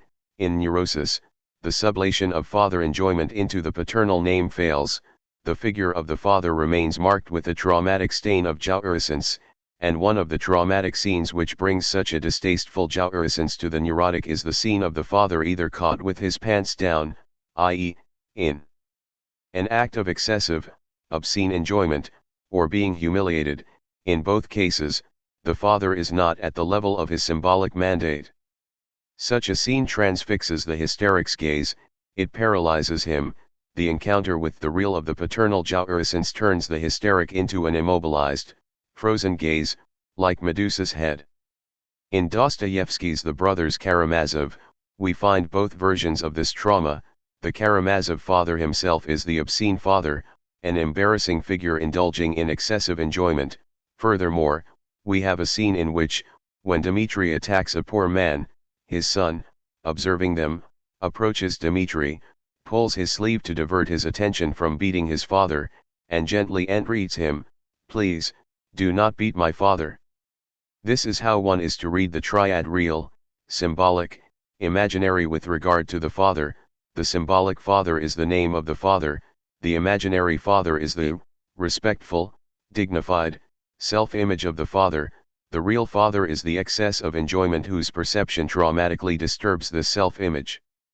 The encounter with this trauma can set in motion different strategies to cope with it. The death wish, would that the father die, to stop being such an embarrassment to me. The ultimate source of embarrassment is the very fact that the father is alive, assuming the guilt, i.e., sacrificing myself in order to save the father, etc. The hysterical subject tries to locate the lack in the father that would weaken him, while the obsessional neurotic, who perceives the father's weakness and feels guilty for it, is ready to sacrifice himself for him, and thus to obfuscate his desire to humiliate the father. Do we not encounter both versions of the obscene father in Wagner? Let us recall the traumatic relationship between Amfortas and Ticherel, a true counterpart to the dialogue between Alberich and Hagen from Twilight of Gods. The contrast between the two confrontations of father and son is clear. In Twilight, the dynamic, nervous agitation, most of the talking, is on the side of the father, with Hagen for the most part merely listening to this obscene apparition. In Parsifal, Ticherel is an immobile, oppressive presence who barely breaks his silence with the superego injunction "reveal the Grail," whereas Amfortas is the dynamic agent giving voice to his refusal to perform the ritual. Is it not clear, if one listens very closely to this dialogue from Parsifal, that the truly obscene presence in Parsifal, the ultimate cause of the decay of the Grail community, is not Klingsor, who is evidently a mere small-time crook, but rather Ticherel himself, an obscene undead apparition, a dirty old man who is so immersed in his enjoyment of the Grail that he perturbs the regular rhythm of its disclosure? The opposition between Alberich and Titurel is thus not the opposition between obscene humiliation and dignity, but rather between the two modes of obscenity itself, between the strong, oppressive father jouissance, Titurel, and the humiliated, agitated, weak father, Alberich. Is not the ultimate example of the obscene father provided by the Bible itself? Noah, a man of the soil, proceeded to plant a vineyard. When he drank some of its wine, he became drunk and lay uncovered inside his tent. Ham, the father of Canaan, saw his father's nakedness and told his two brothers outside. But Shem and Japheth took a garment and laid it across their shoulders, then they walked in backwards and covered their father's nakedness. Their faces were turned the other way, so that they would not see their father's nakedness. When Noah awoke from his wine and found out what his youngest son had done to him, he said, "Cursed be Canaan. The lowest of slaves will he be to his brothers." Genesis 9:20, 26. Apart from the enigmatic fact that Noah did not curse Ham directly, but rather Ham's offspring, his son, the fact referred to by some interpretations as the legitimization of slavery, Canaan is often referred to as black. The key point is that the scene clearly stages the confrontation with the helpless obscene pair jouissance. The good sons respectfully look away, cover their father, and thus protect his dignity, while the evil son maliciously trumpets forth his father's helpless obscenity. Symbolic authority is thus grounded in voluntary blindness. It involves a kind of will not to know, the attitude of Jen Vereen savoir, that is to say, about the obscene side of the father. Where are we today concerning this Velician antagonistic tension? In Bryan Singer's The Usual Suspects, the tension is no longer the one between the multilayered tapestry of social reality and the hubris of unbridled subjectivity. We are dealing, rather, with the surface of the dispersed series of contingent, meaningless encounters, cynical jokes, and improvisations a la Tarantino, beneath which one can gradually discern the paranoiac narrative frame. What is larger than life is the conspiracy of the invisible master who pulls the strings behind the contingent and inconsistent tapestry of our everyday experience. Or, to put it in a different way, the key to the analysis of The Usual Suspects lies in the answer to the question, why is Kevin Spacey, not Gabriel Byrne, the mysterious Kaiser Soze? Within the Velician universe, the mysterious Kaiser Soze would undoubtedly have to be Keaton Gabriel Byrne, the Velician monster with a heart, and the traditional spectator, myself among them, cannot escape the feeling of disappointment when it is finally revealed that Kaiser Soze is the Kevin Spacey character. An alternative displacement of the Velician tension is provided by the films of David Lynch, where the larger-than-life dimension is no longer embodied in the pre-Oedipal paternal hero, but is directly portrayed as the horror of the presymbolic spectral life substance threatening to invade, symbolized, reality. One can thus see the common feature which links three such seemingly disparate figures as the Velician larger-than-life hero, Rourke from Ayn Rand's The Fountainhead, and Bobby Peru from Wild at Heart. All three give body to the excessive nature of drive, signaled in Wells by his oft-repeated story of the scorpion who bites the frog carrying it over the water. Although he knows this will mean his death too, he cannot but follow his drive, signaled in Rand by the unconditional character of Rourke's insistence on his architectural vocation, signaled in Lynch by Peru's assertion of life in the very act of self-annihilation. In all three, this excess is signaled by a series of features which bear witness to their autonomy, i.e., independence from petty considerations of profit and other narrow human concerns. After firing his closest collaborator and almost friend Leland for writing a bad review of Susan's operatic debut, Kane nonetheless finishes this review in the disparaging tone of Leland. When too he provokes Rourke into telling him what he really thinks about him, Rourke retorts that he does not think about him at all. After extorting from Laura Dern her consent, Bobby Peru does not act on it but, in a supreme sovereign gesture, lets her go. 8. 3.4 Randian subjective destitution. What we find in Wells is thus the fundamental tension of male subjectivity, its constitutive oscillation between the master's excessive expenditure and the subject's attempt to economize this excess, to normalize it, to contain it, to inscribe it into the circuit of social exchange, the oscillation best expressed by Bertolli's opposition of autonomous sovereignty and economizing heteronomy. It is also easy to discern how this tension refers to Lacan's two matrices. With regard to the matrix of the four discourses, we are clearly dealing with its upper level, with the shift from the master to the university discourse. With regard to the formulas of sexuation, we are dealing with the masculine side, with the tension between the universal function, epitomized by the knowledge embodied in the agent of the university discourse, and its constitutive exception, the master's excess. In what, then, would consist the feminine counterpoint to this tension of male subjectivity? Let us elaborate this point apropos of an author who is all too easily dismissed as phallocratic, Ayn Rand. Rand, who wrote the two absolute bestsellers of the 20th century, The Fountainhead, 1943, and Atlas Shrugged, 1957, yet was, deservedly, ignored and ridiculed as a philosopher, shared with Wells the obsession with larger-than-life figures, her fascination for male figures displaying absolute, unswayable determination of their will seems to offer the best imaginable confirmation of Sylvia Plath's famous line, "Every woman adores a fascist." Although it is easy to dismiss the very mention of Rand alongside Wells as an obscene extravaganza, artistically she is, of course, worthless. The properly subversive dimension of her ideological procedure is not to be underestimated. Rand fits into the line of overconformist authors who undermine the ruling ideological edifice by their very excessive identification with it.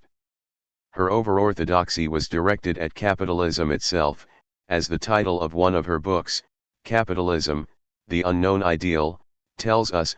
According to her, the truly heretical thing today is to embrace the basic premise of capitalism without its communitarian, collectivist, welfare, etc., sugarcoating. So what Pascal and Racine were to Jansenism, what Kleist was to German nationalist militarism, what Brecht was to communism, Rand is to American capitalism. It was perhaps her Russian origins and upbringing which enabled her to formulate directly the phantasmatic kernel of American capitalist ideology. The elementary ideological axis of her work consists in the opposition between the prime movers, men of mind, and the second-handers, mass men. The Kantian opposition between ethical autonomy and heteronomy is here brought to its extreme. The mass man is searching for recognition outside himself. His self-confidence and assurance depend on how he is perceived by others, while the prime mover is fully reconciled with himself, relying on his creativity, selfish in the sense that his satisfaction does not depend on getting recognition from others or on sacrificing himself, his innermost drives, for the benefit of others. The prime mover is innocent, delivered from the fear of others, and for that reason without hatred even for his worst enemies. Rourke, the prime mover in The Fountainhead, doesn't actively hate his great opponent, he simply doesn't care about him. Here is the famous dialogue between the two. "Mr. Rourke, we're alone here. Why don't you tell me what you think of me? In any words you wish. No one will hear us. But I don't think of you." On the basis of this opposition, Rand elaborates her radically atheistic, life-affirming, selfish ethics. The prime mover is capable of love for others. This love is even crucial for him since it does not express his contempt for himself, his self-denial, but, on the contrary, the highest self-assertion. Love for others is the highest form of properly understood selfishness, i.e., of my capacity to realize through my relationship with others my own innermost drives. On the basis of this opposition, Atlas Shrugged constructs a purely phantasmatic scenario. John Galt, the novel's mysterious hero, assembles all prime movers and organizes their strike. They withdraw from the collectivist oppression of bureaucratized public life. As a result of their withdrawal, social life loses its impetus. Social services, from stores to railroads, no longer function. Global disintegration sets in, and the desperate society calls the prime movers back. They accept, but on their own terms. What we have here is the fantasy of a man finding the answer to the eternal question, what moves the world? The prime movers, and then being able to stop the motor of the world by organizing the prime movers' retreat.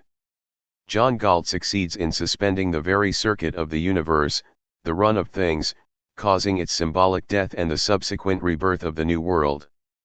The ideological gain of this operation resides in the reversal of roles with regard to our everyday experience of the strike. It is not the workers but the capitalists who go on strike, thus proving that they are the truly productive members of society who do not need others to survive. The hideout to which the prime movers retreat, a secret place in the midst of the Colorado mountains accessible only via a dangerous, narrow passage, is a kind of negative version of Shangri-La, a utopia of greed, a small town in which unbridled market relations reign, in which the very word help is prohibited, in which every service has to be reimbursed by true, gold-covered, money, in which there is no need for pity and self-sacrifice for others. The fountainhead gives us a clue to the matrix of intersubjective relations which sustains this myth of prime movers. Its four main male characters constitute a kind of Grahamian semiotic square. The architect Howard Rourke is the autonomous creative hero, Wynand, the newspaper tycoon, is the failed hero, a man who could have been a prime mover deeply akin to Rourke. He got caught in the trap of crowd manipulation. He was not aware of how his media manipulation of the crowd actually makes him a slave who follows the crowd's whims. Keating is a simple conformist, a wholly externalized, other-oriented subject. Toohey, Rourke's true opponent, is the figure of diabolical evil, a man who never could have been a prime mover and knows it. He turns his awareness of his worthlessness into the self-conscious hatred of prime movers, i.e., he becomes an evil master who feeds the crowd with this hatred. Paradoxically, Toohey is the point of self-consciousness. He is the only one who knows it all, who, even more than Rourke, who simply follows his drive, is fully aware of the true state of things. We thus have Rourke as the being of pure drive in no need of symbolic recognition, and as such uncannily close to the Lacanian saint. Only an invisible line of separation distinguishes them, and the three ways to compromise one's drive: Wynand, Keating, Toohey. The underlying opposition here is that of desire and drive, as exemplified in the tense relationship between Rourke and Dominique, his sexual partner. Rourke displays perfect indifference toward the other characteristic of drive, while Dominique remains caught in the dialectic of desire, which is the desire of the other. She is gnawed by the other's gaze, i.e., by the fact that others, the common people totally insensitive to Rourke's achievement, are allowed to stare at it and thus spoil its sublime quality. The only way for her to break out of this deadlock of the other's desire is to destroy the sublime object in order to save it from becoming the object of the ignorant gaze of others. You want a thing and it's precious to you. Do you know who is standing ready to tear it out of your hands? You can't know, it may be so involved and so far away, but someone is ready, and you're afraid of them all. I never open again any great book I've read and loved. It hurts me to think of the other eyes that have read it and of what they were. 9. These other eyes are the evil gaze at its purest, which grounds the paradox of property. If, within a social field, I am to possess an object, this possession must be socially acknowledged, which means that the big other who vouchsafes this possession of mine must in a way possess it in advance in order to let me have it. I thus never relate directly to the object of my desire. When I cast a desiring glance at the object, I am always already gazed at by the other, not only the imaginary other, the competitive envious double, but primarily the big other of the symbolic institution which guarantees property, and this gaze of the other which oversees me in my desiring capacity is in its very essence castrative, threatening. That is the elementary castrative matrix of the dialectics of possession. If I am truly to possess an object, I have first to lose it, i.e., to concede that its primordial owner is the big other. In traditional monarchies, this place of the big other is occupied by the king, who in principle owns all the land, so that whatever individual landowners possess was given, granted, to them by the king. This castrative dialectic reaches its extreme in the case of the totalitarian leader who, on the one hand, emphasizes again and again how he is nothing in himself, how he only embodies and expresses the will, creativity, etc., of the people, but, on the other hand, gives us everything we have. So we must be grateful to him for everything we have, right down to our meager daily bread and our health. At the level of drive, however, immediate possession is possible, one can dispose of the other, in contrast to the everyday order of desire in which the only way to remain free is to sacrifice everything one cares for, to destroy it, never to have a job one wants and enjoys, to marry a man one absolutely despises. So, for Dominique, the greatest sacrilege is to throw pearls to swine, to create a precious object and then expose it to the other's evil gaze, i.e., to let it be shared with the crowd. And she treats herself in precisely the same way. She tries to resolve the deadlock of her position as a desired object by willingly embracing, even searching for, the utmost humiliation. She marries the person she most despises and tries to ruin the career of Rourke, the true object of her love and admiration. Rourke, of course, is well aware of how her attempts to ruin him result from her desperate strategy to cope with her unconditional love for him, to inscribe this love in the field of the big other, so, when she offers herself to him, he repeatedly rejects her and tells her that the time is not yet ripe. She will become his true partner only when her desire for him is no longer bothered by the other's gaze. In short, when she accomplishes the shift from desire to drive. The self-destructive dialectics of Dominique, as well as of Wynand, bears witness to the fact that they are fully aware of the terrifying challenge of Rourke's position of pure drive. They want to break him down in order to deliver him from the clutches of his drive. This dialectics provides the key to what is perhaps the crucial scene in The Fountainhead. Dominique, while riding a horse, encounters Rourke on a lonely country road, working as a simple stonecutter in her father's mine, unable to endure the insolent way he looks back at her, the look which attests to his awareness of her inability to resist being attracted to him. Dominique furiously whips him. In the film version, this violent encounter is rendered as the archetypal scene of the mighty landlord's lady or daughter secretly observing the attractive slave. Unable to admit to herself that she is irresistibly attracted to him, she acts out her embarrassment in a furious whipping of the slave. She whips him. She is his master confronting a slave, but her whipping is an act of despair, an awareness of his hold over her, of her inability to resist him. As such, it is already an invitation to brutal rape.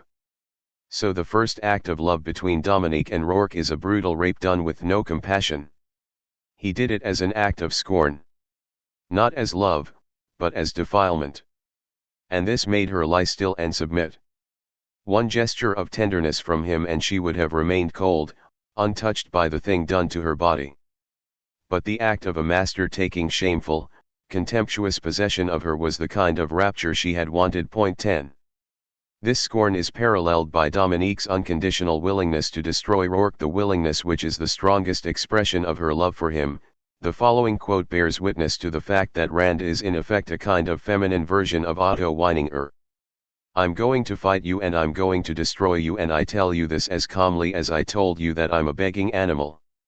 I'm going to pray that you can't be destroyed. I tell you this, too, even though I believe in nothing and have nothing to pray to. But I will fight to block every step you take. I will fight to tear every chance you want away from you. I will hurt you through the only thing that can hurt you, through your work. I will fight to starve you, to strangle you on the things you won't be able to reach. I have done it to you today, and that is why I shall sleep with you tonight. I'll come to you whenever I have beaten you, whenever I know that I have hurt you, and I'll let you own me. I want to be owned, not by a lover, but by an adversary who will destroy my victory over him, not with honorable blows, but with the tough of his body on mine. Point 11. The woman strives to destroy the precious Agalma, which is what she doesn't possess in her beloved man, the spark of his excessive autonomous creativity. She is aware that only in this way, by destroying his Agalma, or, rather, by making him renounce it, will she own him. Only in this way will the two of them form an ordinary couple, yet she is also aware that in this way, he will become worthless. Therein lies her tragic predicament. Is then, in ultima analyse, the scenario of the fountainhead, not that of Wagner's Parsifal? Rourke is Parsifal the saint, the being of pure drive, Dominique is Kundry in search of her deliverance, Gale is Amfortas, the failed saint, Tuhi is Klingsor, the impotent evil magician. Like Dominique, Kundry wants to destroy Parsifal, since she has a foreboding of his purity. Like Dominique, Kundry simultaneously wants Parsifal not to give way, to endure his ordeal, since she is aware that her only chance of redemption lies in Parsifal's resistance to her seductive charms. Parsifal resists Kundry's advances by means of his identification with Amfortas's wound. At the very moment of Kundry's kiss, he retreats from her embrace, shouts Amfortas. The wound, and seizes his thigh, the site of Amfortas's wound. As Elizabeth Bronfen has demonstrated in a penetrating analysis, this comically pathetic gesture by Parsifal is that of hysterical identification, i.e., a step into the hysterical theatre. Point 12. The true hysteric of the opera, of course, is Kundry, and it is as if Parsifal's very rejection of her contaminates him with hysteria. The main weapon and index of Kundry's hysteria is her laughter, so it is crucial to probe its origins. The primordial scene of laughter is the Way of the Cross, where Kundry was observing the suffering Christ and laughing at him.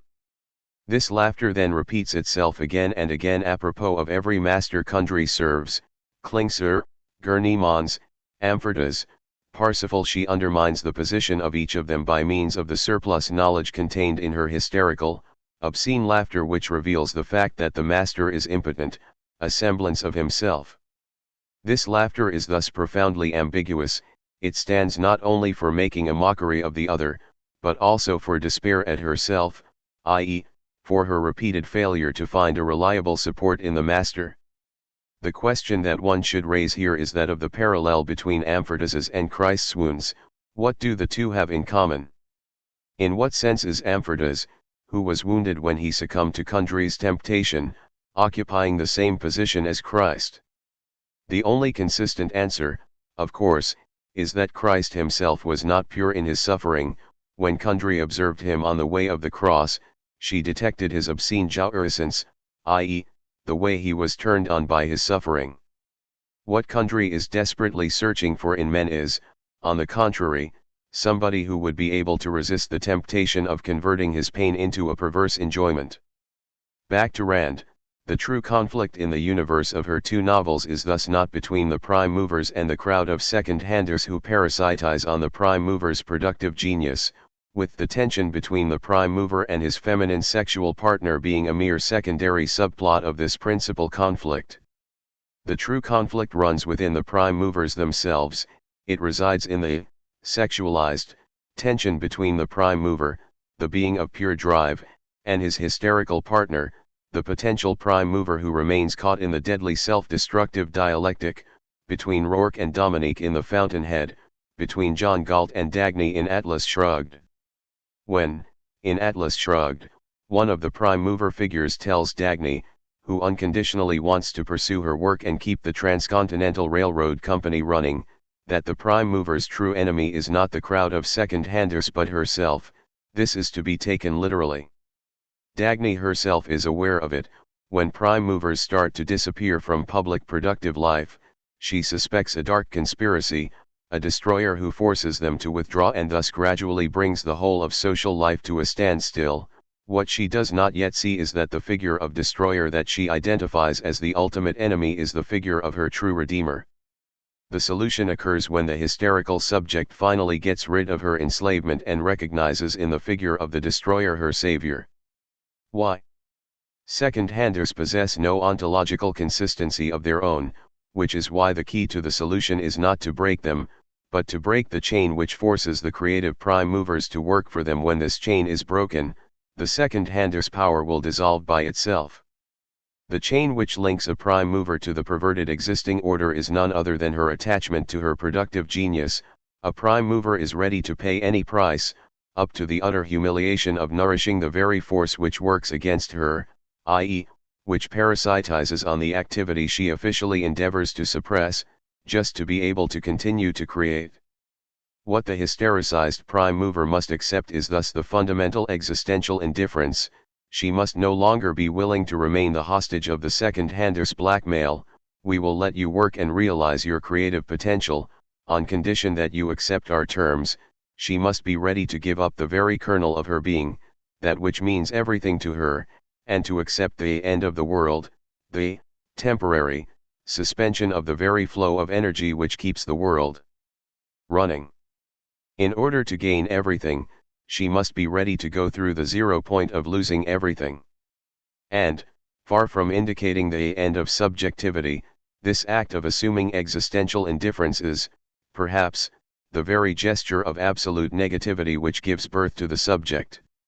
What Lacan calls subjective destitution is thus, paradoxically, another name for the subject itself, i.e., for the void beyond the theater of hysterical subjectivizations. 3.5 The Unified Theory. The reference to Parsifal brings us back to the matrix of the four discourses: Wynand, the failed master; Toohey, the corrupted agent of knowledge; the hysterical Dominique; and Rourke the analyst, i.e., the subject who assumed subjective destitution.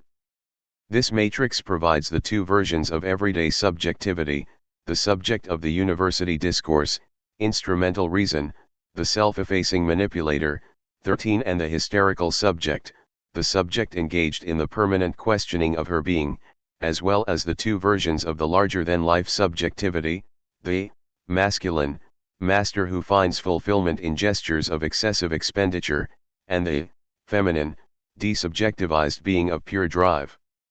One can also see, now, how the matrix of the four discourses is to be sexualized. Its upper level, master, university, reproduces the constitutive tension of masculine subjectivity, while its lower level, hysteric, analyst, reproduces the constitutive tension of feminine subjectivity. Wells's films focus on the shift from master to university, from the constitutive excess to the series. This excess grounds, i.e., on the traumatic necessity of the master's betrayal, while Rand's universe is centered on the shift from the hysterical ambivalence of desire, the need to destroy what one loves, etc., to the self-contained circuit of drive. The hysteric's logic is that of the non-all. For a hysteric, the set is never complete. There is always something missing, although one can never pinpoint what, exactly, is missing. While drive involves the closure of a circular movement with no exception, the space of drive is like that of the universe in relativity theory: it is finite, although it has no external boundary. The matrix of the four discourses thus contains two radically different narratives which are not to be confused: the standard masculine narrative of the struggle between the exceptional one, master, creator, and the crowd which follows the universal norm, as well as the feminine narrative of the shift from desire to drive, i.e., from the hysteric's entanglement in the deadlocks of the other's desire to the fundamental indifference of the desubjectivized being of drive. For that reason, the Randian hero is not phallocratic; rather, the figure of the failed master, Wynand in The Fountainhead, Stadler in Atlas Shrugged, is phallocratic, paradoxical as it may sound, with regard to the formulas of sexuation. The being of pure drive that emerges once the subject goes through the fantasy and assumes the attitude of indifference toward the enigma of the other's desire is a feminine figure. What Rand was not aware of was that the upright, uncompromising masculine figures with a will of steel with which she was so fascinated are in effect figures of the feminine subject liberated from the deadlocks of hysteria. 14 It is thus a thin, almost imperceptible line that separates Rand's ideological and literary trash from the ultimate feminist insight. Such a reading of the feminine formulas of sexuation also enables us to draw a crucial theoretical conclusion about the limits of subjectivity. Hysteria is not the limit of subjectivity. There is a subject beyond hysteria. What we get after traversing the fantasy, i.e., the pure being of drive that emerges after the subject undergoes subjective destitution, is not a kind of subjectless loop of the repetitive movement of drive, but, on the contrary, the subject at its purest. I am almost tempted to say, the subject as such. Saying yes, to the drive, i.e., precisely to that which can never be subjectivized, freely assuming the inevitable, i.e., the drive's radical closure, is the highest gesture of subjectivity. It is thus only after assuming a fundamental indifference toward the other's desire, getting rid of the hysterical game of subjectivizations, after suspending the intersubjective game of mutual, recognition, that the pure subject emerges. The answer to the question, where, in the four subjective positions that I have elaborated, do we encounter the Lacanian subject, the subject of the unconscious? Is thus, paradoxically, in the very discourse in which the subject undergoes subjective destitution and identifies with the excremental remainder which forever resists subjectivization. 3.6 Appendix, History and Sexual Non-Relationship. The ultimate obstacle to the sexual relationship is, of course, history itself, history at its most radical, not just a combination of narratives, stories, but the dense inertia and opacity of the real. This is how history is presented in Rossellini's Voyage in Italy, as the traumatic third, the real which lurks in the background, going its own way, indifferent to the plight of individuals. The ideological traps that lurk here are best represented by the gap that separates the two versions of Solaris, Stanislav Lem's classic science fiction novel and Andrei Tarkovsky's cinema version. Solaris is the story of a space agency psychologist, Kelvin, sent to a half-abandoned spaceship above a newly discovered planet, Solaris, where, recently, strange things have been taking place, scientists going mad, hallucinating, and killing themselves. Solaris is a planet with an oceanic fluid surface which moves incessantly and, from time to time, imitates recognizable forms, not only elaborate geometric structures, but also gigantic child bodies or human buildings. Although all attempts to communicate with the planet fail, scientists entertain the hypothesis that Solaris is a gigantic brain which somehow reads our minds. Soon after his arrival, Kelvin finds by his side in his bed his dead wife, Hari, who, years ago on Earth, killed herself after he had abandoned her. He is unable to shake Hari off, all attempts to get rid of her fail miserably. After he sends her into space with a rocket, she rematerializes the next day. Analysis of her tissue demonstrates that she is not composed of atoms like normal human beings beneath a certain micro level. There is nothing, just a void. Finally, Kelvin grasps that Hari is a materialization of his own innermost traumatic fantasies. Solaris, this gigantic brain, directly materializes our innermost fantasies which support our desire. It is a machine that generates/materializes in reality itself my ultimate phantasmatic objectal supplement/partner that I would never be ready to accept in reality, although my entire psychic life turns around it.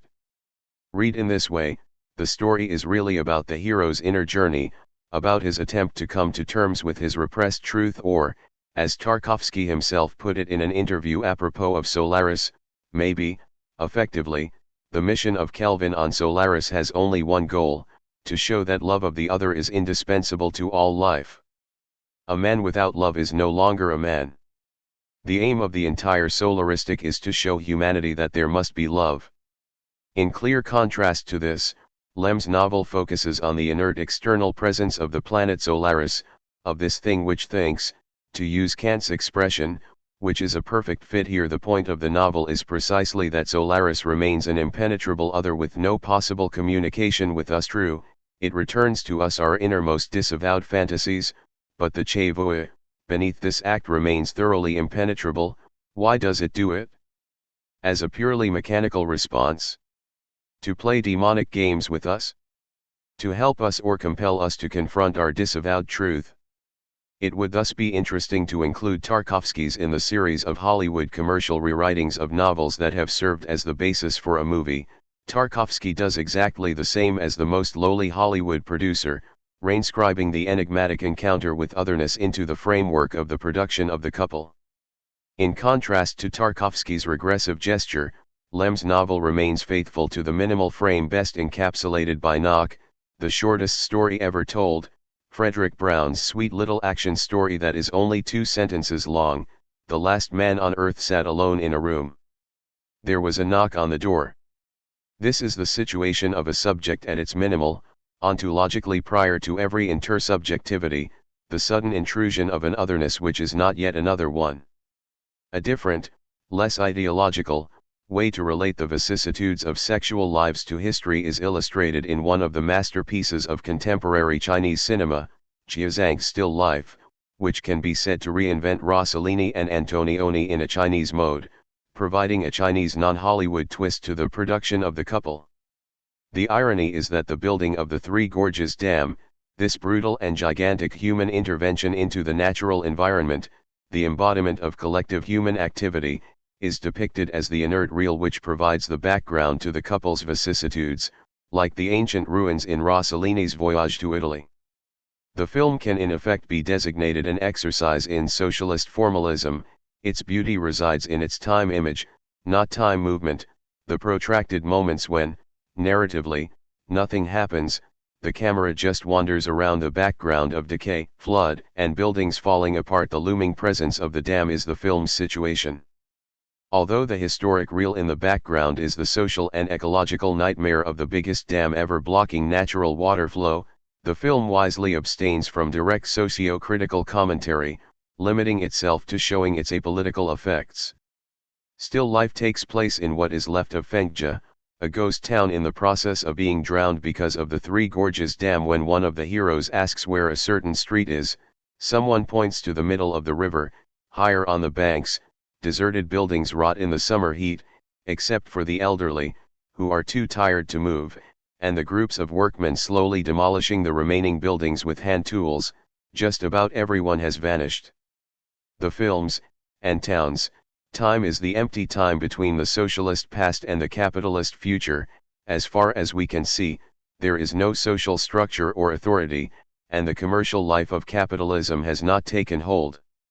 Inanition and mere things have overwhelmed the human presence, as in Antonioni's empty urban landscapes of the Po Valley. Two individual stories are set against this background. Sanming, a coal miner from Shaanxi, arrives in Fengjia in search of the wife and daughter he lost 16 years ago. The address given to him is now a strip of grass in the vast body of water created by the dam. To earn money, he participates in the very destruction that consumed his old home, helping to tear down buildings earmarked for demolition. However, despite being a willing agent in the destruction of his country's memory, his endeavor to connect his past and his future places him in sharp contrast to this rush to destroy centuries of culture in order to pursue an insanely rapid pace of prosperity. The death of one of the men he befriends leads directly to his own symbolic rebirth, when at the conclusion of his story he returns to Shaanxi with a renewed life purpose. In the second story, Shen Hong, a nurse, searches for her husband who abandoned her 2 years before. The husband also works on demolishing buildings. However, in contrast to Sanming, he is in a much higher social class, overseeing a large staff. He also hires local thugs to persuade those reluctant to leave their homes to make way for the demolition. Shen Hong's story also ends with a subjective decision. When she is reunited with her husband, she asks him for a divorce. In both stories, the inert background of the situation, the flooded city, i.e., culture being overtaken by nature, is contrasted with subjective acts at the individual level. Although Sanming and Shen Hong never meet, their stories are connected by visual tropes which counteract the downbeat realism of the story. More generally, the whole of Still Life is characterized by the properly dialectical tension between form and content, a tension which brings to mind not so much Rossellini and Antonioni as, rather, Robert Altman. Altman's universe, best exemplified by his masterpiece Shortcuts, is that of contingent encounters between a multitude of series, a universe in which different series communicate and resonate on the level of what Altman himself refers to as subliminal reality, meaningless mechanical shocks, encounters, and impersonal intensities which precede the level of social meaning. So, when, in Nashville, violence explodes at the end, the murder of Barbara Jean at the concert, this explosion, although unheralded and unaccounted for on the level of the explicit narrative line, is nonetheless experienced as fully justified, since the ground for it was laid at the level of signs circulating in the film's subliminal reality. This also means that one should avoid the temptation of reducing Altman to a poet of American alienation, depicting the silent despair of everyday lives. There is another Altman, the Altman of opening oneself to joyful contingent encounters. Along the same lines as Deleuze and Guattari's reading of Kafka's universe of the absence of the inaccessible and elusive transcendent center, castle, court, God, as the presence of multiple passages and transformations, I am tempted to read Altmanian despair and anxiety as the deceptive obverse of the more affirmative immersion into the multitude of subliminal intensities. Mutatis mutandis, the same goes for still life. Despite the obvious desolation and depression engendered by the film's content, the underlying mood, expressed by its formal texture, is one of melancholic beauty and an affirmation of life. The river and the green mountains on both sides of the dam extend into the distance in majestic panoply, gray clouds hang over the scene like painted backdrops, the air is moist and palpable, even the thick rusted pipes of abandoned factories seem to breathe. This aesthetic evokes another name, Tarkovsky, in whose films, exemplarily in his masterpiece Stalker, post-industrial wasteland abounds, with wild vegetation growing over abandoned factories, concrete tunnels and railroads full of stale water, and wild overgrowth in which stray cats and dogs wander. Nature and industrial civilization are overlapping again here, but through a common decay. Civilization in decay is in the process of again being reclaimed, not by idealized harmonious nature, but by nature in decomposition. The ultimate Tarkovskyan landscape is that of humid nature, a river or pool close to some forest, full of the debris of human artifice, old concrete blocks or pieces of rusting metal. We should thus distinguish three levels in still life: the individual one, the stories of the two heroes; the particular one, the social content, the process of human industrial activity; and the universal one, the image of the universe presented by the cinematic form itself. The dialectics of the film resides in the complex interactions of these three levels, with all possible strategic alliances of the two terms against the third one: individuals as agents of the social opposed to nature, individuals in solidarity with decaying nature against the devastating social process, nature and the social blended together into an objectivized substance opposing individuals. It is in this respect that still life is superior to Kim Ki-duk's much more popular spring, summer, fall, winter, and spring. Feminists were, for once, right to protest against this film. The natural cycle it presents is worth a closer look. We are deep in Wagnerian Wieningerian waters. First, we have a wise Buddhist monk and a small innocent boy who is playing around, his only sin being that he likes to tie small stones to animals. Then, a couple of years later, a young woman arrives to be healed, and chaos is unleashed. The boy, now an adolescent, and the woman copulate, and the boy follows her to the city, abandoning his lonely dwelling on a raft that floats on a mountain lake. A few years afterward, the boy, now a man in his early 30s, returns, pursued by two detectives. Out of jealousy, he killed the woman, thus realizing the prophecy of the old monk who had warned him that love for a woman leads to attachment, which ends in killing the object of attachment. A decade or more later, after the monk's ritual suicide, the man returns. He has served his prison term for murder, and takes over the lake dwelling, becoming a monk. Later, in winter, a young woman, her face completely covered with a transparent cloth, brings to his dwelling a small boy and leaves him there, falling through cracking ice as she is leaving. So we are again in spring where we started, a monk with a young boy pupil. The role of woman here fits the coordinates of Kundry in Parsifal, either an object of lust, causing man's fall and her own death, or a faceless/nameless mother whose fate is to deliver her child and then erase herself from the picture. The good old duality of whore and mother has rarely been presented in such a pure form. The first thing to do here is to take the film's cycle more literally than it takes itself. Why does the young man kill his love when she abandons him for another man? Why is his love so possessive? An average man in secular life would have accepted it, however painful it would have been for him. What if it is his very Buddhist monk upbringing that made him do it? That is to say, what if woman appears only as an object of lust and possession, which ultimately provokes the man to kill her from the Buddhist position of detachment? So the whole natural cycle that the film deploys, murder included, is internal to the Buddhist universe. Although it may appear that still life also flirts with this Oriental notion of the life cycle that transcends human concerns, the three-level dialectic undermines the stability of each level, so that the natural cycle itself loses its eternal character of the big other and gets caught up in historical dynamics. It is implicitly denounced as what individuals melancholically imagine in order to be able to endure the traumatic impact of history. Chapter 4: Transreal, Transhuman, Transgender. 4.1 UPS, again.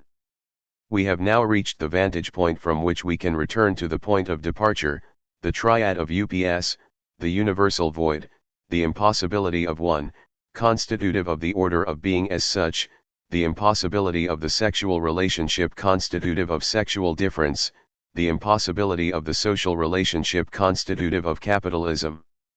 At each level, the void of impossibility is correlative to a surplus, paradoxical elements like the Higgs particle in quantum ontology, objet in sexuality, rabble in modern society.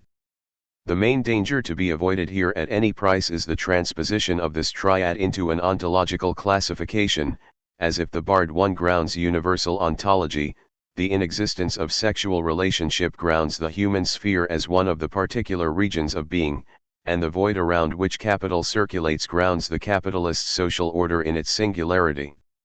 The triad of UPS is, rather, reflected into each level. The impossibility of one underlies the universal order of being, the impossibility of sexual relationship grounds sexual particularization, the allotment to each individual of a particular sexual position. Capitalism is a singularity among modes of production, not just one particular mode among others but the exception, the symptomal point at which the antagonism proper to class societies appears at its purest. But, even more radically, from our singular standpoint, the three levels are telescoped into the capitalist singularity so that we cannot analyze the ontological impossibility of one independently of sexual difference, and we cannot analyze sexual difference independently of experiencing the capitalist singularity. It is only the capitalist experience that, precisely insofar as it dissolves not only estates and other forms of social hierarchy, but also sexual hierarchy, enables us to grasp the impossibility of the sexual relationship. In homology to class struggle, the process of capitalist self-reproduction also enables us to perceive the basic ontological paradox of the void-generating excess. What this means is that, as Lacan put it, there is no meta-language. Mao was wrong when he deployed his Olympian vision, reducing human experience to a tiny unimportant detail. The United States cannot annihilate the Chinese nation with its small stack of atom bombs. Even if the US atom bombs were so powerful that, when dropped on China, they would make a hole right through the earth, or even blow it up, that would hardly mean anything to the universe as a whole, though it might be a major event for the solar system. 1. There is an inhuman madness in this argument. Is not the fact that the destruction of planet Earth would hardly mean anything to the universe as a whole a rather poor solace for extinguished humanity? The argument works only if, in a Kantian way, one presupposes a pure transcendental subject unaffected by this catastrophe, a subject which, although non-existent in reality, is operative as a virtual point of reference.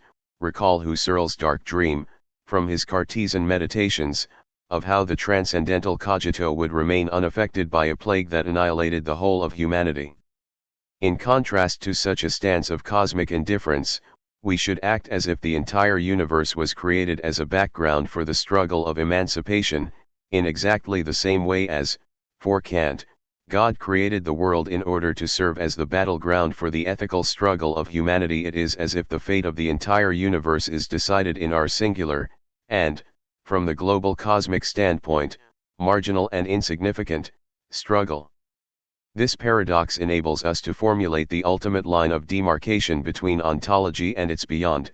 It is not enough to say that the subject can emerge only if the void itself is barred by impossibility. Such a view remains within the space of general ontology, where the subject appears as a specific case of the barred void. But if we reject a general ontology of less than nothing, or even of the impossible barred one, which then, applied to humanity, gives us an antagonistic subject, how, then, can we avoid a relapse into subjectivism, subject as the unsurpassable horizon? The paradox is that, although human subjectivity is obviously not the origin of all reality, although it is a contingent local event in the universe, the path to universal truth does not lead through abstraction from it in the well-known sense of let's try to imagine how the world is independently of us. The approach which brings us to some gray objective structure. Such a vision of a subjectless world is by definition just a negative image of subjectivity itself, its own vision of the world in its absence. The same holds for all the attempts to picture humanity as an insignificant species on a small planet on the edge of our galaxy, i.e., to view it in the same way as we view a colony of ants. Since we are subjects, constrained to the horizon of subjectivity, we should instead focus on what the fact of subjectivity implies for the universe and its structure. The event of the subject derails the balance, it throws the world out of joint, but such a derailment is the universal truth of the world. And, insofar as the subject is in its very core sext, the only access to the real for us is through the impasse of sexuation, through the impasses of sexuation, which have nothing whatsoever to do with traditional sexualized cosmologies, the universe as the eternal struggle between masculine and feminine principles. What this also implies is that the access to reality in itself does not demand from us that we overcome our partiality and arrive at a neutral vision elevated above our particular struggles. We are universal beings only in our full partial engagements. This contrast is clearly discernible in the case of love, against the Buddhist love of all, or any other notion of harmony with the cosmos. We should assert the radically exclusive love for the singular one, a love which throws out of joint the smooth flow of our lives. The most elementary form of this partiality is the symbolic order itself, which always and by definition provides a partial/twisted view of reality. The reality we see and interact with is always and by definition augmented by our virtual supplements, and these supplements, instead of separating us from the real, are the very site of the inscription of the real. Let me make this key point somewhat clearer by, yet again, referring to one of my standard examples, Levi Strauss's analysis, from his structural anthropology, of the spatial disposition of buildings in the Winnebago, one of the Great Lakes tribes. The tribe is divided into two subgroups, moieties, those who are from above and those who are from below. When we ask an individual to draw on a piece of paper, or on sand, the ground plan of his/her village, the spatial disposition of cottages, we obtain two quite different answers, depending on his/her membership of one or the other subgroup. Both perceive the village as a circle, but for one subgroup, there is within this circle another circle of central houses, so that we have two concentric circles, while for the other subgroup, the circle is split into two by a clear dividing line. In other words, a member of the first subgroup, let us call it conservative corporatist, perceives the ground plan of the village as a ring of houses more or less symmetrically disposed around the central temple, whereas a member of the second, revolutionary antagonistic, subgroup perceives his/her village as two distinct heaps of houses separated by an invisible frontier point. The point Levi Strauss wants to make is that this example should in no way entice us into cultural relativism, according to which the perception of social space depends on the observer's group belonging. The very splitting into the two relative perceptions implies a hidden reference to a constant, not the objective, actual disposition of buildings but a traumatic kernel, a fundamental antagonism the inhabitants of the village were unable to symbolize, to account for, to internalize, to come to terms with, an imbalance in social relations that prevented the community from stabilizing itself into a harmonious whole. The two perceptions of the ground plan are simply two mutually exclusive endeavors to cope with this traumatic antagonism, to heal its wound via the imposition of a balanced symbolic structure. It is here that one can see in what precise sense the real intervenes through anamorphosis. We have first the actual, objective, arrangement of the houses, and then its two different symbolizations which both distort, in an anamorphic way, the actual arrangement. However, the real here is not the actual arrangement, but the traumatic core of the social antagonism which distorts the tribe members' view of the actual antagonism. The real is thus the disavowed X on account of which our vision of reality is anamorphically distorted. It is simultaneously the thing to which direct access is not possible and the obstacle which prevents this direct access, the thing which eludes our grasp and the distorting screen which makes us miss the thing. More precisely, the real is ultimately the very shift of perspective from the first to the second standpoint. The Lacanian real is not only distorted, but the very principle of the distortion of reality. And back to our starting point, it is in this reflexive reversal, in this properly speculative coincidence, identity, of what is distorted and the principle of distortion, that the passage from Kant to Hegel resides. This structure of distortion deserves a closer look. 4.2 Antisemitism and Other Pokemon Games. Released in July 2016, Pokemon Go is a location-based, augmented reality game for mobile devices, typically played on mobile phones. Players use the device's GPS and camera to capture, battle, and train virtual creatures, Pokemon, who appear on the screen as if they were in the same real-world location as the player.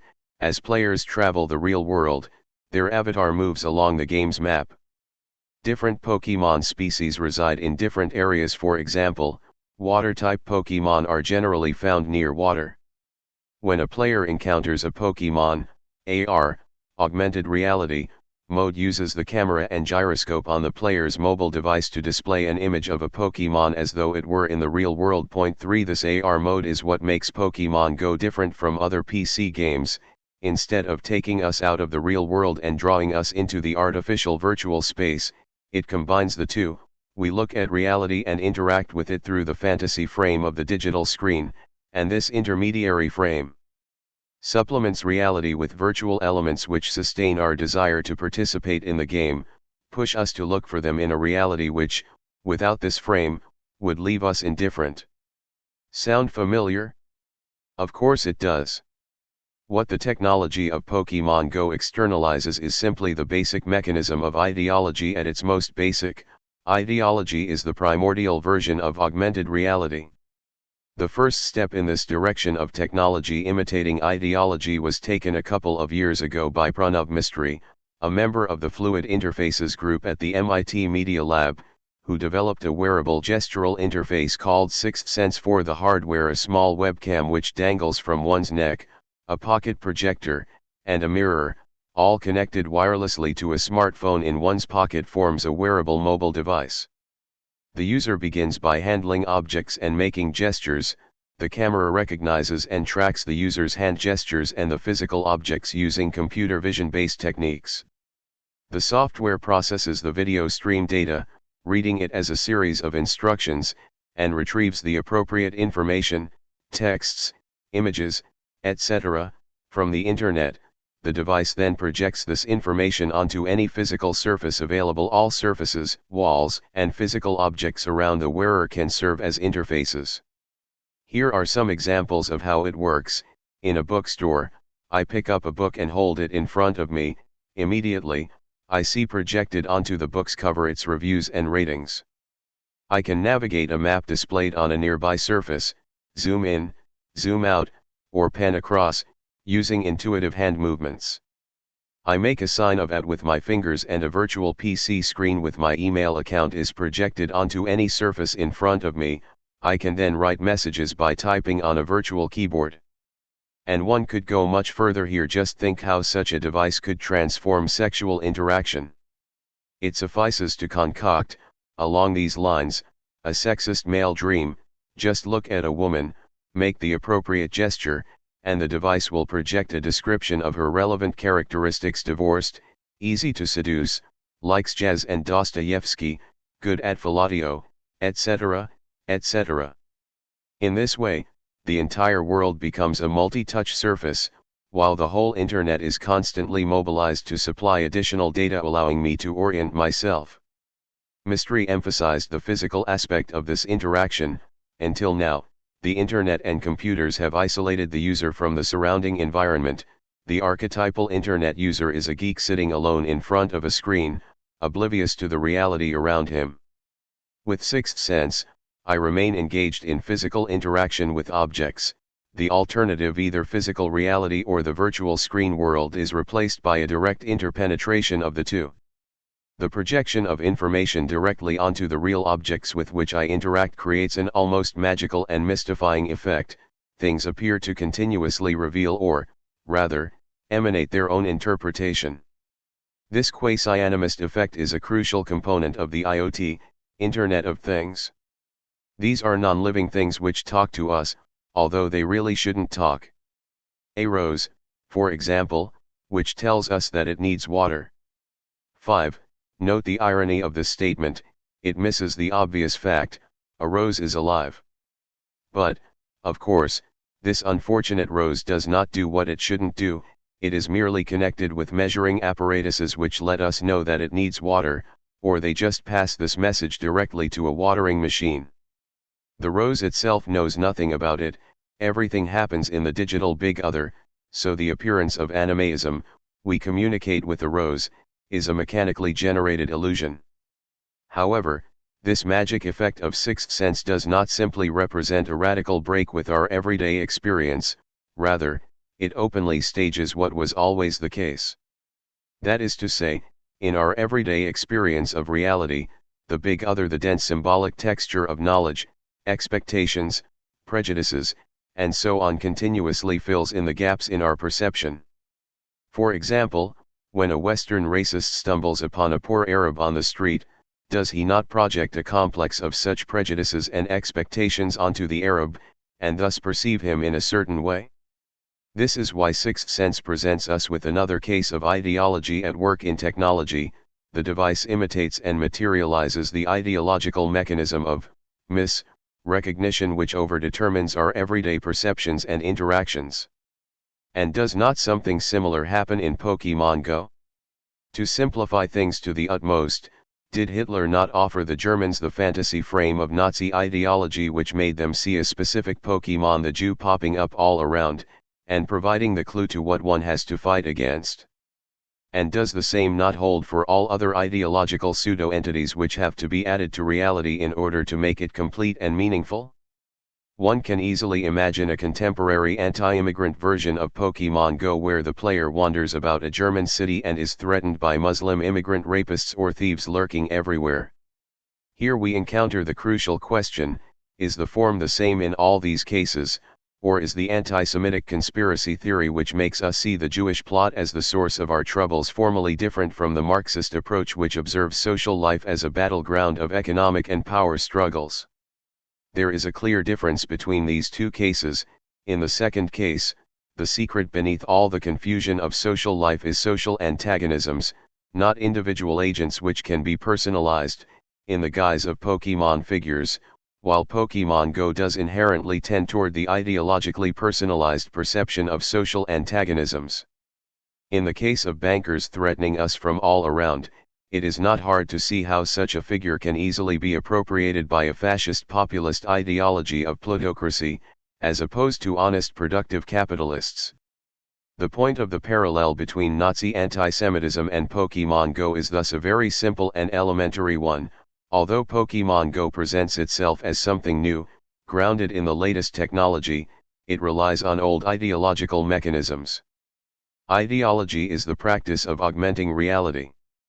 The general lesson from Pokemon Go is that, when we deal with the new developments in virtual reality, VR, technology, we usually focus on the prospect of full immersion, thereby neglecting the much more interesting possibilities of augmented reality, AR, and mixed reality, MR. In VR, you wear something on your head, currently, a head-mounted display that can look like a boxy set of goggles or a space helmet, that holds a screen in front of your eyes, which in turn is powered by a computer. Thanks to specialized software and sensors, the experience becomes your reality, filling your vision.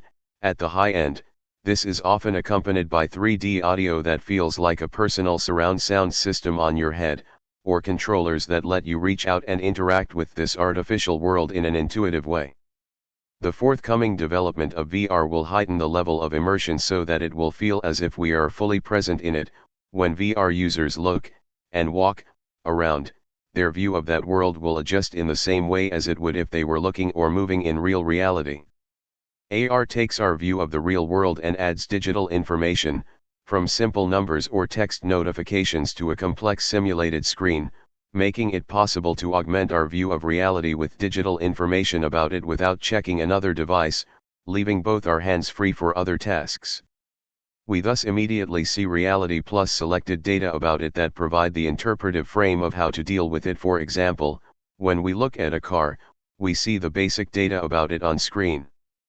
But the true miracle is MR, it lets us see the real world and, as part of the same reality, believable virtual objects which are anchored to points in real space, and thus enable us to treat them as real. Say, for example, that I am looking at an ordinary table, but see interactive virtual objects, a person, a machine, a model of a building, sitting on top of it. As I walk around, the virtual landscape holds its position, and when I lean in close, it gets closer in the way a real object would. To some degree, I can then interact with these virtual objects in such a realistic way that what I do to them has effects in non-virtual reality. For example, I press a button on the virtual machine and the air conditioning starts to work in reality. Point 6. We thus have 4 levels of reality: RR, real reality which we perceive and interact with; VR, AR, MR, but is RR really simply reality, or is even our most immediate experience of reality always mediated and sustained by some kind of virtual mechanism? Today's cognitive science definitely supports the second view. For example, the basic premise of Daniel Dennett's heterophenomenology 7 is that subjective experience is the theorist's, interpreter's, symbolic fiction, his supposition, not the domain of phenomena directly accessible to the subject. The universe of subjective experience is reconstructed in exactly the same way as we reconstruct the universe of a novel from reading its text. In a first approach, this seems innocent enough, self-evident even. Of course we do not have direct access to another person's mind, of course we have to reconstruct an individual's self-experience from his external gestures, expressions and, above all, words. However, Dennett's point is much more radical. He pushes the parallel to the extreme. In a novel, the universe we reconstruct is full of holes, not fully constituted. For example, when Conan Doyle describes Sherlock Holmes's apartment, it is in a way meaningless to ask exactly how many books there were on the shelves. The writer simply did not have an exact idea of it in his mind. And, for Dennett, it is the same with another person's experience in reality. What one should not do is to suppose that, deep in another's psyche, there is a full self-experience of which we get only fragments. Even the appearances cannot be saved. This central point of Dennett can be nicely explained if one contrasts it with 2 standard positions which are usually opposed as incompatible, but are in effect solidary: first-person phenomenalism and third-person behavioral operationalism. On the one hand, the idea that, even if our mind is merely software in our brains, nobody can take from us the full first-person experience of reality. On the other hand, the idea that, in order to understand the mind, we should limit ourselves to third-person observations which can be objectively verified, and not accept any first-person accounts. Dennett undermines this opposition with what he calls first-person operationalism. The gap is to be introduced into my very first-person experience, the gap between content and its registration, between represented time and the time of representation. A nice proto-Lacanian point of Dennett, and the key to his heterophenomenology, is this insistence on the distinction, in homology with space, between the time of representation and the representation of time. They are not the same, i.e., the loop of flashback is discernible even in our most immediate temporal experience. The succession of events of def is represented in our consciousness so that it begins with E, then goes back to ABCD, and, finally, returns to F, which in reality directly follows E. So even in our most direct temporal self-experience, a gap akin to that between signifier and signified is already at work.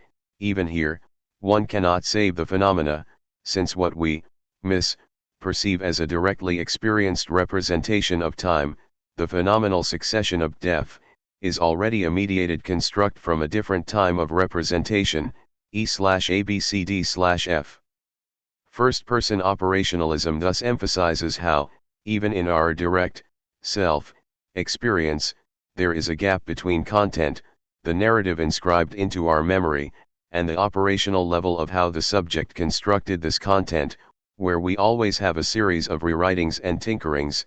Introspection provides us the subject as well as the outside experimenter only with the content of representation, not with the features of the representational medium itself. 8. In this precise sense, the subject is his own fiction, the content of his own self-experience is a narrativization in which memory traces already intervene.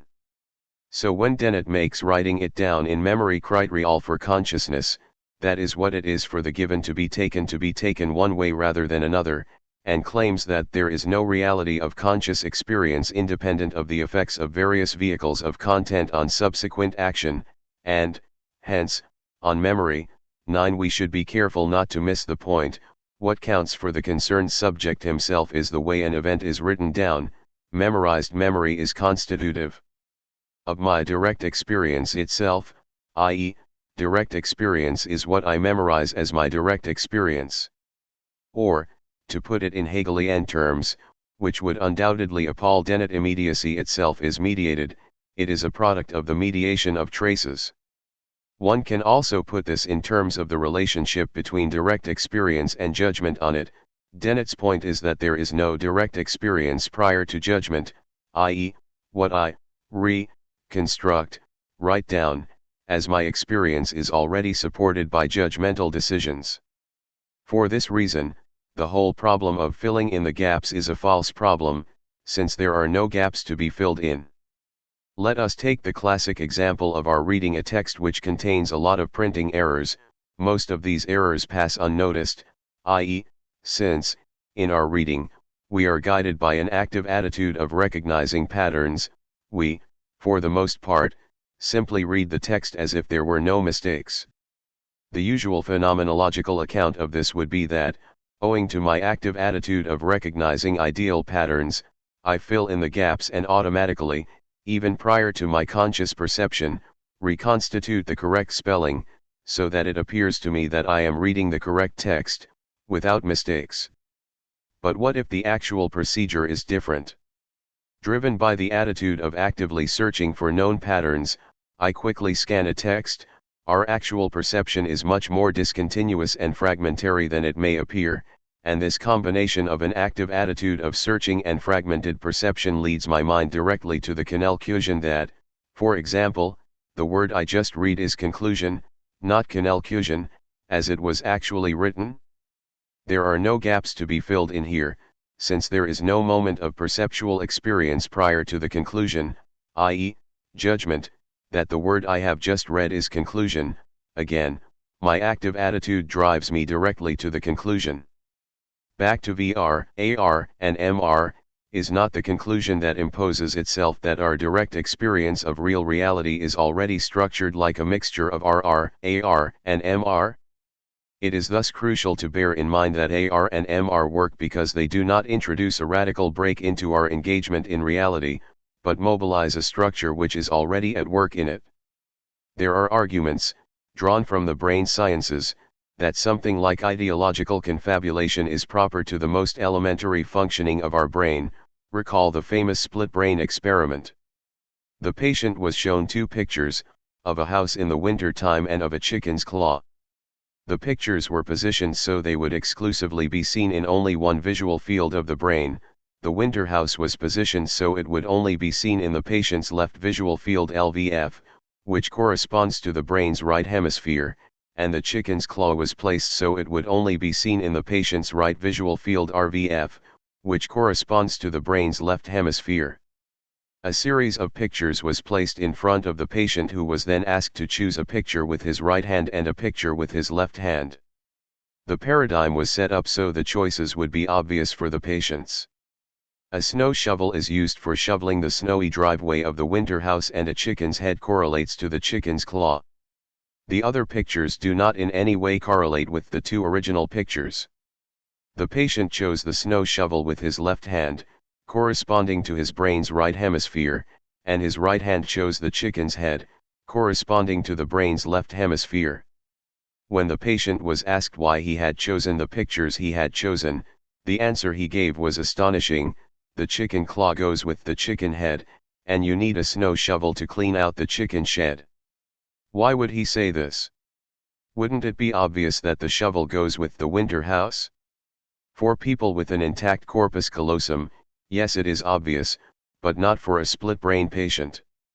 Both the winter house and the shovel are being projected to the patient from his LVF, so his right hemisphere is receiving and processing the information, and this input is completely independent from what is going on in the RVF, which involves the chicken's claw and head, the information being processed in the left hemisphere. The human brain's left hemisphere is primarily responsible for interpreting the meaning of the sensory input it receives from both fields. However, the left hemisphere has no knowledge of the winter house. Because it has no knowledge of the winter house, it must invent a logical reason for why the shovel was chosen. Since the only objects it has to work with are the chicken's claw and head, the left hemisphere interprets the meaning of choosing the shovel as it is an object necessary to help the chicken, which lives in a shed. Therefore, the shovel is used to clean the chicken's shed. Gazzaniga famously coined the term left brain interpreter to explain this phenomenon. Point 10. It is crucial to note that the patient wasn't consciously confabulating. The connection between the chicken claw and the shovel was an honest expression of what he thought 11 and is not ideology. At its most elementary, such an interpreter confabulating rationalizations in the conditions of repression? A somewhat simplified example: let's imagine the same experiment with two pictures shown to a subject fully immersed in ideology, a beautiful villa and a group of starving miserable workers. From the accompanying cards, he selects a fat rich man, inhabiting the villa, and a group of aggressive policemen, whose task is to squash the workers' eventual desperate protest. His left brain interpreter doesn't see the striking workers, so how does it account for the aggressive policemen? By confabulating a link such as, policemen are needed to protect the villa with the rich man from robbers who break the law. Were not the, famous non-existent WMD which justified the US attack on Iraq precisely the result of such a confabulation, which had to fill in the void of the true reasons for the attack? 4.3 From bit to it. This intertwinement of real, symbolic, and imaginary in the constitution of what we experience as reality confronts us with the old problem of the passage from bit to it. What is the X that has to be added to the network of symbolic features so that we get the real thing, not just a symbolic fiction? The old, stupid wisdom quoted by Engels says, the proof of the pudding is in the eating. But is it? Do we not, rather, need the proof of eating itself? A friend, whom I will leave anonymous, of course, recently wrote me. I had a dream in which I was caught in a stressful situation that dragged on and on in a tense personal conflict. I failed again and again to make a decision and act, and this protraction filled me with anxiety experienced as strong chest pressure and pain. Then a reflexive moment appeared in the dream. I became aware that I am dreaming, and decided to awaken, to step out of the dream, in order to also get rid of the chest pain, presuming that the chest pain was the somatic effect of the stressful content of the dream. So I awakened, the dream dispelled but the chest pain remained. I found myself in the midst of a strong panic attack. In short, it was not my dream which triggered chest pain. I rather invented the dream with me in a stressful situation in order to make the real bodily pain part of the dream narrative, and in this way derealize it, making it part of a dream. I still remember the terrifying feeling when I was forced to accept that chest pain as real for a second. I even played with the idea of escaping into a dream again. Chest pain here clearly played the role similar to that of a phone ringing, which I quickly include in a dream in order to prolong my sleep. It was obviously a kind of real which could not have been sublated into a moment of the dream narrative. It was the it whose raw, factual nature resisted full integration into narrative, informational bits. This experience may be taken to provide a clear example of how we cannot directly pass from bit to it, from symbolic reasoning or telling stories to raw reality. And is not Hegel's idealism precisely a desperate attempt to perform such an impossible passage from notion to reality? He does this in a couple of places in his system: the passage from logic to philosophy of nature, within logic itself, the passage from subjective syllogism to objective mechanism, plus Hegel's reaffirmation of the ontological proof of God. The underlying structure is always the same. When the process of logical mediation reaches its completion, we pass into objectivity, logical mediation collapses into positive reality. The impenetrable material density of it is thus an effect of its opposite, of total transparency achieved by conceptual mediation/internalization of every positivity. An example from cinema can serve as a metaphor here. The only interesting feature of Adventurers, a 1970 trash movie based on a Harold Robbins novel, are its credits: first a simple line, then other lines out of which the drawing of a landscape gradually emerges, and when the drawing is completed and colored, it passes into a shot of the depicted reality itself. Therein lies the big problem: is such a passage immanent, or does it involve the intervention of an external element, as in Plato, who posited Kara as the formless recipient of ideal forms? More precisely, this problem has two aspects.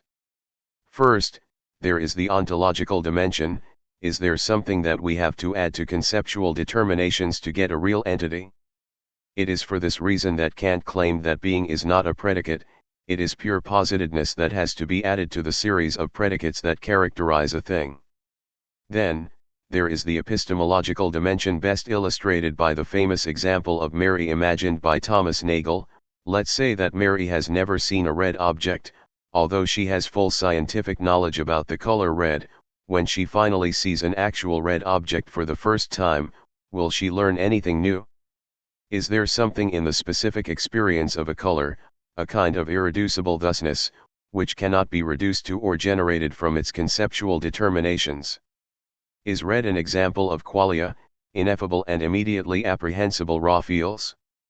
In his Consciousness Explained, Dennett provides a sometimes almost Hegelian critique of the notion of qualia, demonstrating how seeing and/or recognizing an object is never a direct act of apprehending an entity but involves a complex set of mental operations. What we see out there is a combination of perceptive details, mental conclusions, and generalizations, as well as spontaneous reasoning and application of concepts. We should note that the status of it changes here from objective to subjective, from what makes reality beyond our notions of it, to is the specific way a thing or one of its properties appears to us reducible to the objective existence of this thing, as it is formulated by science.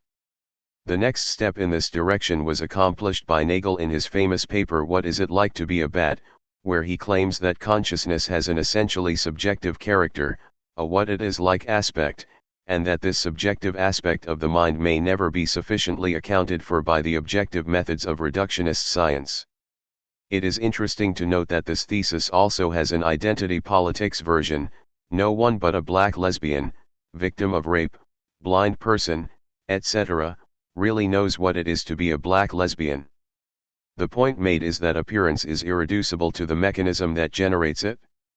David Chalmers 12 brought this line of argumentation to its extreme when he formulated the so-called hard problem of consciousness, in contrast to the easy problems, explaining specific activities of our mind like calculating, focusing attention, perceiving external reality, which are easy because we can solve them by specifying the mechanism which can perform the function, i.e., by applying to them the materialist scientific conception of natural phenomena, the bare fact of experience, of being aware of a state of things, will persist even when the performance of all the relevant functions is explained. From the it that accounts for the reality of things, we thus pass through the it of qualia and the it of self-experience, to the it of the very raw fact of self-awareness.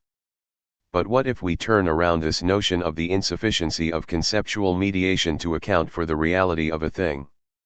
What if there is more in the concept of a thing than in its immediate reality?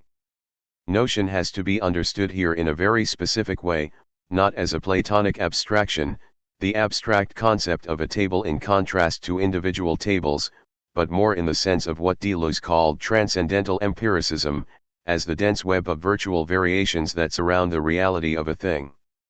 With regard to this dense transcendental field, reality is the result of its reduction to one version, like the collapse of wave function in quantum physics. It is in this sense that one should talk about the ontological proof of God. God stands for the entire hyperdimensional field of multiverse realities. Let me make this point somewhat clearer through an example from art. A good painting of, say, a woman supplements the woman's photographic reality with its transcendental field of virtualities, all the layers of potentialities that underlie the actual existence of a woman, the potential aggressiveness or threat of libidinal explosion that may lurk beneath her gentle appearance, her vulnerability and exposure to male violence, the melancholy that often brands the existence of a woman, up to the disparity of the composure of the feminine body which may all of a sudden strike an external gaze. All these virtualities, which, in a painting, are directly inscribed into the feminine figure and distort its realist shape, are not just subjective misperceptions of the objective reality of the body, they bring out potentialities inscribed into the thing itself. Recall A Woman Throwing a Stone, a lesser-known painting by Picasso from his surrealist period in the 1920s.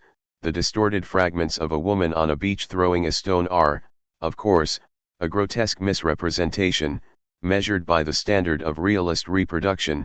However, in their very plastic distortion, they immediately intuitively render the idea of a woman throwing a stone, the inner form of such a figure. From here, we can return to the topic of a dream as a way to derealize the real, of a disturbance in external reality, through its inclusion in the dream narrative. As is well known, Lacan introduces an additional twist here. Yes, we construct a dream to prolong our sleep by integrating into its texture the external disturbance, but we awaken not when this external disturbance gets too strong. We awaken in order to escape the horror of some traumatic real upon which we stumble in the dream, which means that there is in it that resists symbolization also in the dream. Reality itself, awakening into reality, can be an escape from the real that we encounter in the dream. The ontology implied by this intertwinement of real, reality, and dream is a kind of Platonic materialism one can nicely exemplify by The Man in the High Castle, Philip K. Dick's alternate history classic from 1963, which takes place in 1962, 15 years after an alternate ending to World War II in which the war lasted until 1947, when the victorious Axis powers Imperial Japan and Nazi Germany rule over the former United States. The novel features a novel within the novel which describes an alternate history within this alternate history wherein the Allies defeat the Axis.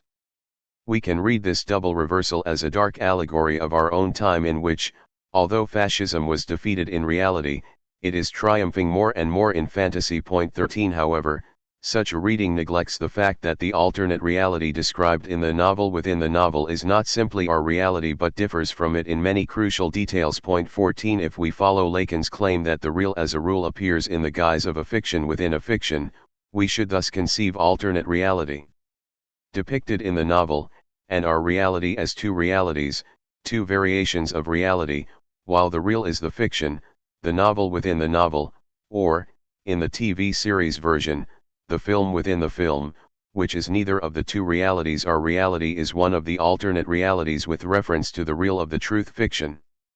What this means is that there are fictions which should be taken more seriously than reality precisely because they are mere fictions. In order to understand our reality, we should first imagine the possible alternate realities, and then construct the impossible real which serves as their secret point of reference, as their hard core.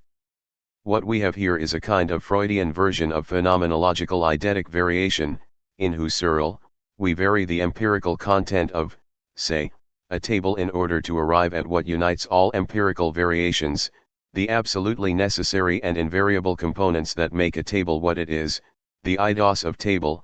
In psychoanalysis, one collects all variations in order to reconstruct their absent center, a purely virtual, inexistent in reality, form negated, distorted, displaced, etc., in a specific way by every variation given in reality. And, in a political discourse, are not human rights the same virtual point of reference? Yes, one can convincingly demonstrate the particular content that gives the specific ideological spin to the notion of human rights. Yes, universal human rights are in effect the rights of white male property owners to exchange freely on the market and exploit workers and women, as well as exert political domination. However, this is only half the story. When we experience the gap between the false universality of human rights and the particular injustices this universal form justifies, this gap should not push us to renounce human rights and freedoms as a fake, but to begin to struggle for their content. Is not the entire struggle for human rights also the struggle for this content? First, women, beginning with Mary Wollstonecraft, demanded these rights, then the slaves in Haiti did it in the first successful black uprising, for which they are punished even today, and so on. But is not such a notion of universality all too Eurocentric?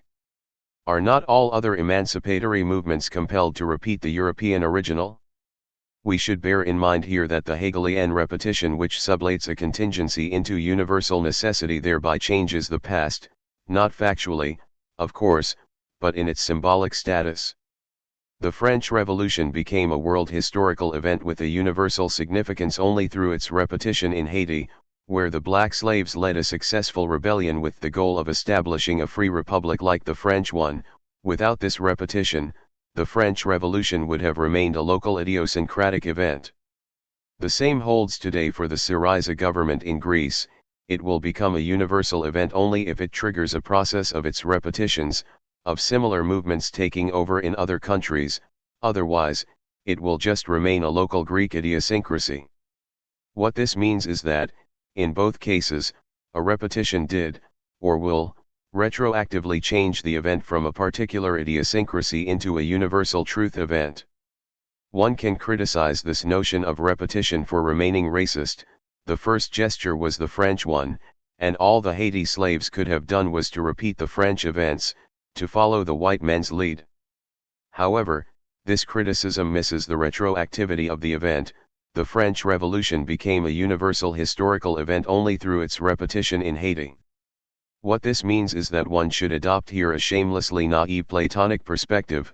The Haiti revolutionaries did not copy the French revolutionaries, they both copied the idea of a radical emancipatory revolution, and the Haiti revolutionaries were not only copying, imitating, realizing it better, more faithfully, but it was only through their copying that what they copied, the idea, came to be, arrived at its truth. 4.4 Lalling. The same parallax intertwinement of the internal and the external is at work in the very core of what Lacan calls Lalling, language, which, as we have already seen 15 stands for the signifier as the apparatus of jouissance, for language as the space of illicit pleasures that defy normativity, but it also stands for really existing language in contrast to language as a pure formal structure. Recall Walter Benjamin's essay on language in general and human language in particular, in which the point is not that human language is a species of some universal language as such which also comprises other species. There is no actually existing language other than human language, but, in order to comprehend this particular language, one has to introduce a minimal difference, conceiving it with regard to the gap which separates it from language as such. This, however, is not all, and we should give this not all the weight of the Lacanian pot-out. The fact that not all of language is traversed by social antagonisms, scarred by traces of social pathology, does not mean that there is an exception, an aspect of language, in this case, its form, which cannot be reduced to social reality and its antagonisms, since it provides the a priori frame through which we relate to reality. It is precisely because there is nothing which escapes social mediation that not all of language is socially mediated. What escapes social mediation is not something exempted from it but the meta-transcendental social mediation of the very linguistic frame through which we perceive and relate to reality. When we conceive language as a mirror which is always already distorted/traversed by the pathology of social antagonisms, we ignore the way this mirror is itself included in reality as a mode of its distortion. Language is not only traversed by antagonism/traumas, the supreme trauma is that of language itself, of how language brutally destabilizes the real. The same goes for an individual's relation to language. We usually take a subject's speech, with all its inconsistencies, as an expression of his/her inner turmoil, ambivalent emotions, etc. This holds even for a literary work of art. The task of psychoanalytic reading is supposed to be to unearth the inner psychic turmoil which found its coded expression in the work of art. Something is missing in such a classic account. Speech does not only register or express a traumatic psychic life, the entry into speech is in itself a traumatic fact, symbolic castration. What this means is that we should include, in the list of traumas speech tries to cope with, the traumatic impact of speech itself. The relationship between psychic turmoil and its expression in speech should thus also be turned around. Speech does not simply express/articulate psychic turmoil. At a certain key point, psychic turmoil itself is a reaction to the trauma of dwelling in the torture house of language. This, then, is how the two sides of the parallax structure of Lolling function. The exclusion, exemption, from social reality is one side of Lolling, i.e., Lolling emerges when language acquires autonomy, since it is uncoupled from external reality, but the other side of Lolling is the exclusion of formal language, i.e., Lolling emerges when language loses its formal autonomy and is totally extrovert, traversed by the contingent pathologies of social life. When we link the four terms, autonomous apparatus of enjoyment, tool of communication and reference, autonomous formal structure, total extroversion, openness to social pathology, diagonally, it is not difficult to discern in this parallax the structure of masculine and feminine formulas of sexuation. The masculine side is composed of language as formal structure and its relating to external reality through its communicational, referential, expressive use, while the feminine side is composed of the two aspects of non-all, no exception, autonomous self-propelling circulation with no external reference, and no totality, no whole, language pulverized by antagonisms, inconsistencies, and perversions. It is crucial to maintain this radical ambiguity of Lolling which is simultaneously without a relation to outside and thoroughly out of itself, with no internal structure as a point from which it could relate to externality. 4.5 Human, post-human. The big historical question is, of course, how this twisted relationship between outside and inside is affected by the ongoing digital revolution. According to the predominant Dasein, cyberspace explodes, or at least potentially undermines, the reign of Oedipus. It involves the end of Oedipus, i.e., what occurs in it is the passage from the structure of symbolic castration, the intervention of the third agency which prohibits/disturbs the incestuous dyad, and thus enables the subject's entry into the symbolic order, to some new, post-Oedipal libidinal economy. Of course, the mode of perception of this end of Oedipus depends on the standpoint of the theoretician. First, there are those who see in it a dystopian prospect of individuals regressing to presymbolic psychotic immersion, losing the symbolic distance which sustains the minimum of critical/reflective attitude, the idea that the computer functions as a maternal thing which swallows the subject who entertains toward it an attitude of incestuous fusion. In short, today, in the digitized universe of simulation, the imaginary overlaps with the real, at the expense of the symbolic. Jean Baudrillard, Paul Virilio. This position is at its strongest when it insists on the difference between appearance and simulacrum. Appearance has nothing in common with the postmodern notion that we are entering the era of universalized simulacra in which reality itself becomes indistinguishable from its simulated double. The nostalgic longing for the authentic experience of being lost in the deluge of simulacra, detectable in Virilio, as well as the postmodern assertion of a brave new world of universalized simulacra as the sign that we are finally getting rid of the metaphysical obsession with authentic being, detectable in Vattimo, both miss the distinction between simulacrum and appearance. What gets lost in today's digital plague of simulations is not the firm, true, non-simulated real, but appearance itself. So what is appearance? In a sentimental answer to a child asking him what God's face looks like, a priest answered that, whenever the child encounters a human face radiating benevolence and goodness, whomsoever this face belongs to, he gets a glimpse of his face. The truth of this sentimental platitude is that the supersensible, God's face, is discernible as a momentary, fleeting appearance, a grimace, of an earthly face. It is this dimension of appearance which transubstantiates a piece of reality into something which, for a brief moment, radiates the supersensible eternity that is missing in the logic of simulacrum. In simulacrum which becomes indistinguishable from the real, everything is here, and no other, transcendent dimension actually appears in/through it. Here we are back at the Kantian problematic of the sublime. In Kant's famous reading of the enthusiasm evoked by the French Revolution in the enlightened public around Europe, the revolutionary events functioned as a sign through which the dimension of transphenomenal freedom, of a free society, appeared. Appearance is thus not simply the domain of phenomena, but those magic moments in which the other, noumenal, dimension momentarily appears in, shines through, some empirical/contingent phenomenon.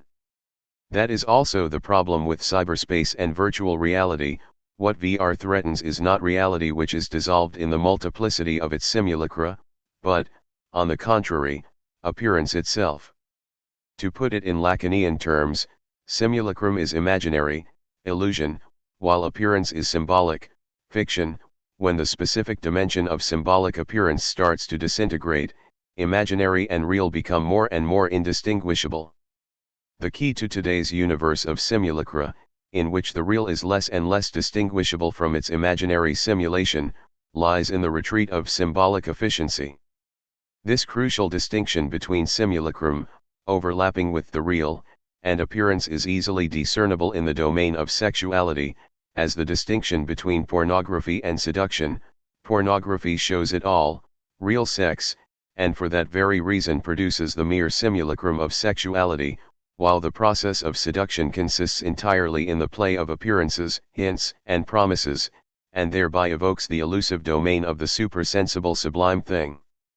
On the other hand, there are those who emphasize the liberating potential of cyberspace. Cyberspace opens up the domain of shifting multiple sexual and social identities, potentially at least liberating us from the hold of the patriarchal law. It as it were realizes, in our everyday practical experience, the deconstruction of old metaphysical binaries, real self versus artificial mask, etc. In cyberspace, I am compelled to renounce any fixed symbolic identity, the legal/political fiction of a unique self guaranteed by my place in the socio-symbolic structure. In short, according to this second version, Sandy Stone, Sherry Tickle, cyberspace announces the end of the Cartesian cogito as the unique thinking substance. Of course, from this second point of view, the pessimistic prophets of the psychotic end of Oedipus in the universe of simulacra simply betray their inability to imagine an alternative to Oedipus.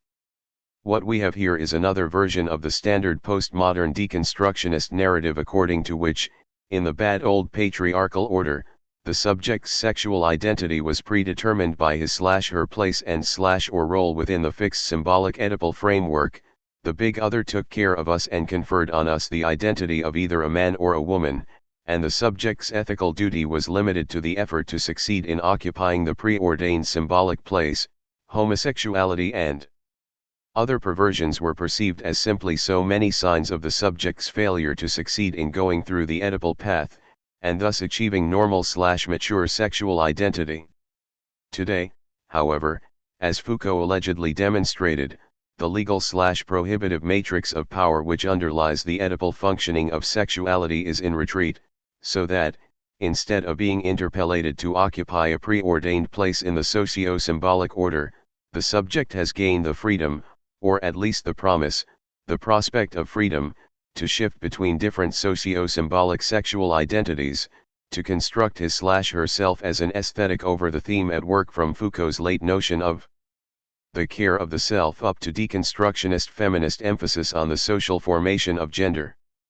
It is easy to perceive how the reference to cyberspace can provide an additional impetus to this ideology of aesthetic self-creation.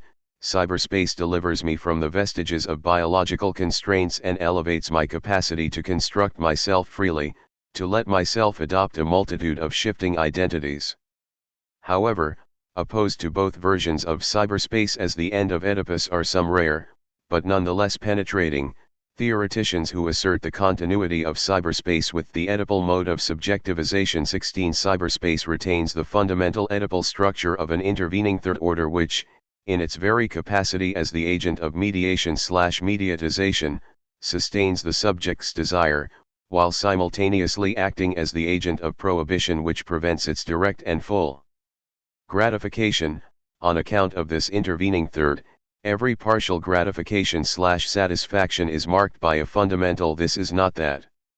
The notion that cyberspace as the medium of hyperreality suspends the symbolic efficiency and brings about the false total transparency of the imaginary simulacra coinciding with the real, this notion, while effectively expressing a certain spontaneous ideology of cyberspace, to paraphrase Althusser, dissimulates the actual functioning of cyberspace, which not only continues to rely on the elementary structure of the symbolic law, but even renders it more palpable in our everyday experience. Suffice it to recall the conditions of our surfing the internet or participating in a virtual community. First, there is the gap between the subject of enunciation, the anonymous X who does it, who speaks, and the subject of the enunciated / of the statement, the symbolic identity I assume in cyberspace, which can be and in a sense always is invented. The signifier which marks my identity in cyberspace is never directly myself. The same goes for the other side, for my partner, S, in cyberspace communication. Here, the undecidability is radical. I can never be sure who they are. Are they really the way they describe themselves? Is there any real person at all behind a screen persona? Is the screen persona a mask for a multiplicity of persons? Does the same real person possess and manipulate more screen personas, or am I simply dealing with a digitized entity which does not stand for any real person? In short, interface means precisely that my relationship to the other is never face-to-face, that it is always mediate, is ed by the interposed digital machinery which stands for the Lacanian big other as the anonymous symbolic order whose structure is that of a labyrinth. I browse, I wander around in this infinite space where messages circulate freely without fixed destination, while the whole of it, this immense circuitry of murmurs, remains forever beyond the scope of my comprehension.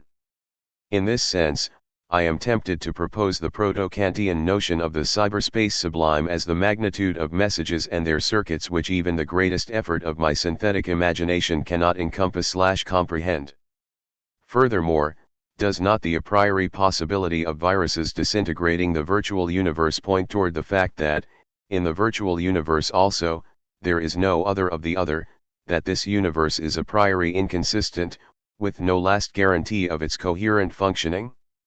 The conclusion thus seems to be that there is a properly symbolic functioning of cyberspace. Cyberspace remains Oedipal in the sense that, in order to circulate freely in it, one must assume a fundamental prohibition and/or alienation. Yes, in cyberspace, you can be whatever you want, you're free to choose a symbolic identity, screen persona, but you must choose one which will always in a way betray you, which will never be fully adequate. You must accept being represented in cyberspace by a signifying element which runs around in the circuitry as your stand-in. Yes, in cyberspace, everything is possible, but at the price of assuming a fundamental impossibility. You cannot circumvent the mediation of the interface, its bypass, which separates you, as the subject of enunciation, forever from your symbolic stand-in. In the last decade, however, radical digitization combined with scanning our brain, or tracking our bodily processes with implants, has opened up the prospect of so-called post-humanity, which in effect poses a threat to the twisted relationship between inside and outside. We are confronting the realistic possibility of an external machine that will know us, biologically and psychically, much better than we know ourselves, registering what we eat, buy, read, watch, and listen to, our moods, fears, and satisfactions.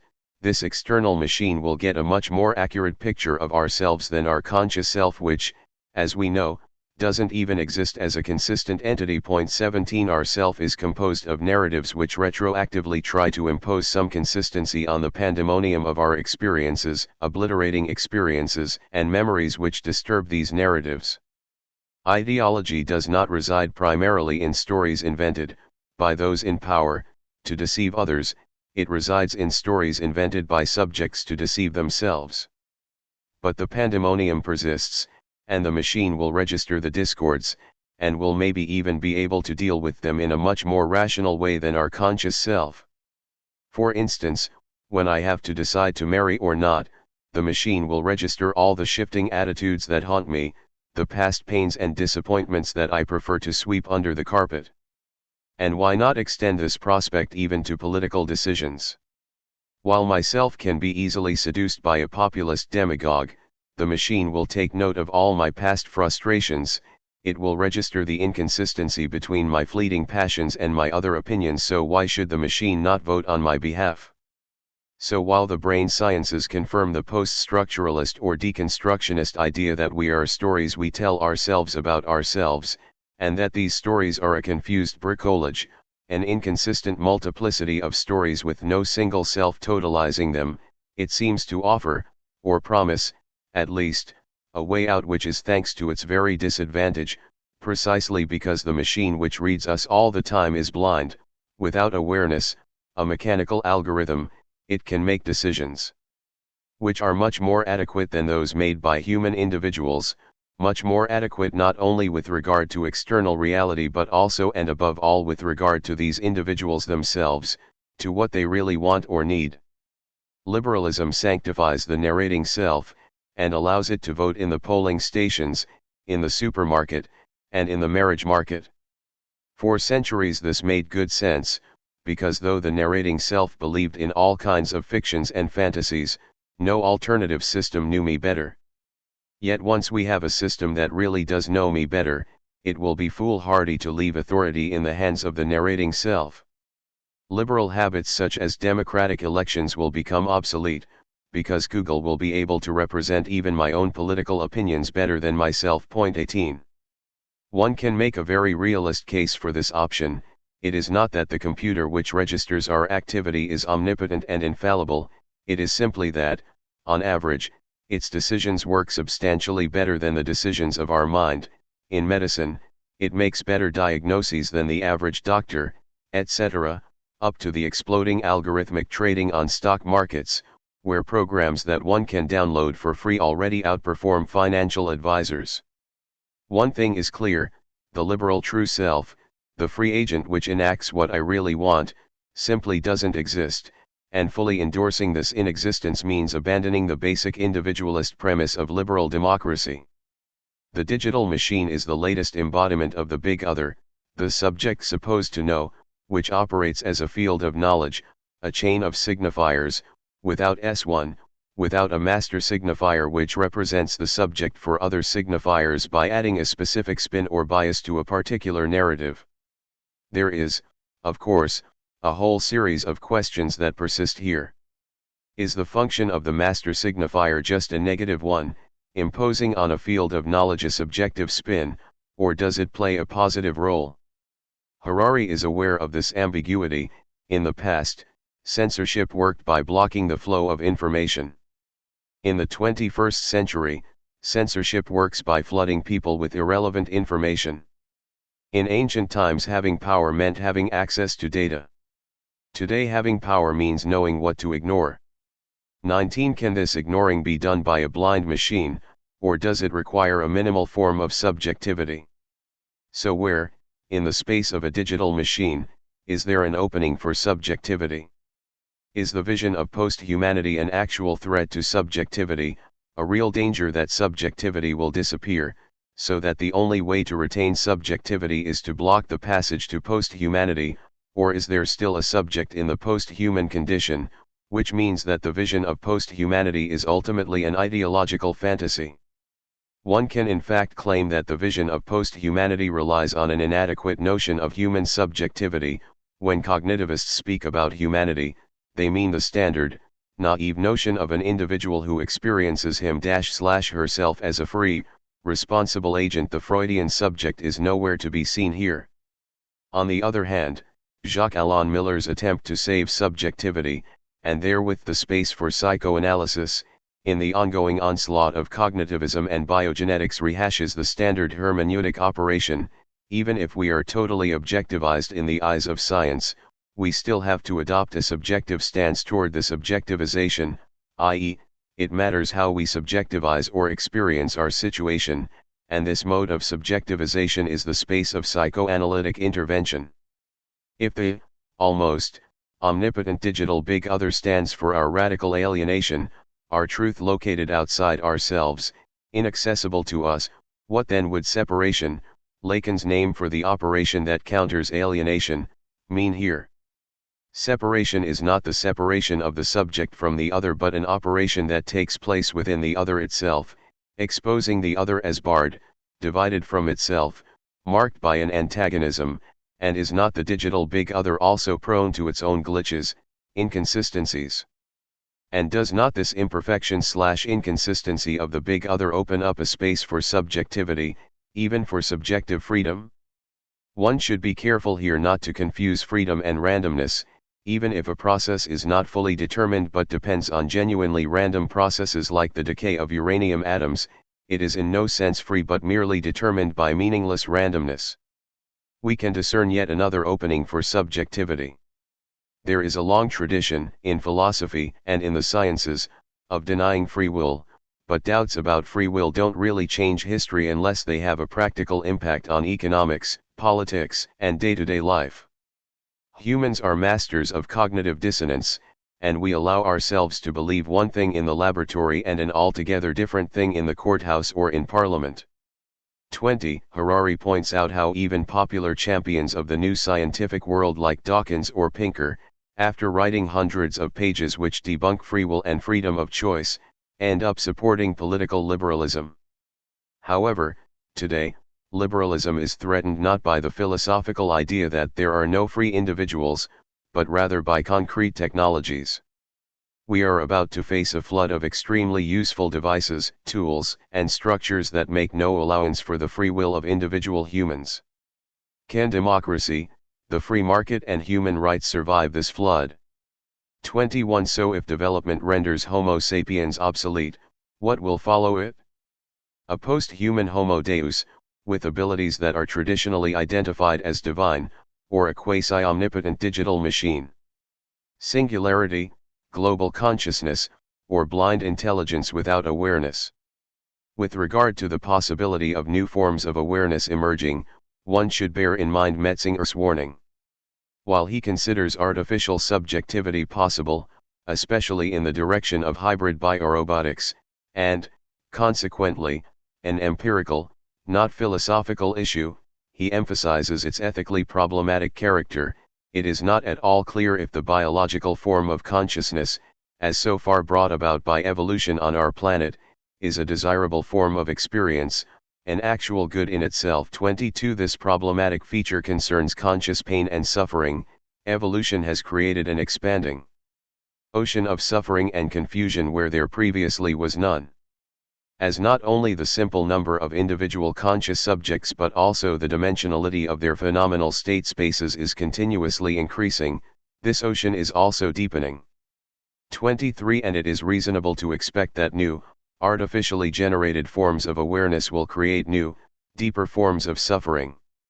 Second option, if machines win, then humans are in danger of losing their value, because intelligence is decoupling from consciousness. 24. This decoupling of intelligence and consciousness confronts us again with the enigma of consciousness. In spite of numerous rather desperate attempts, evolutionary biology can offer no clear definition of the evolutionary function of awareness/consciousness. Consequently, now that intelligence is decoupling from consciousness, what will happen to society, politics, and daily life when non-conscious but highly intelligent algorithms know us better than we know ourselves? 25. Third and most realistic option, a radical division, much stronger than the class division, within human society itself. Among the best Soviet jokes is the one about a debate in the Politburo about money. Will there be money in communism or not? Leftists claim there will be no money, since money belongs to capitalist alienation, and rightists claim there will be money to facilitate exchange of products. Stalin rejects both views as wrong, as a rightist and leftist deviation, and proposes a dialectical synthesis, there will be money and there will not be money. How? Ask the surprised members of the Politburo, and Stalin calmly answers, some will have money and others will not have it. We should reply in the same way to the dilemma, will the future, totally digitized society still allow human freedom, or will we all be just elements controlled by the digital machine? The answer is, of course, both at the same time. Some will still have freedom, while others will be totally regulated by digital machinery. In the near future, biotechnology and computer algorithms will combine their powers in producing bodies, brains and minds, with the gap exploding between those who know how to engineer bodies and brains and those who do not. Those who ride the train of progress will acquire divine abilities of creation and destruction, while those left behind will face extinction. 26. The main threat, therefore, is that of the rise of a small and privileged elite of upgraded humans. These superhumans will enjoy unheard of abilities and unprecedented creativity, which will allow them to go on making many of the most important decisions in the world. However, most humans will not be upgraded, and they will consequently become an inferior caste, dominated by both computer algorithms and the new superhumans. Splitting humankind into biological castes will destroy the foundations of liberal ideology. 27. 4.6 The transgender deadlock of classification. One thing is certain, from the psychoanalytic standpoint, what the shift to the post-human amounts to at its most fundamental is the overcoming, leaving behind, of the sexual in its most radical ontological dimension, not just sexuality as a specific sphere of human existence but the sexual as an antagonism, the bar of an impossibility, constitutive of being human in its finitude. And the issue carefully avoided by partisans of the new asexual man is, to what extent are many other features usually identified with being human, features such as art, creativity, consciousness, dependent on the antagonism that constitutes the sexual? This is why the addition of asexual to the series of positions that compose LGBT+ is crucial and unavoidable. The endeavor to liberate sexuality from all binary oppressions in order to set it free in its entire polymorphous perversity necessarily ends up in the abandoning of the very sphere of sexuality. The liberation of sexuality has to end up in the liberation of humanity from sexuality. The deadlock of classification is clearly discernible in the need to expand the LGBT formula. The basic LGBT, lesbian, gay, bisexual, transgender, becomes LGBTQIA, lesbian, gay, bisexual, transgender, questioning, intersex, asexual, or even LGBTIAP, lesbian, gay, bisexual, transgender, queer, questioning, intersex, asexual, allies, pansexual. To resolve the problem, one often simply adds a plus which serves to include all other communities associated with the LGBT community, as in LGBT+. This, however, raises the question, is plus just a stand-in for the missing positions like and others, or can one be directly a plus? The properly dialectical answer is, yes. In the series, there is always one exceptional element which clearly does not belong to it, and thereby gives body to plus. It can be allies, honest non-LGBT individuals, asexuals, negating the entire field of sexuality, or questioning, floating around, unable to adopt a determinate position. Point 28. In order to protect the rights of LGBTQ+ people, the City of New York offers its residents 31 categories from which to choose when they want to describe their identity. Here is the complete list: bigendered, cross-dresser, drag king, drag queen, femme queen, female to male, FTM, gender bender, genderqueer, male to female, MTF, non-op, hijra, pangender, transsexual/transsexual, trans person, woman, man, butch, two-spirit, trans, agender, third sex, gender fluid, non-binary transgender, androgyne, gender gifted, gender blender, femme, person of transgender experience, androgynous. However, a spokesman for the New York City Commission on Human Rights confirmed that the list is not exhaustive. Furthermore, failure to comply with the NYCCHR's regulations on gender identity by committing what it deems to be gender identity-based discrimination can be punished with a fine of up to $250,000 and 29 cents. Protection of minorities thereby turns into punitive legal regulation, which goes right up to prohibiting theoretical debate. During a recent debate about gender-neutral third-person singular pronouns on Canadian TV, a partisan of transgender rights directly claimed that those who disagree with the legal enforcement of multiple gender identities should not be allowed to participate in public debates. Since their attitude amounts to violation of basic human rights and hate speech, they should be prosecuted. It is weird to see how people who are usually radical critics of legal regulation and normativity, in Foucault's sense of modern power as an exercise of biopolitical regulation, all of a sudden turn into ferocious advocates of such regulation. Furthermore, the obvious surplus pleasure generated by the classification of 31 identities resides in the humiliation, devaluation, of woman and man, which are reduced to two elements with equal status as butch or drag king, reminding us of the famous claim of Montenegrins, a nation of 500,000 people. We and the Russians together comprise more than 100 million people. Isn't it clear that, without any denigration of the rights of transgender people, one should accept that butch is one of the positions in a lesbian relationship and, as such, not on the same categorical level as woman? And why should this claim be stigmatized as diminishing the dignity of a butch? Why should the fact that one belongs to a small subcategory not make one's position even more precious?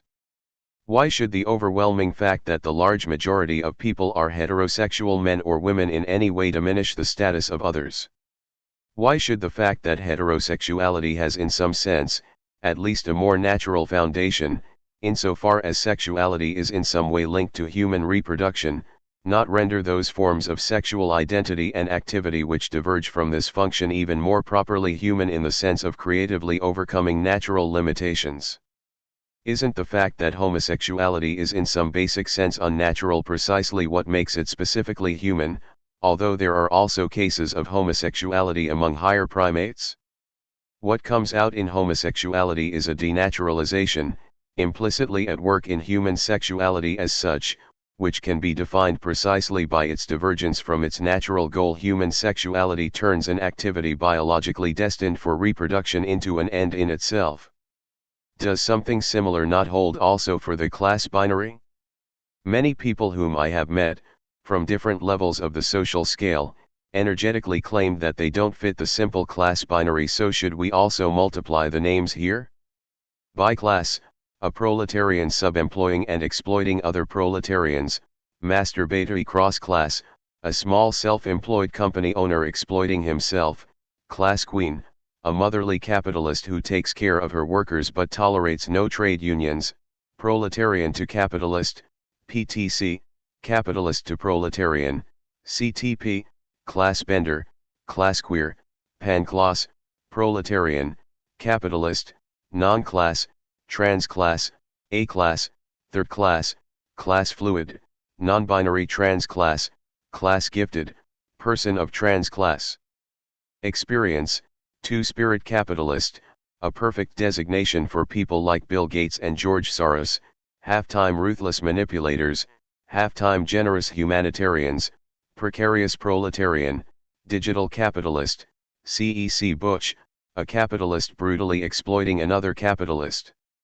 As they say in Gilbert and Sullivan's The Mikado, they are all on the list and none of them would be missed. The renamed capitalists, not transgender people. Why?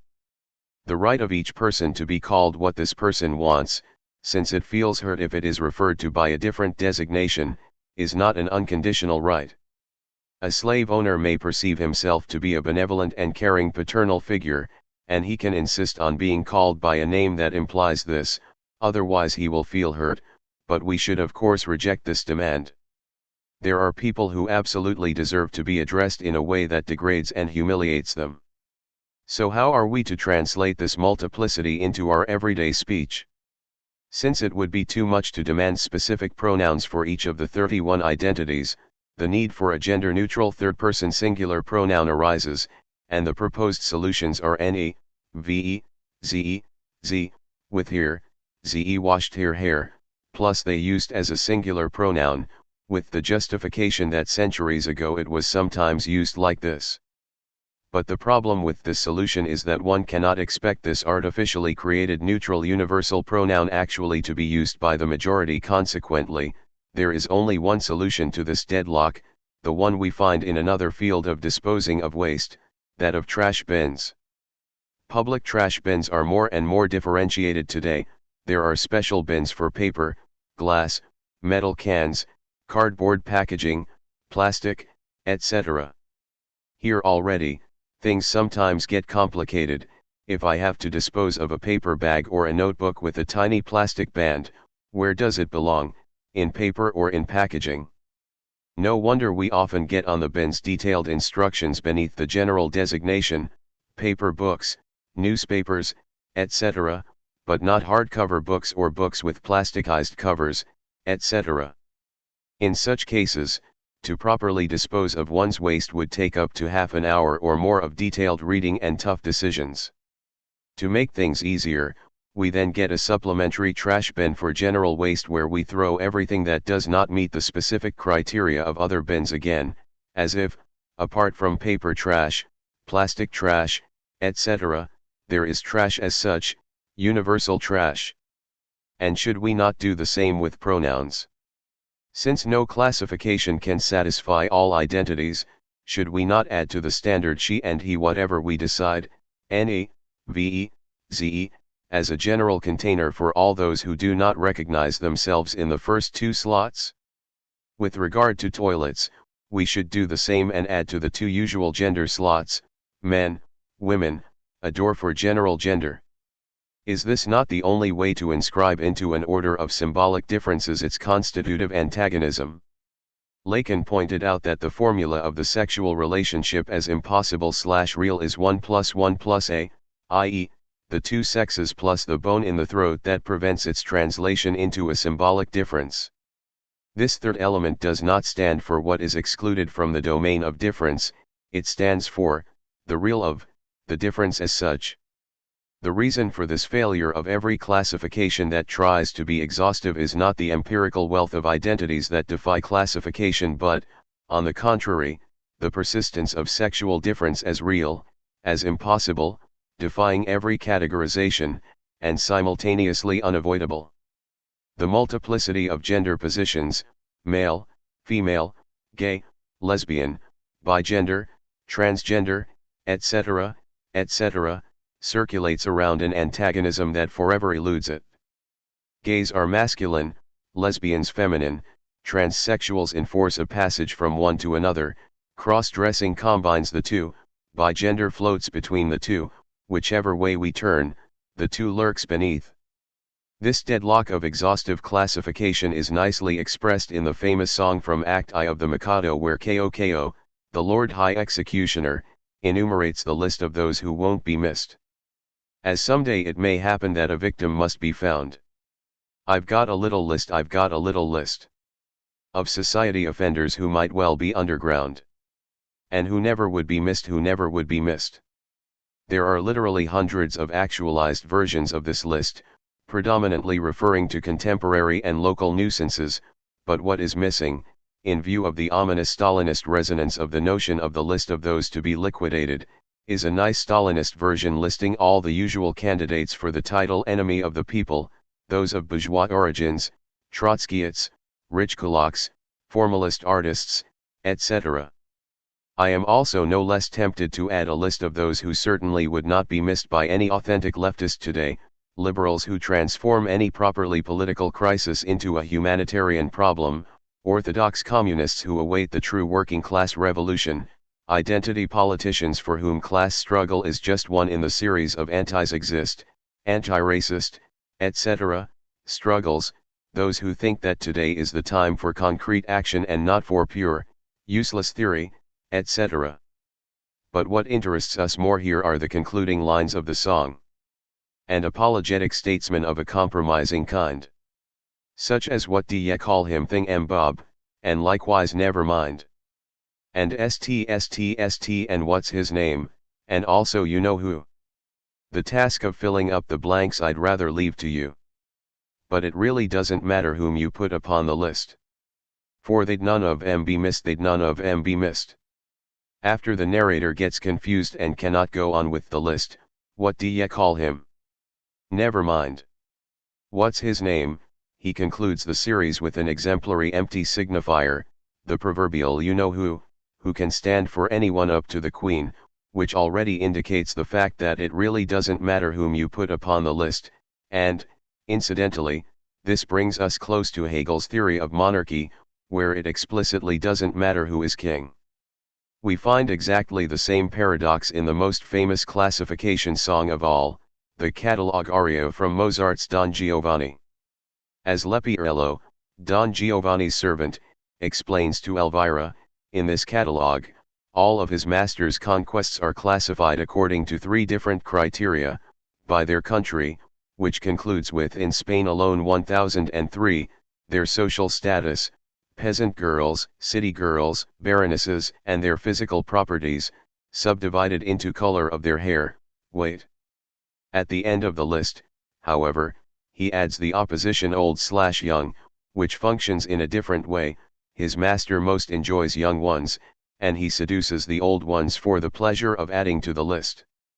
This last opposition does not refer to any specific features of the seduced women, country, external look, social status. It mobilizes only the abstract opposition between direct physical pleasure, which is provided in the greatest amount by making love to a young girl, and the pure signifier's pleasure, the pleasure of adding another name to the list, an act done by Leporello, which means that Leporello's keeping the list is an essential component of Don Giovanni's sexual pleasure. This last pleasure is clearly a reflexive pleasure, not a direct pleasure but a pleasure to register pleasures, to add them to a list. As such, it provides a perfect example of what Freud called mergenus, and what Lacan called surplus enjoyment. And, exactly as in the list song from Mikado, the concluding point that follows the assertion of the reflexive master signifier is the indifference of all elements, people to be liquidated in Mikado, women in Don Giovanni. It doesn't matter if she's rich/ugly or beautiful, if she wears a skirt, you know what he does. It is crucial to bear in mind that this violent abstraction from particular properties, vulgari eloquentia, it doesn't matter whom Don Giovanni fucks, they are all the same, can be asserted as such only through Leporello, through the signifying dimension, through the fact that the ultimate pleasure is not that of the direct sexual act but that of its registering. They are all the same as items on the list. This deadlock of classification brings us back to what one could call the primal scene of anxiety that defines transgenderism.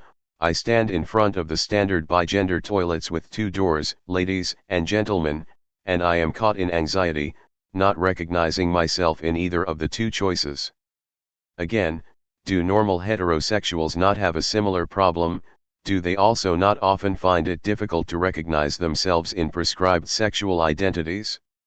Which man has not caught himself in a momentary doubt, do I really have the right to enter gentleman? Am I really a man? We can now see clearly what the anxiety when confronted with the choice ladies or gentlemen really amounts to, the anxiety of symbolic castration. Whatever choice I make, I will lose something, and this something is not what the other sex has. Both sexes together do not form a whole, since something is irretrievably lost by the very division of sexes. We can even say that, in making the choice, I assume the loss of what the other sex doesn't have, i.e., I have to renounce the illusion that the other has that X which would fill in my lack. And one can well guess that transgenderism is ultimately precisely an attempt to avoid the anxiety of castration. A flat space is created in which the multiple choices I can make do not bear the mark of castration. It is this play between series of normal signifiers and a reflexive empty signifier which a subjectless digital machine cannot include. It can register the incompleteness of the series, but it cannot invert this incompleteness into a new reflexive signifier. Or, to put it in yet another way, the ultimate difference between the digital universe and the symbolic space proper concerns the status of counterfactuals. Recall the famous joke from Lubitsch's Ninotchka, waiter. A cup of coffee without cream, please. I'm sorry, sir, we have no cream, only milk, so can it be a coffee without milk? At the factual level, coffee remains the same coffee, but what we can change is to make the coffee without cream into a coffee without milk, or, more simply even, to add the implied negation and to make the plain coffee into a coffee without milk. The difference between plain coffee and coffee without milk is purely virtual. There is no difference in the real cup of coffee, and exactly the same goes for the Freudian unconscious. Its status is also purely virtual. It is not a deeper psychic reality. In short, the unconscious is like milk in coffee without milk. And there is the catch: can the digital big other, which knows us better than we know ourselves, also discern the difference between plain coffee and coffee without milk? Or is the counterfactual sphere outside the scope of the digital big other, which is confined to facts in our brain and social environs that we are unaware of? The difference we are dealing with here is the difference between the unconscious, neuronal, social, etc., facts that determine us, and the Freudian unconscious, whose status is purely counterfactual. This domain of counterfactuals can be operative only if subjectivity is involved, since the basic twist of every signifying structure, the primordial repression of the binary signifier, implies a subject, or, as Lacan put it, a signifier is that which represents a subject for another signifier. Back to our example: in order to register the difference between plain coffee and coffee without milk, a subject has to be operative. Asterisk. So what was this chapter, which seems to jump from one domain to another totally different one: virtual reality, post-humanity, proliferation of gender identities, really about? Attentive readers could not miss what holds it together: discussion of a unique process, the gradual disintegration of our most basic sense of reality, and of our lives in it, that is taking place today before our eyes. This process is occurring on three different levels, which again relate to each other as a new version of UPS: the universal level of the undermining of our basic stance toward reality through the impact of virtual reality, and its offspring, augmented reality and mixed reality; the particular level of the threat to the very core of being human that announces itself in the guise of the passage to a trans or post-human dimension; the singular level of human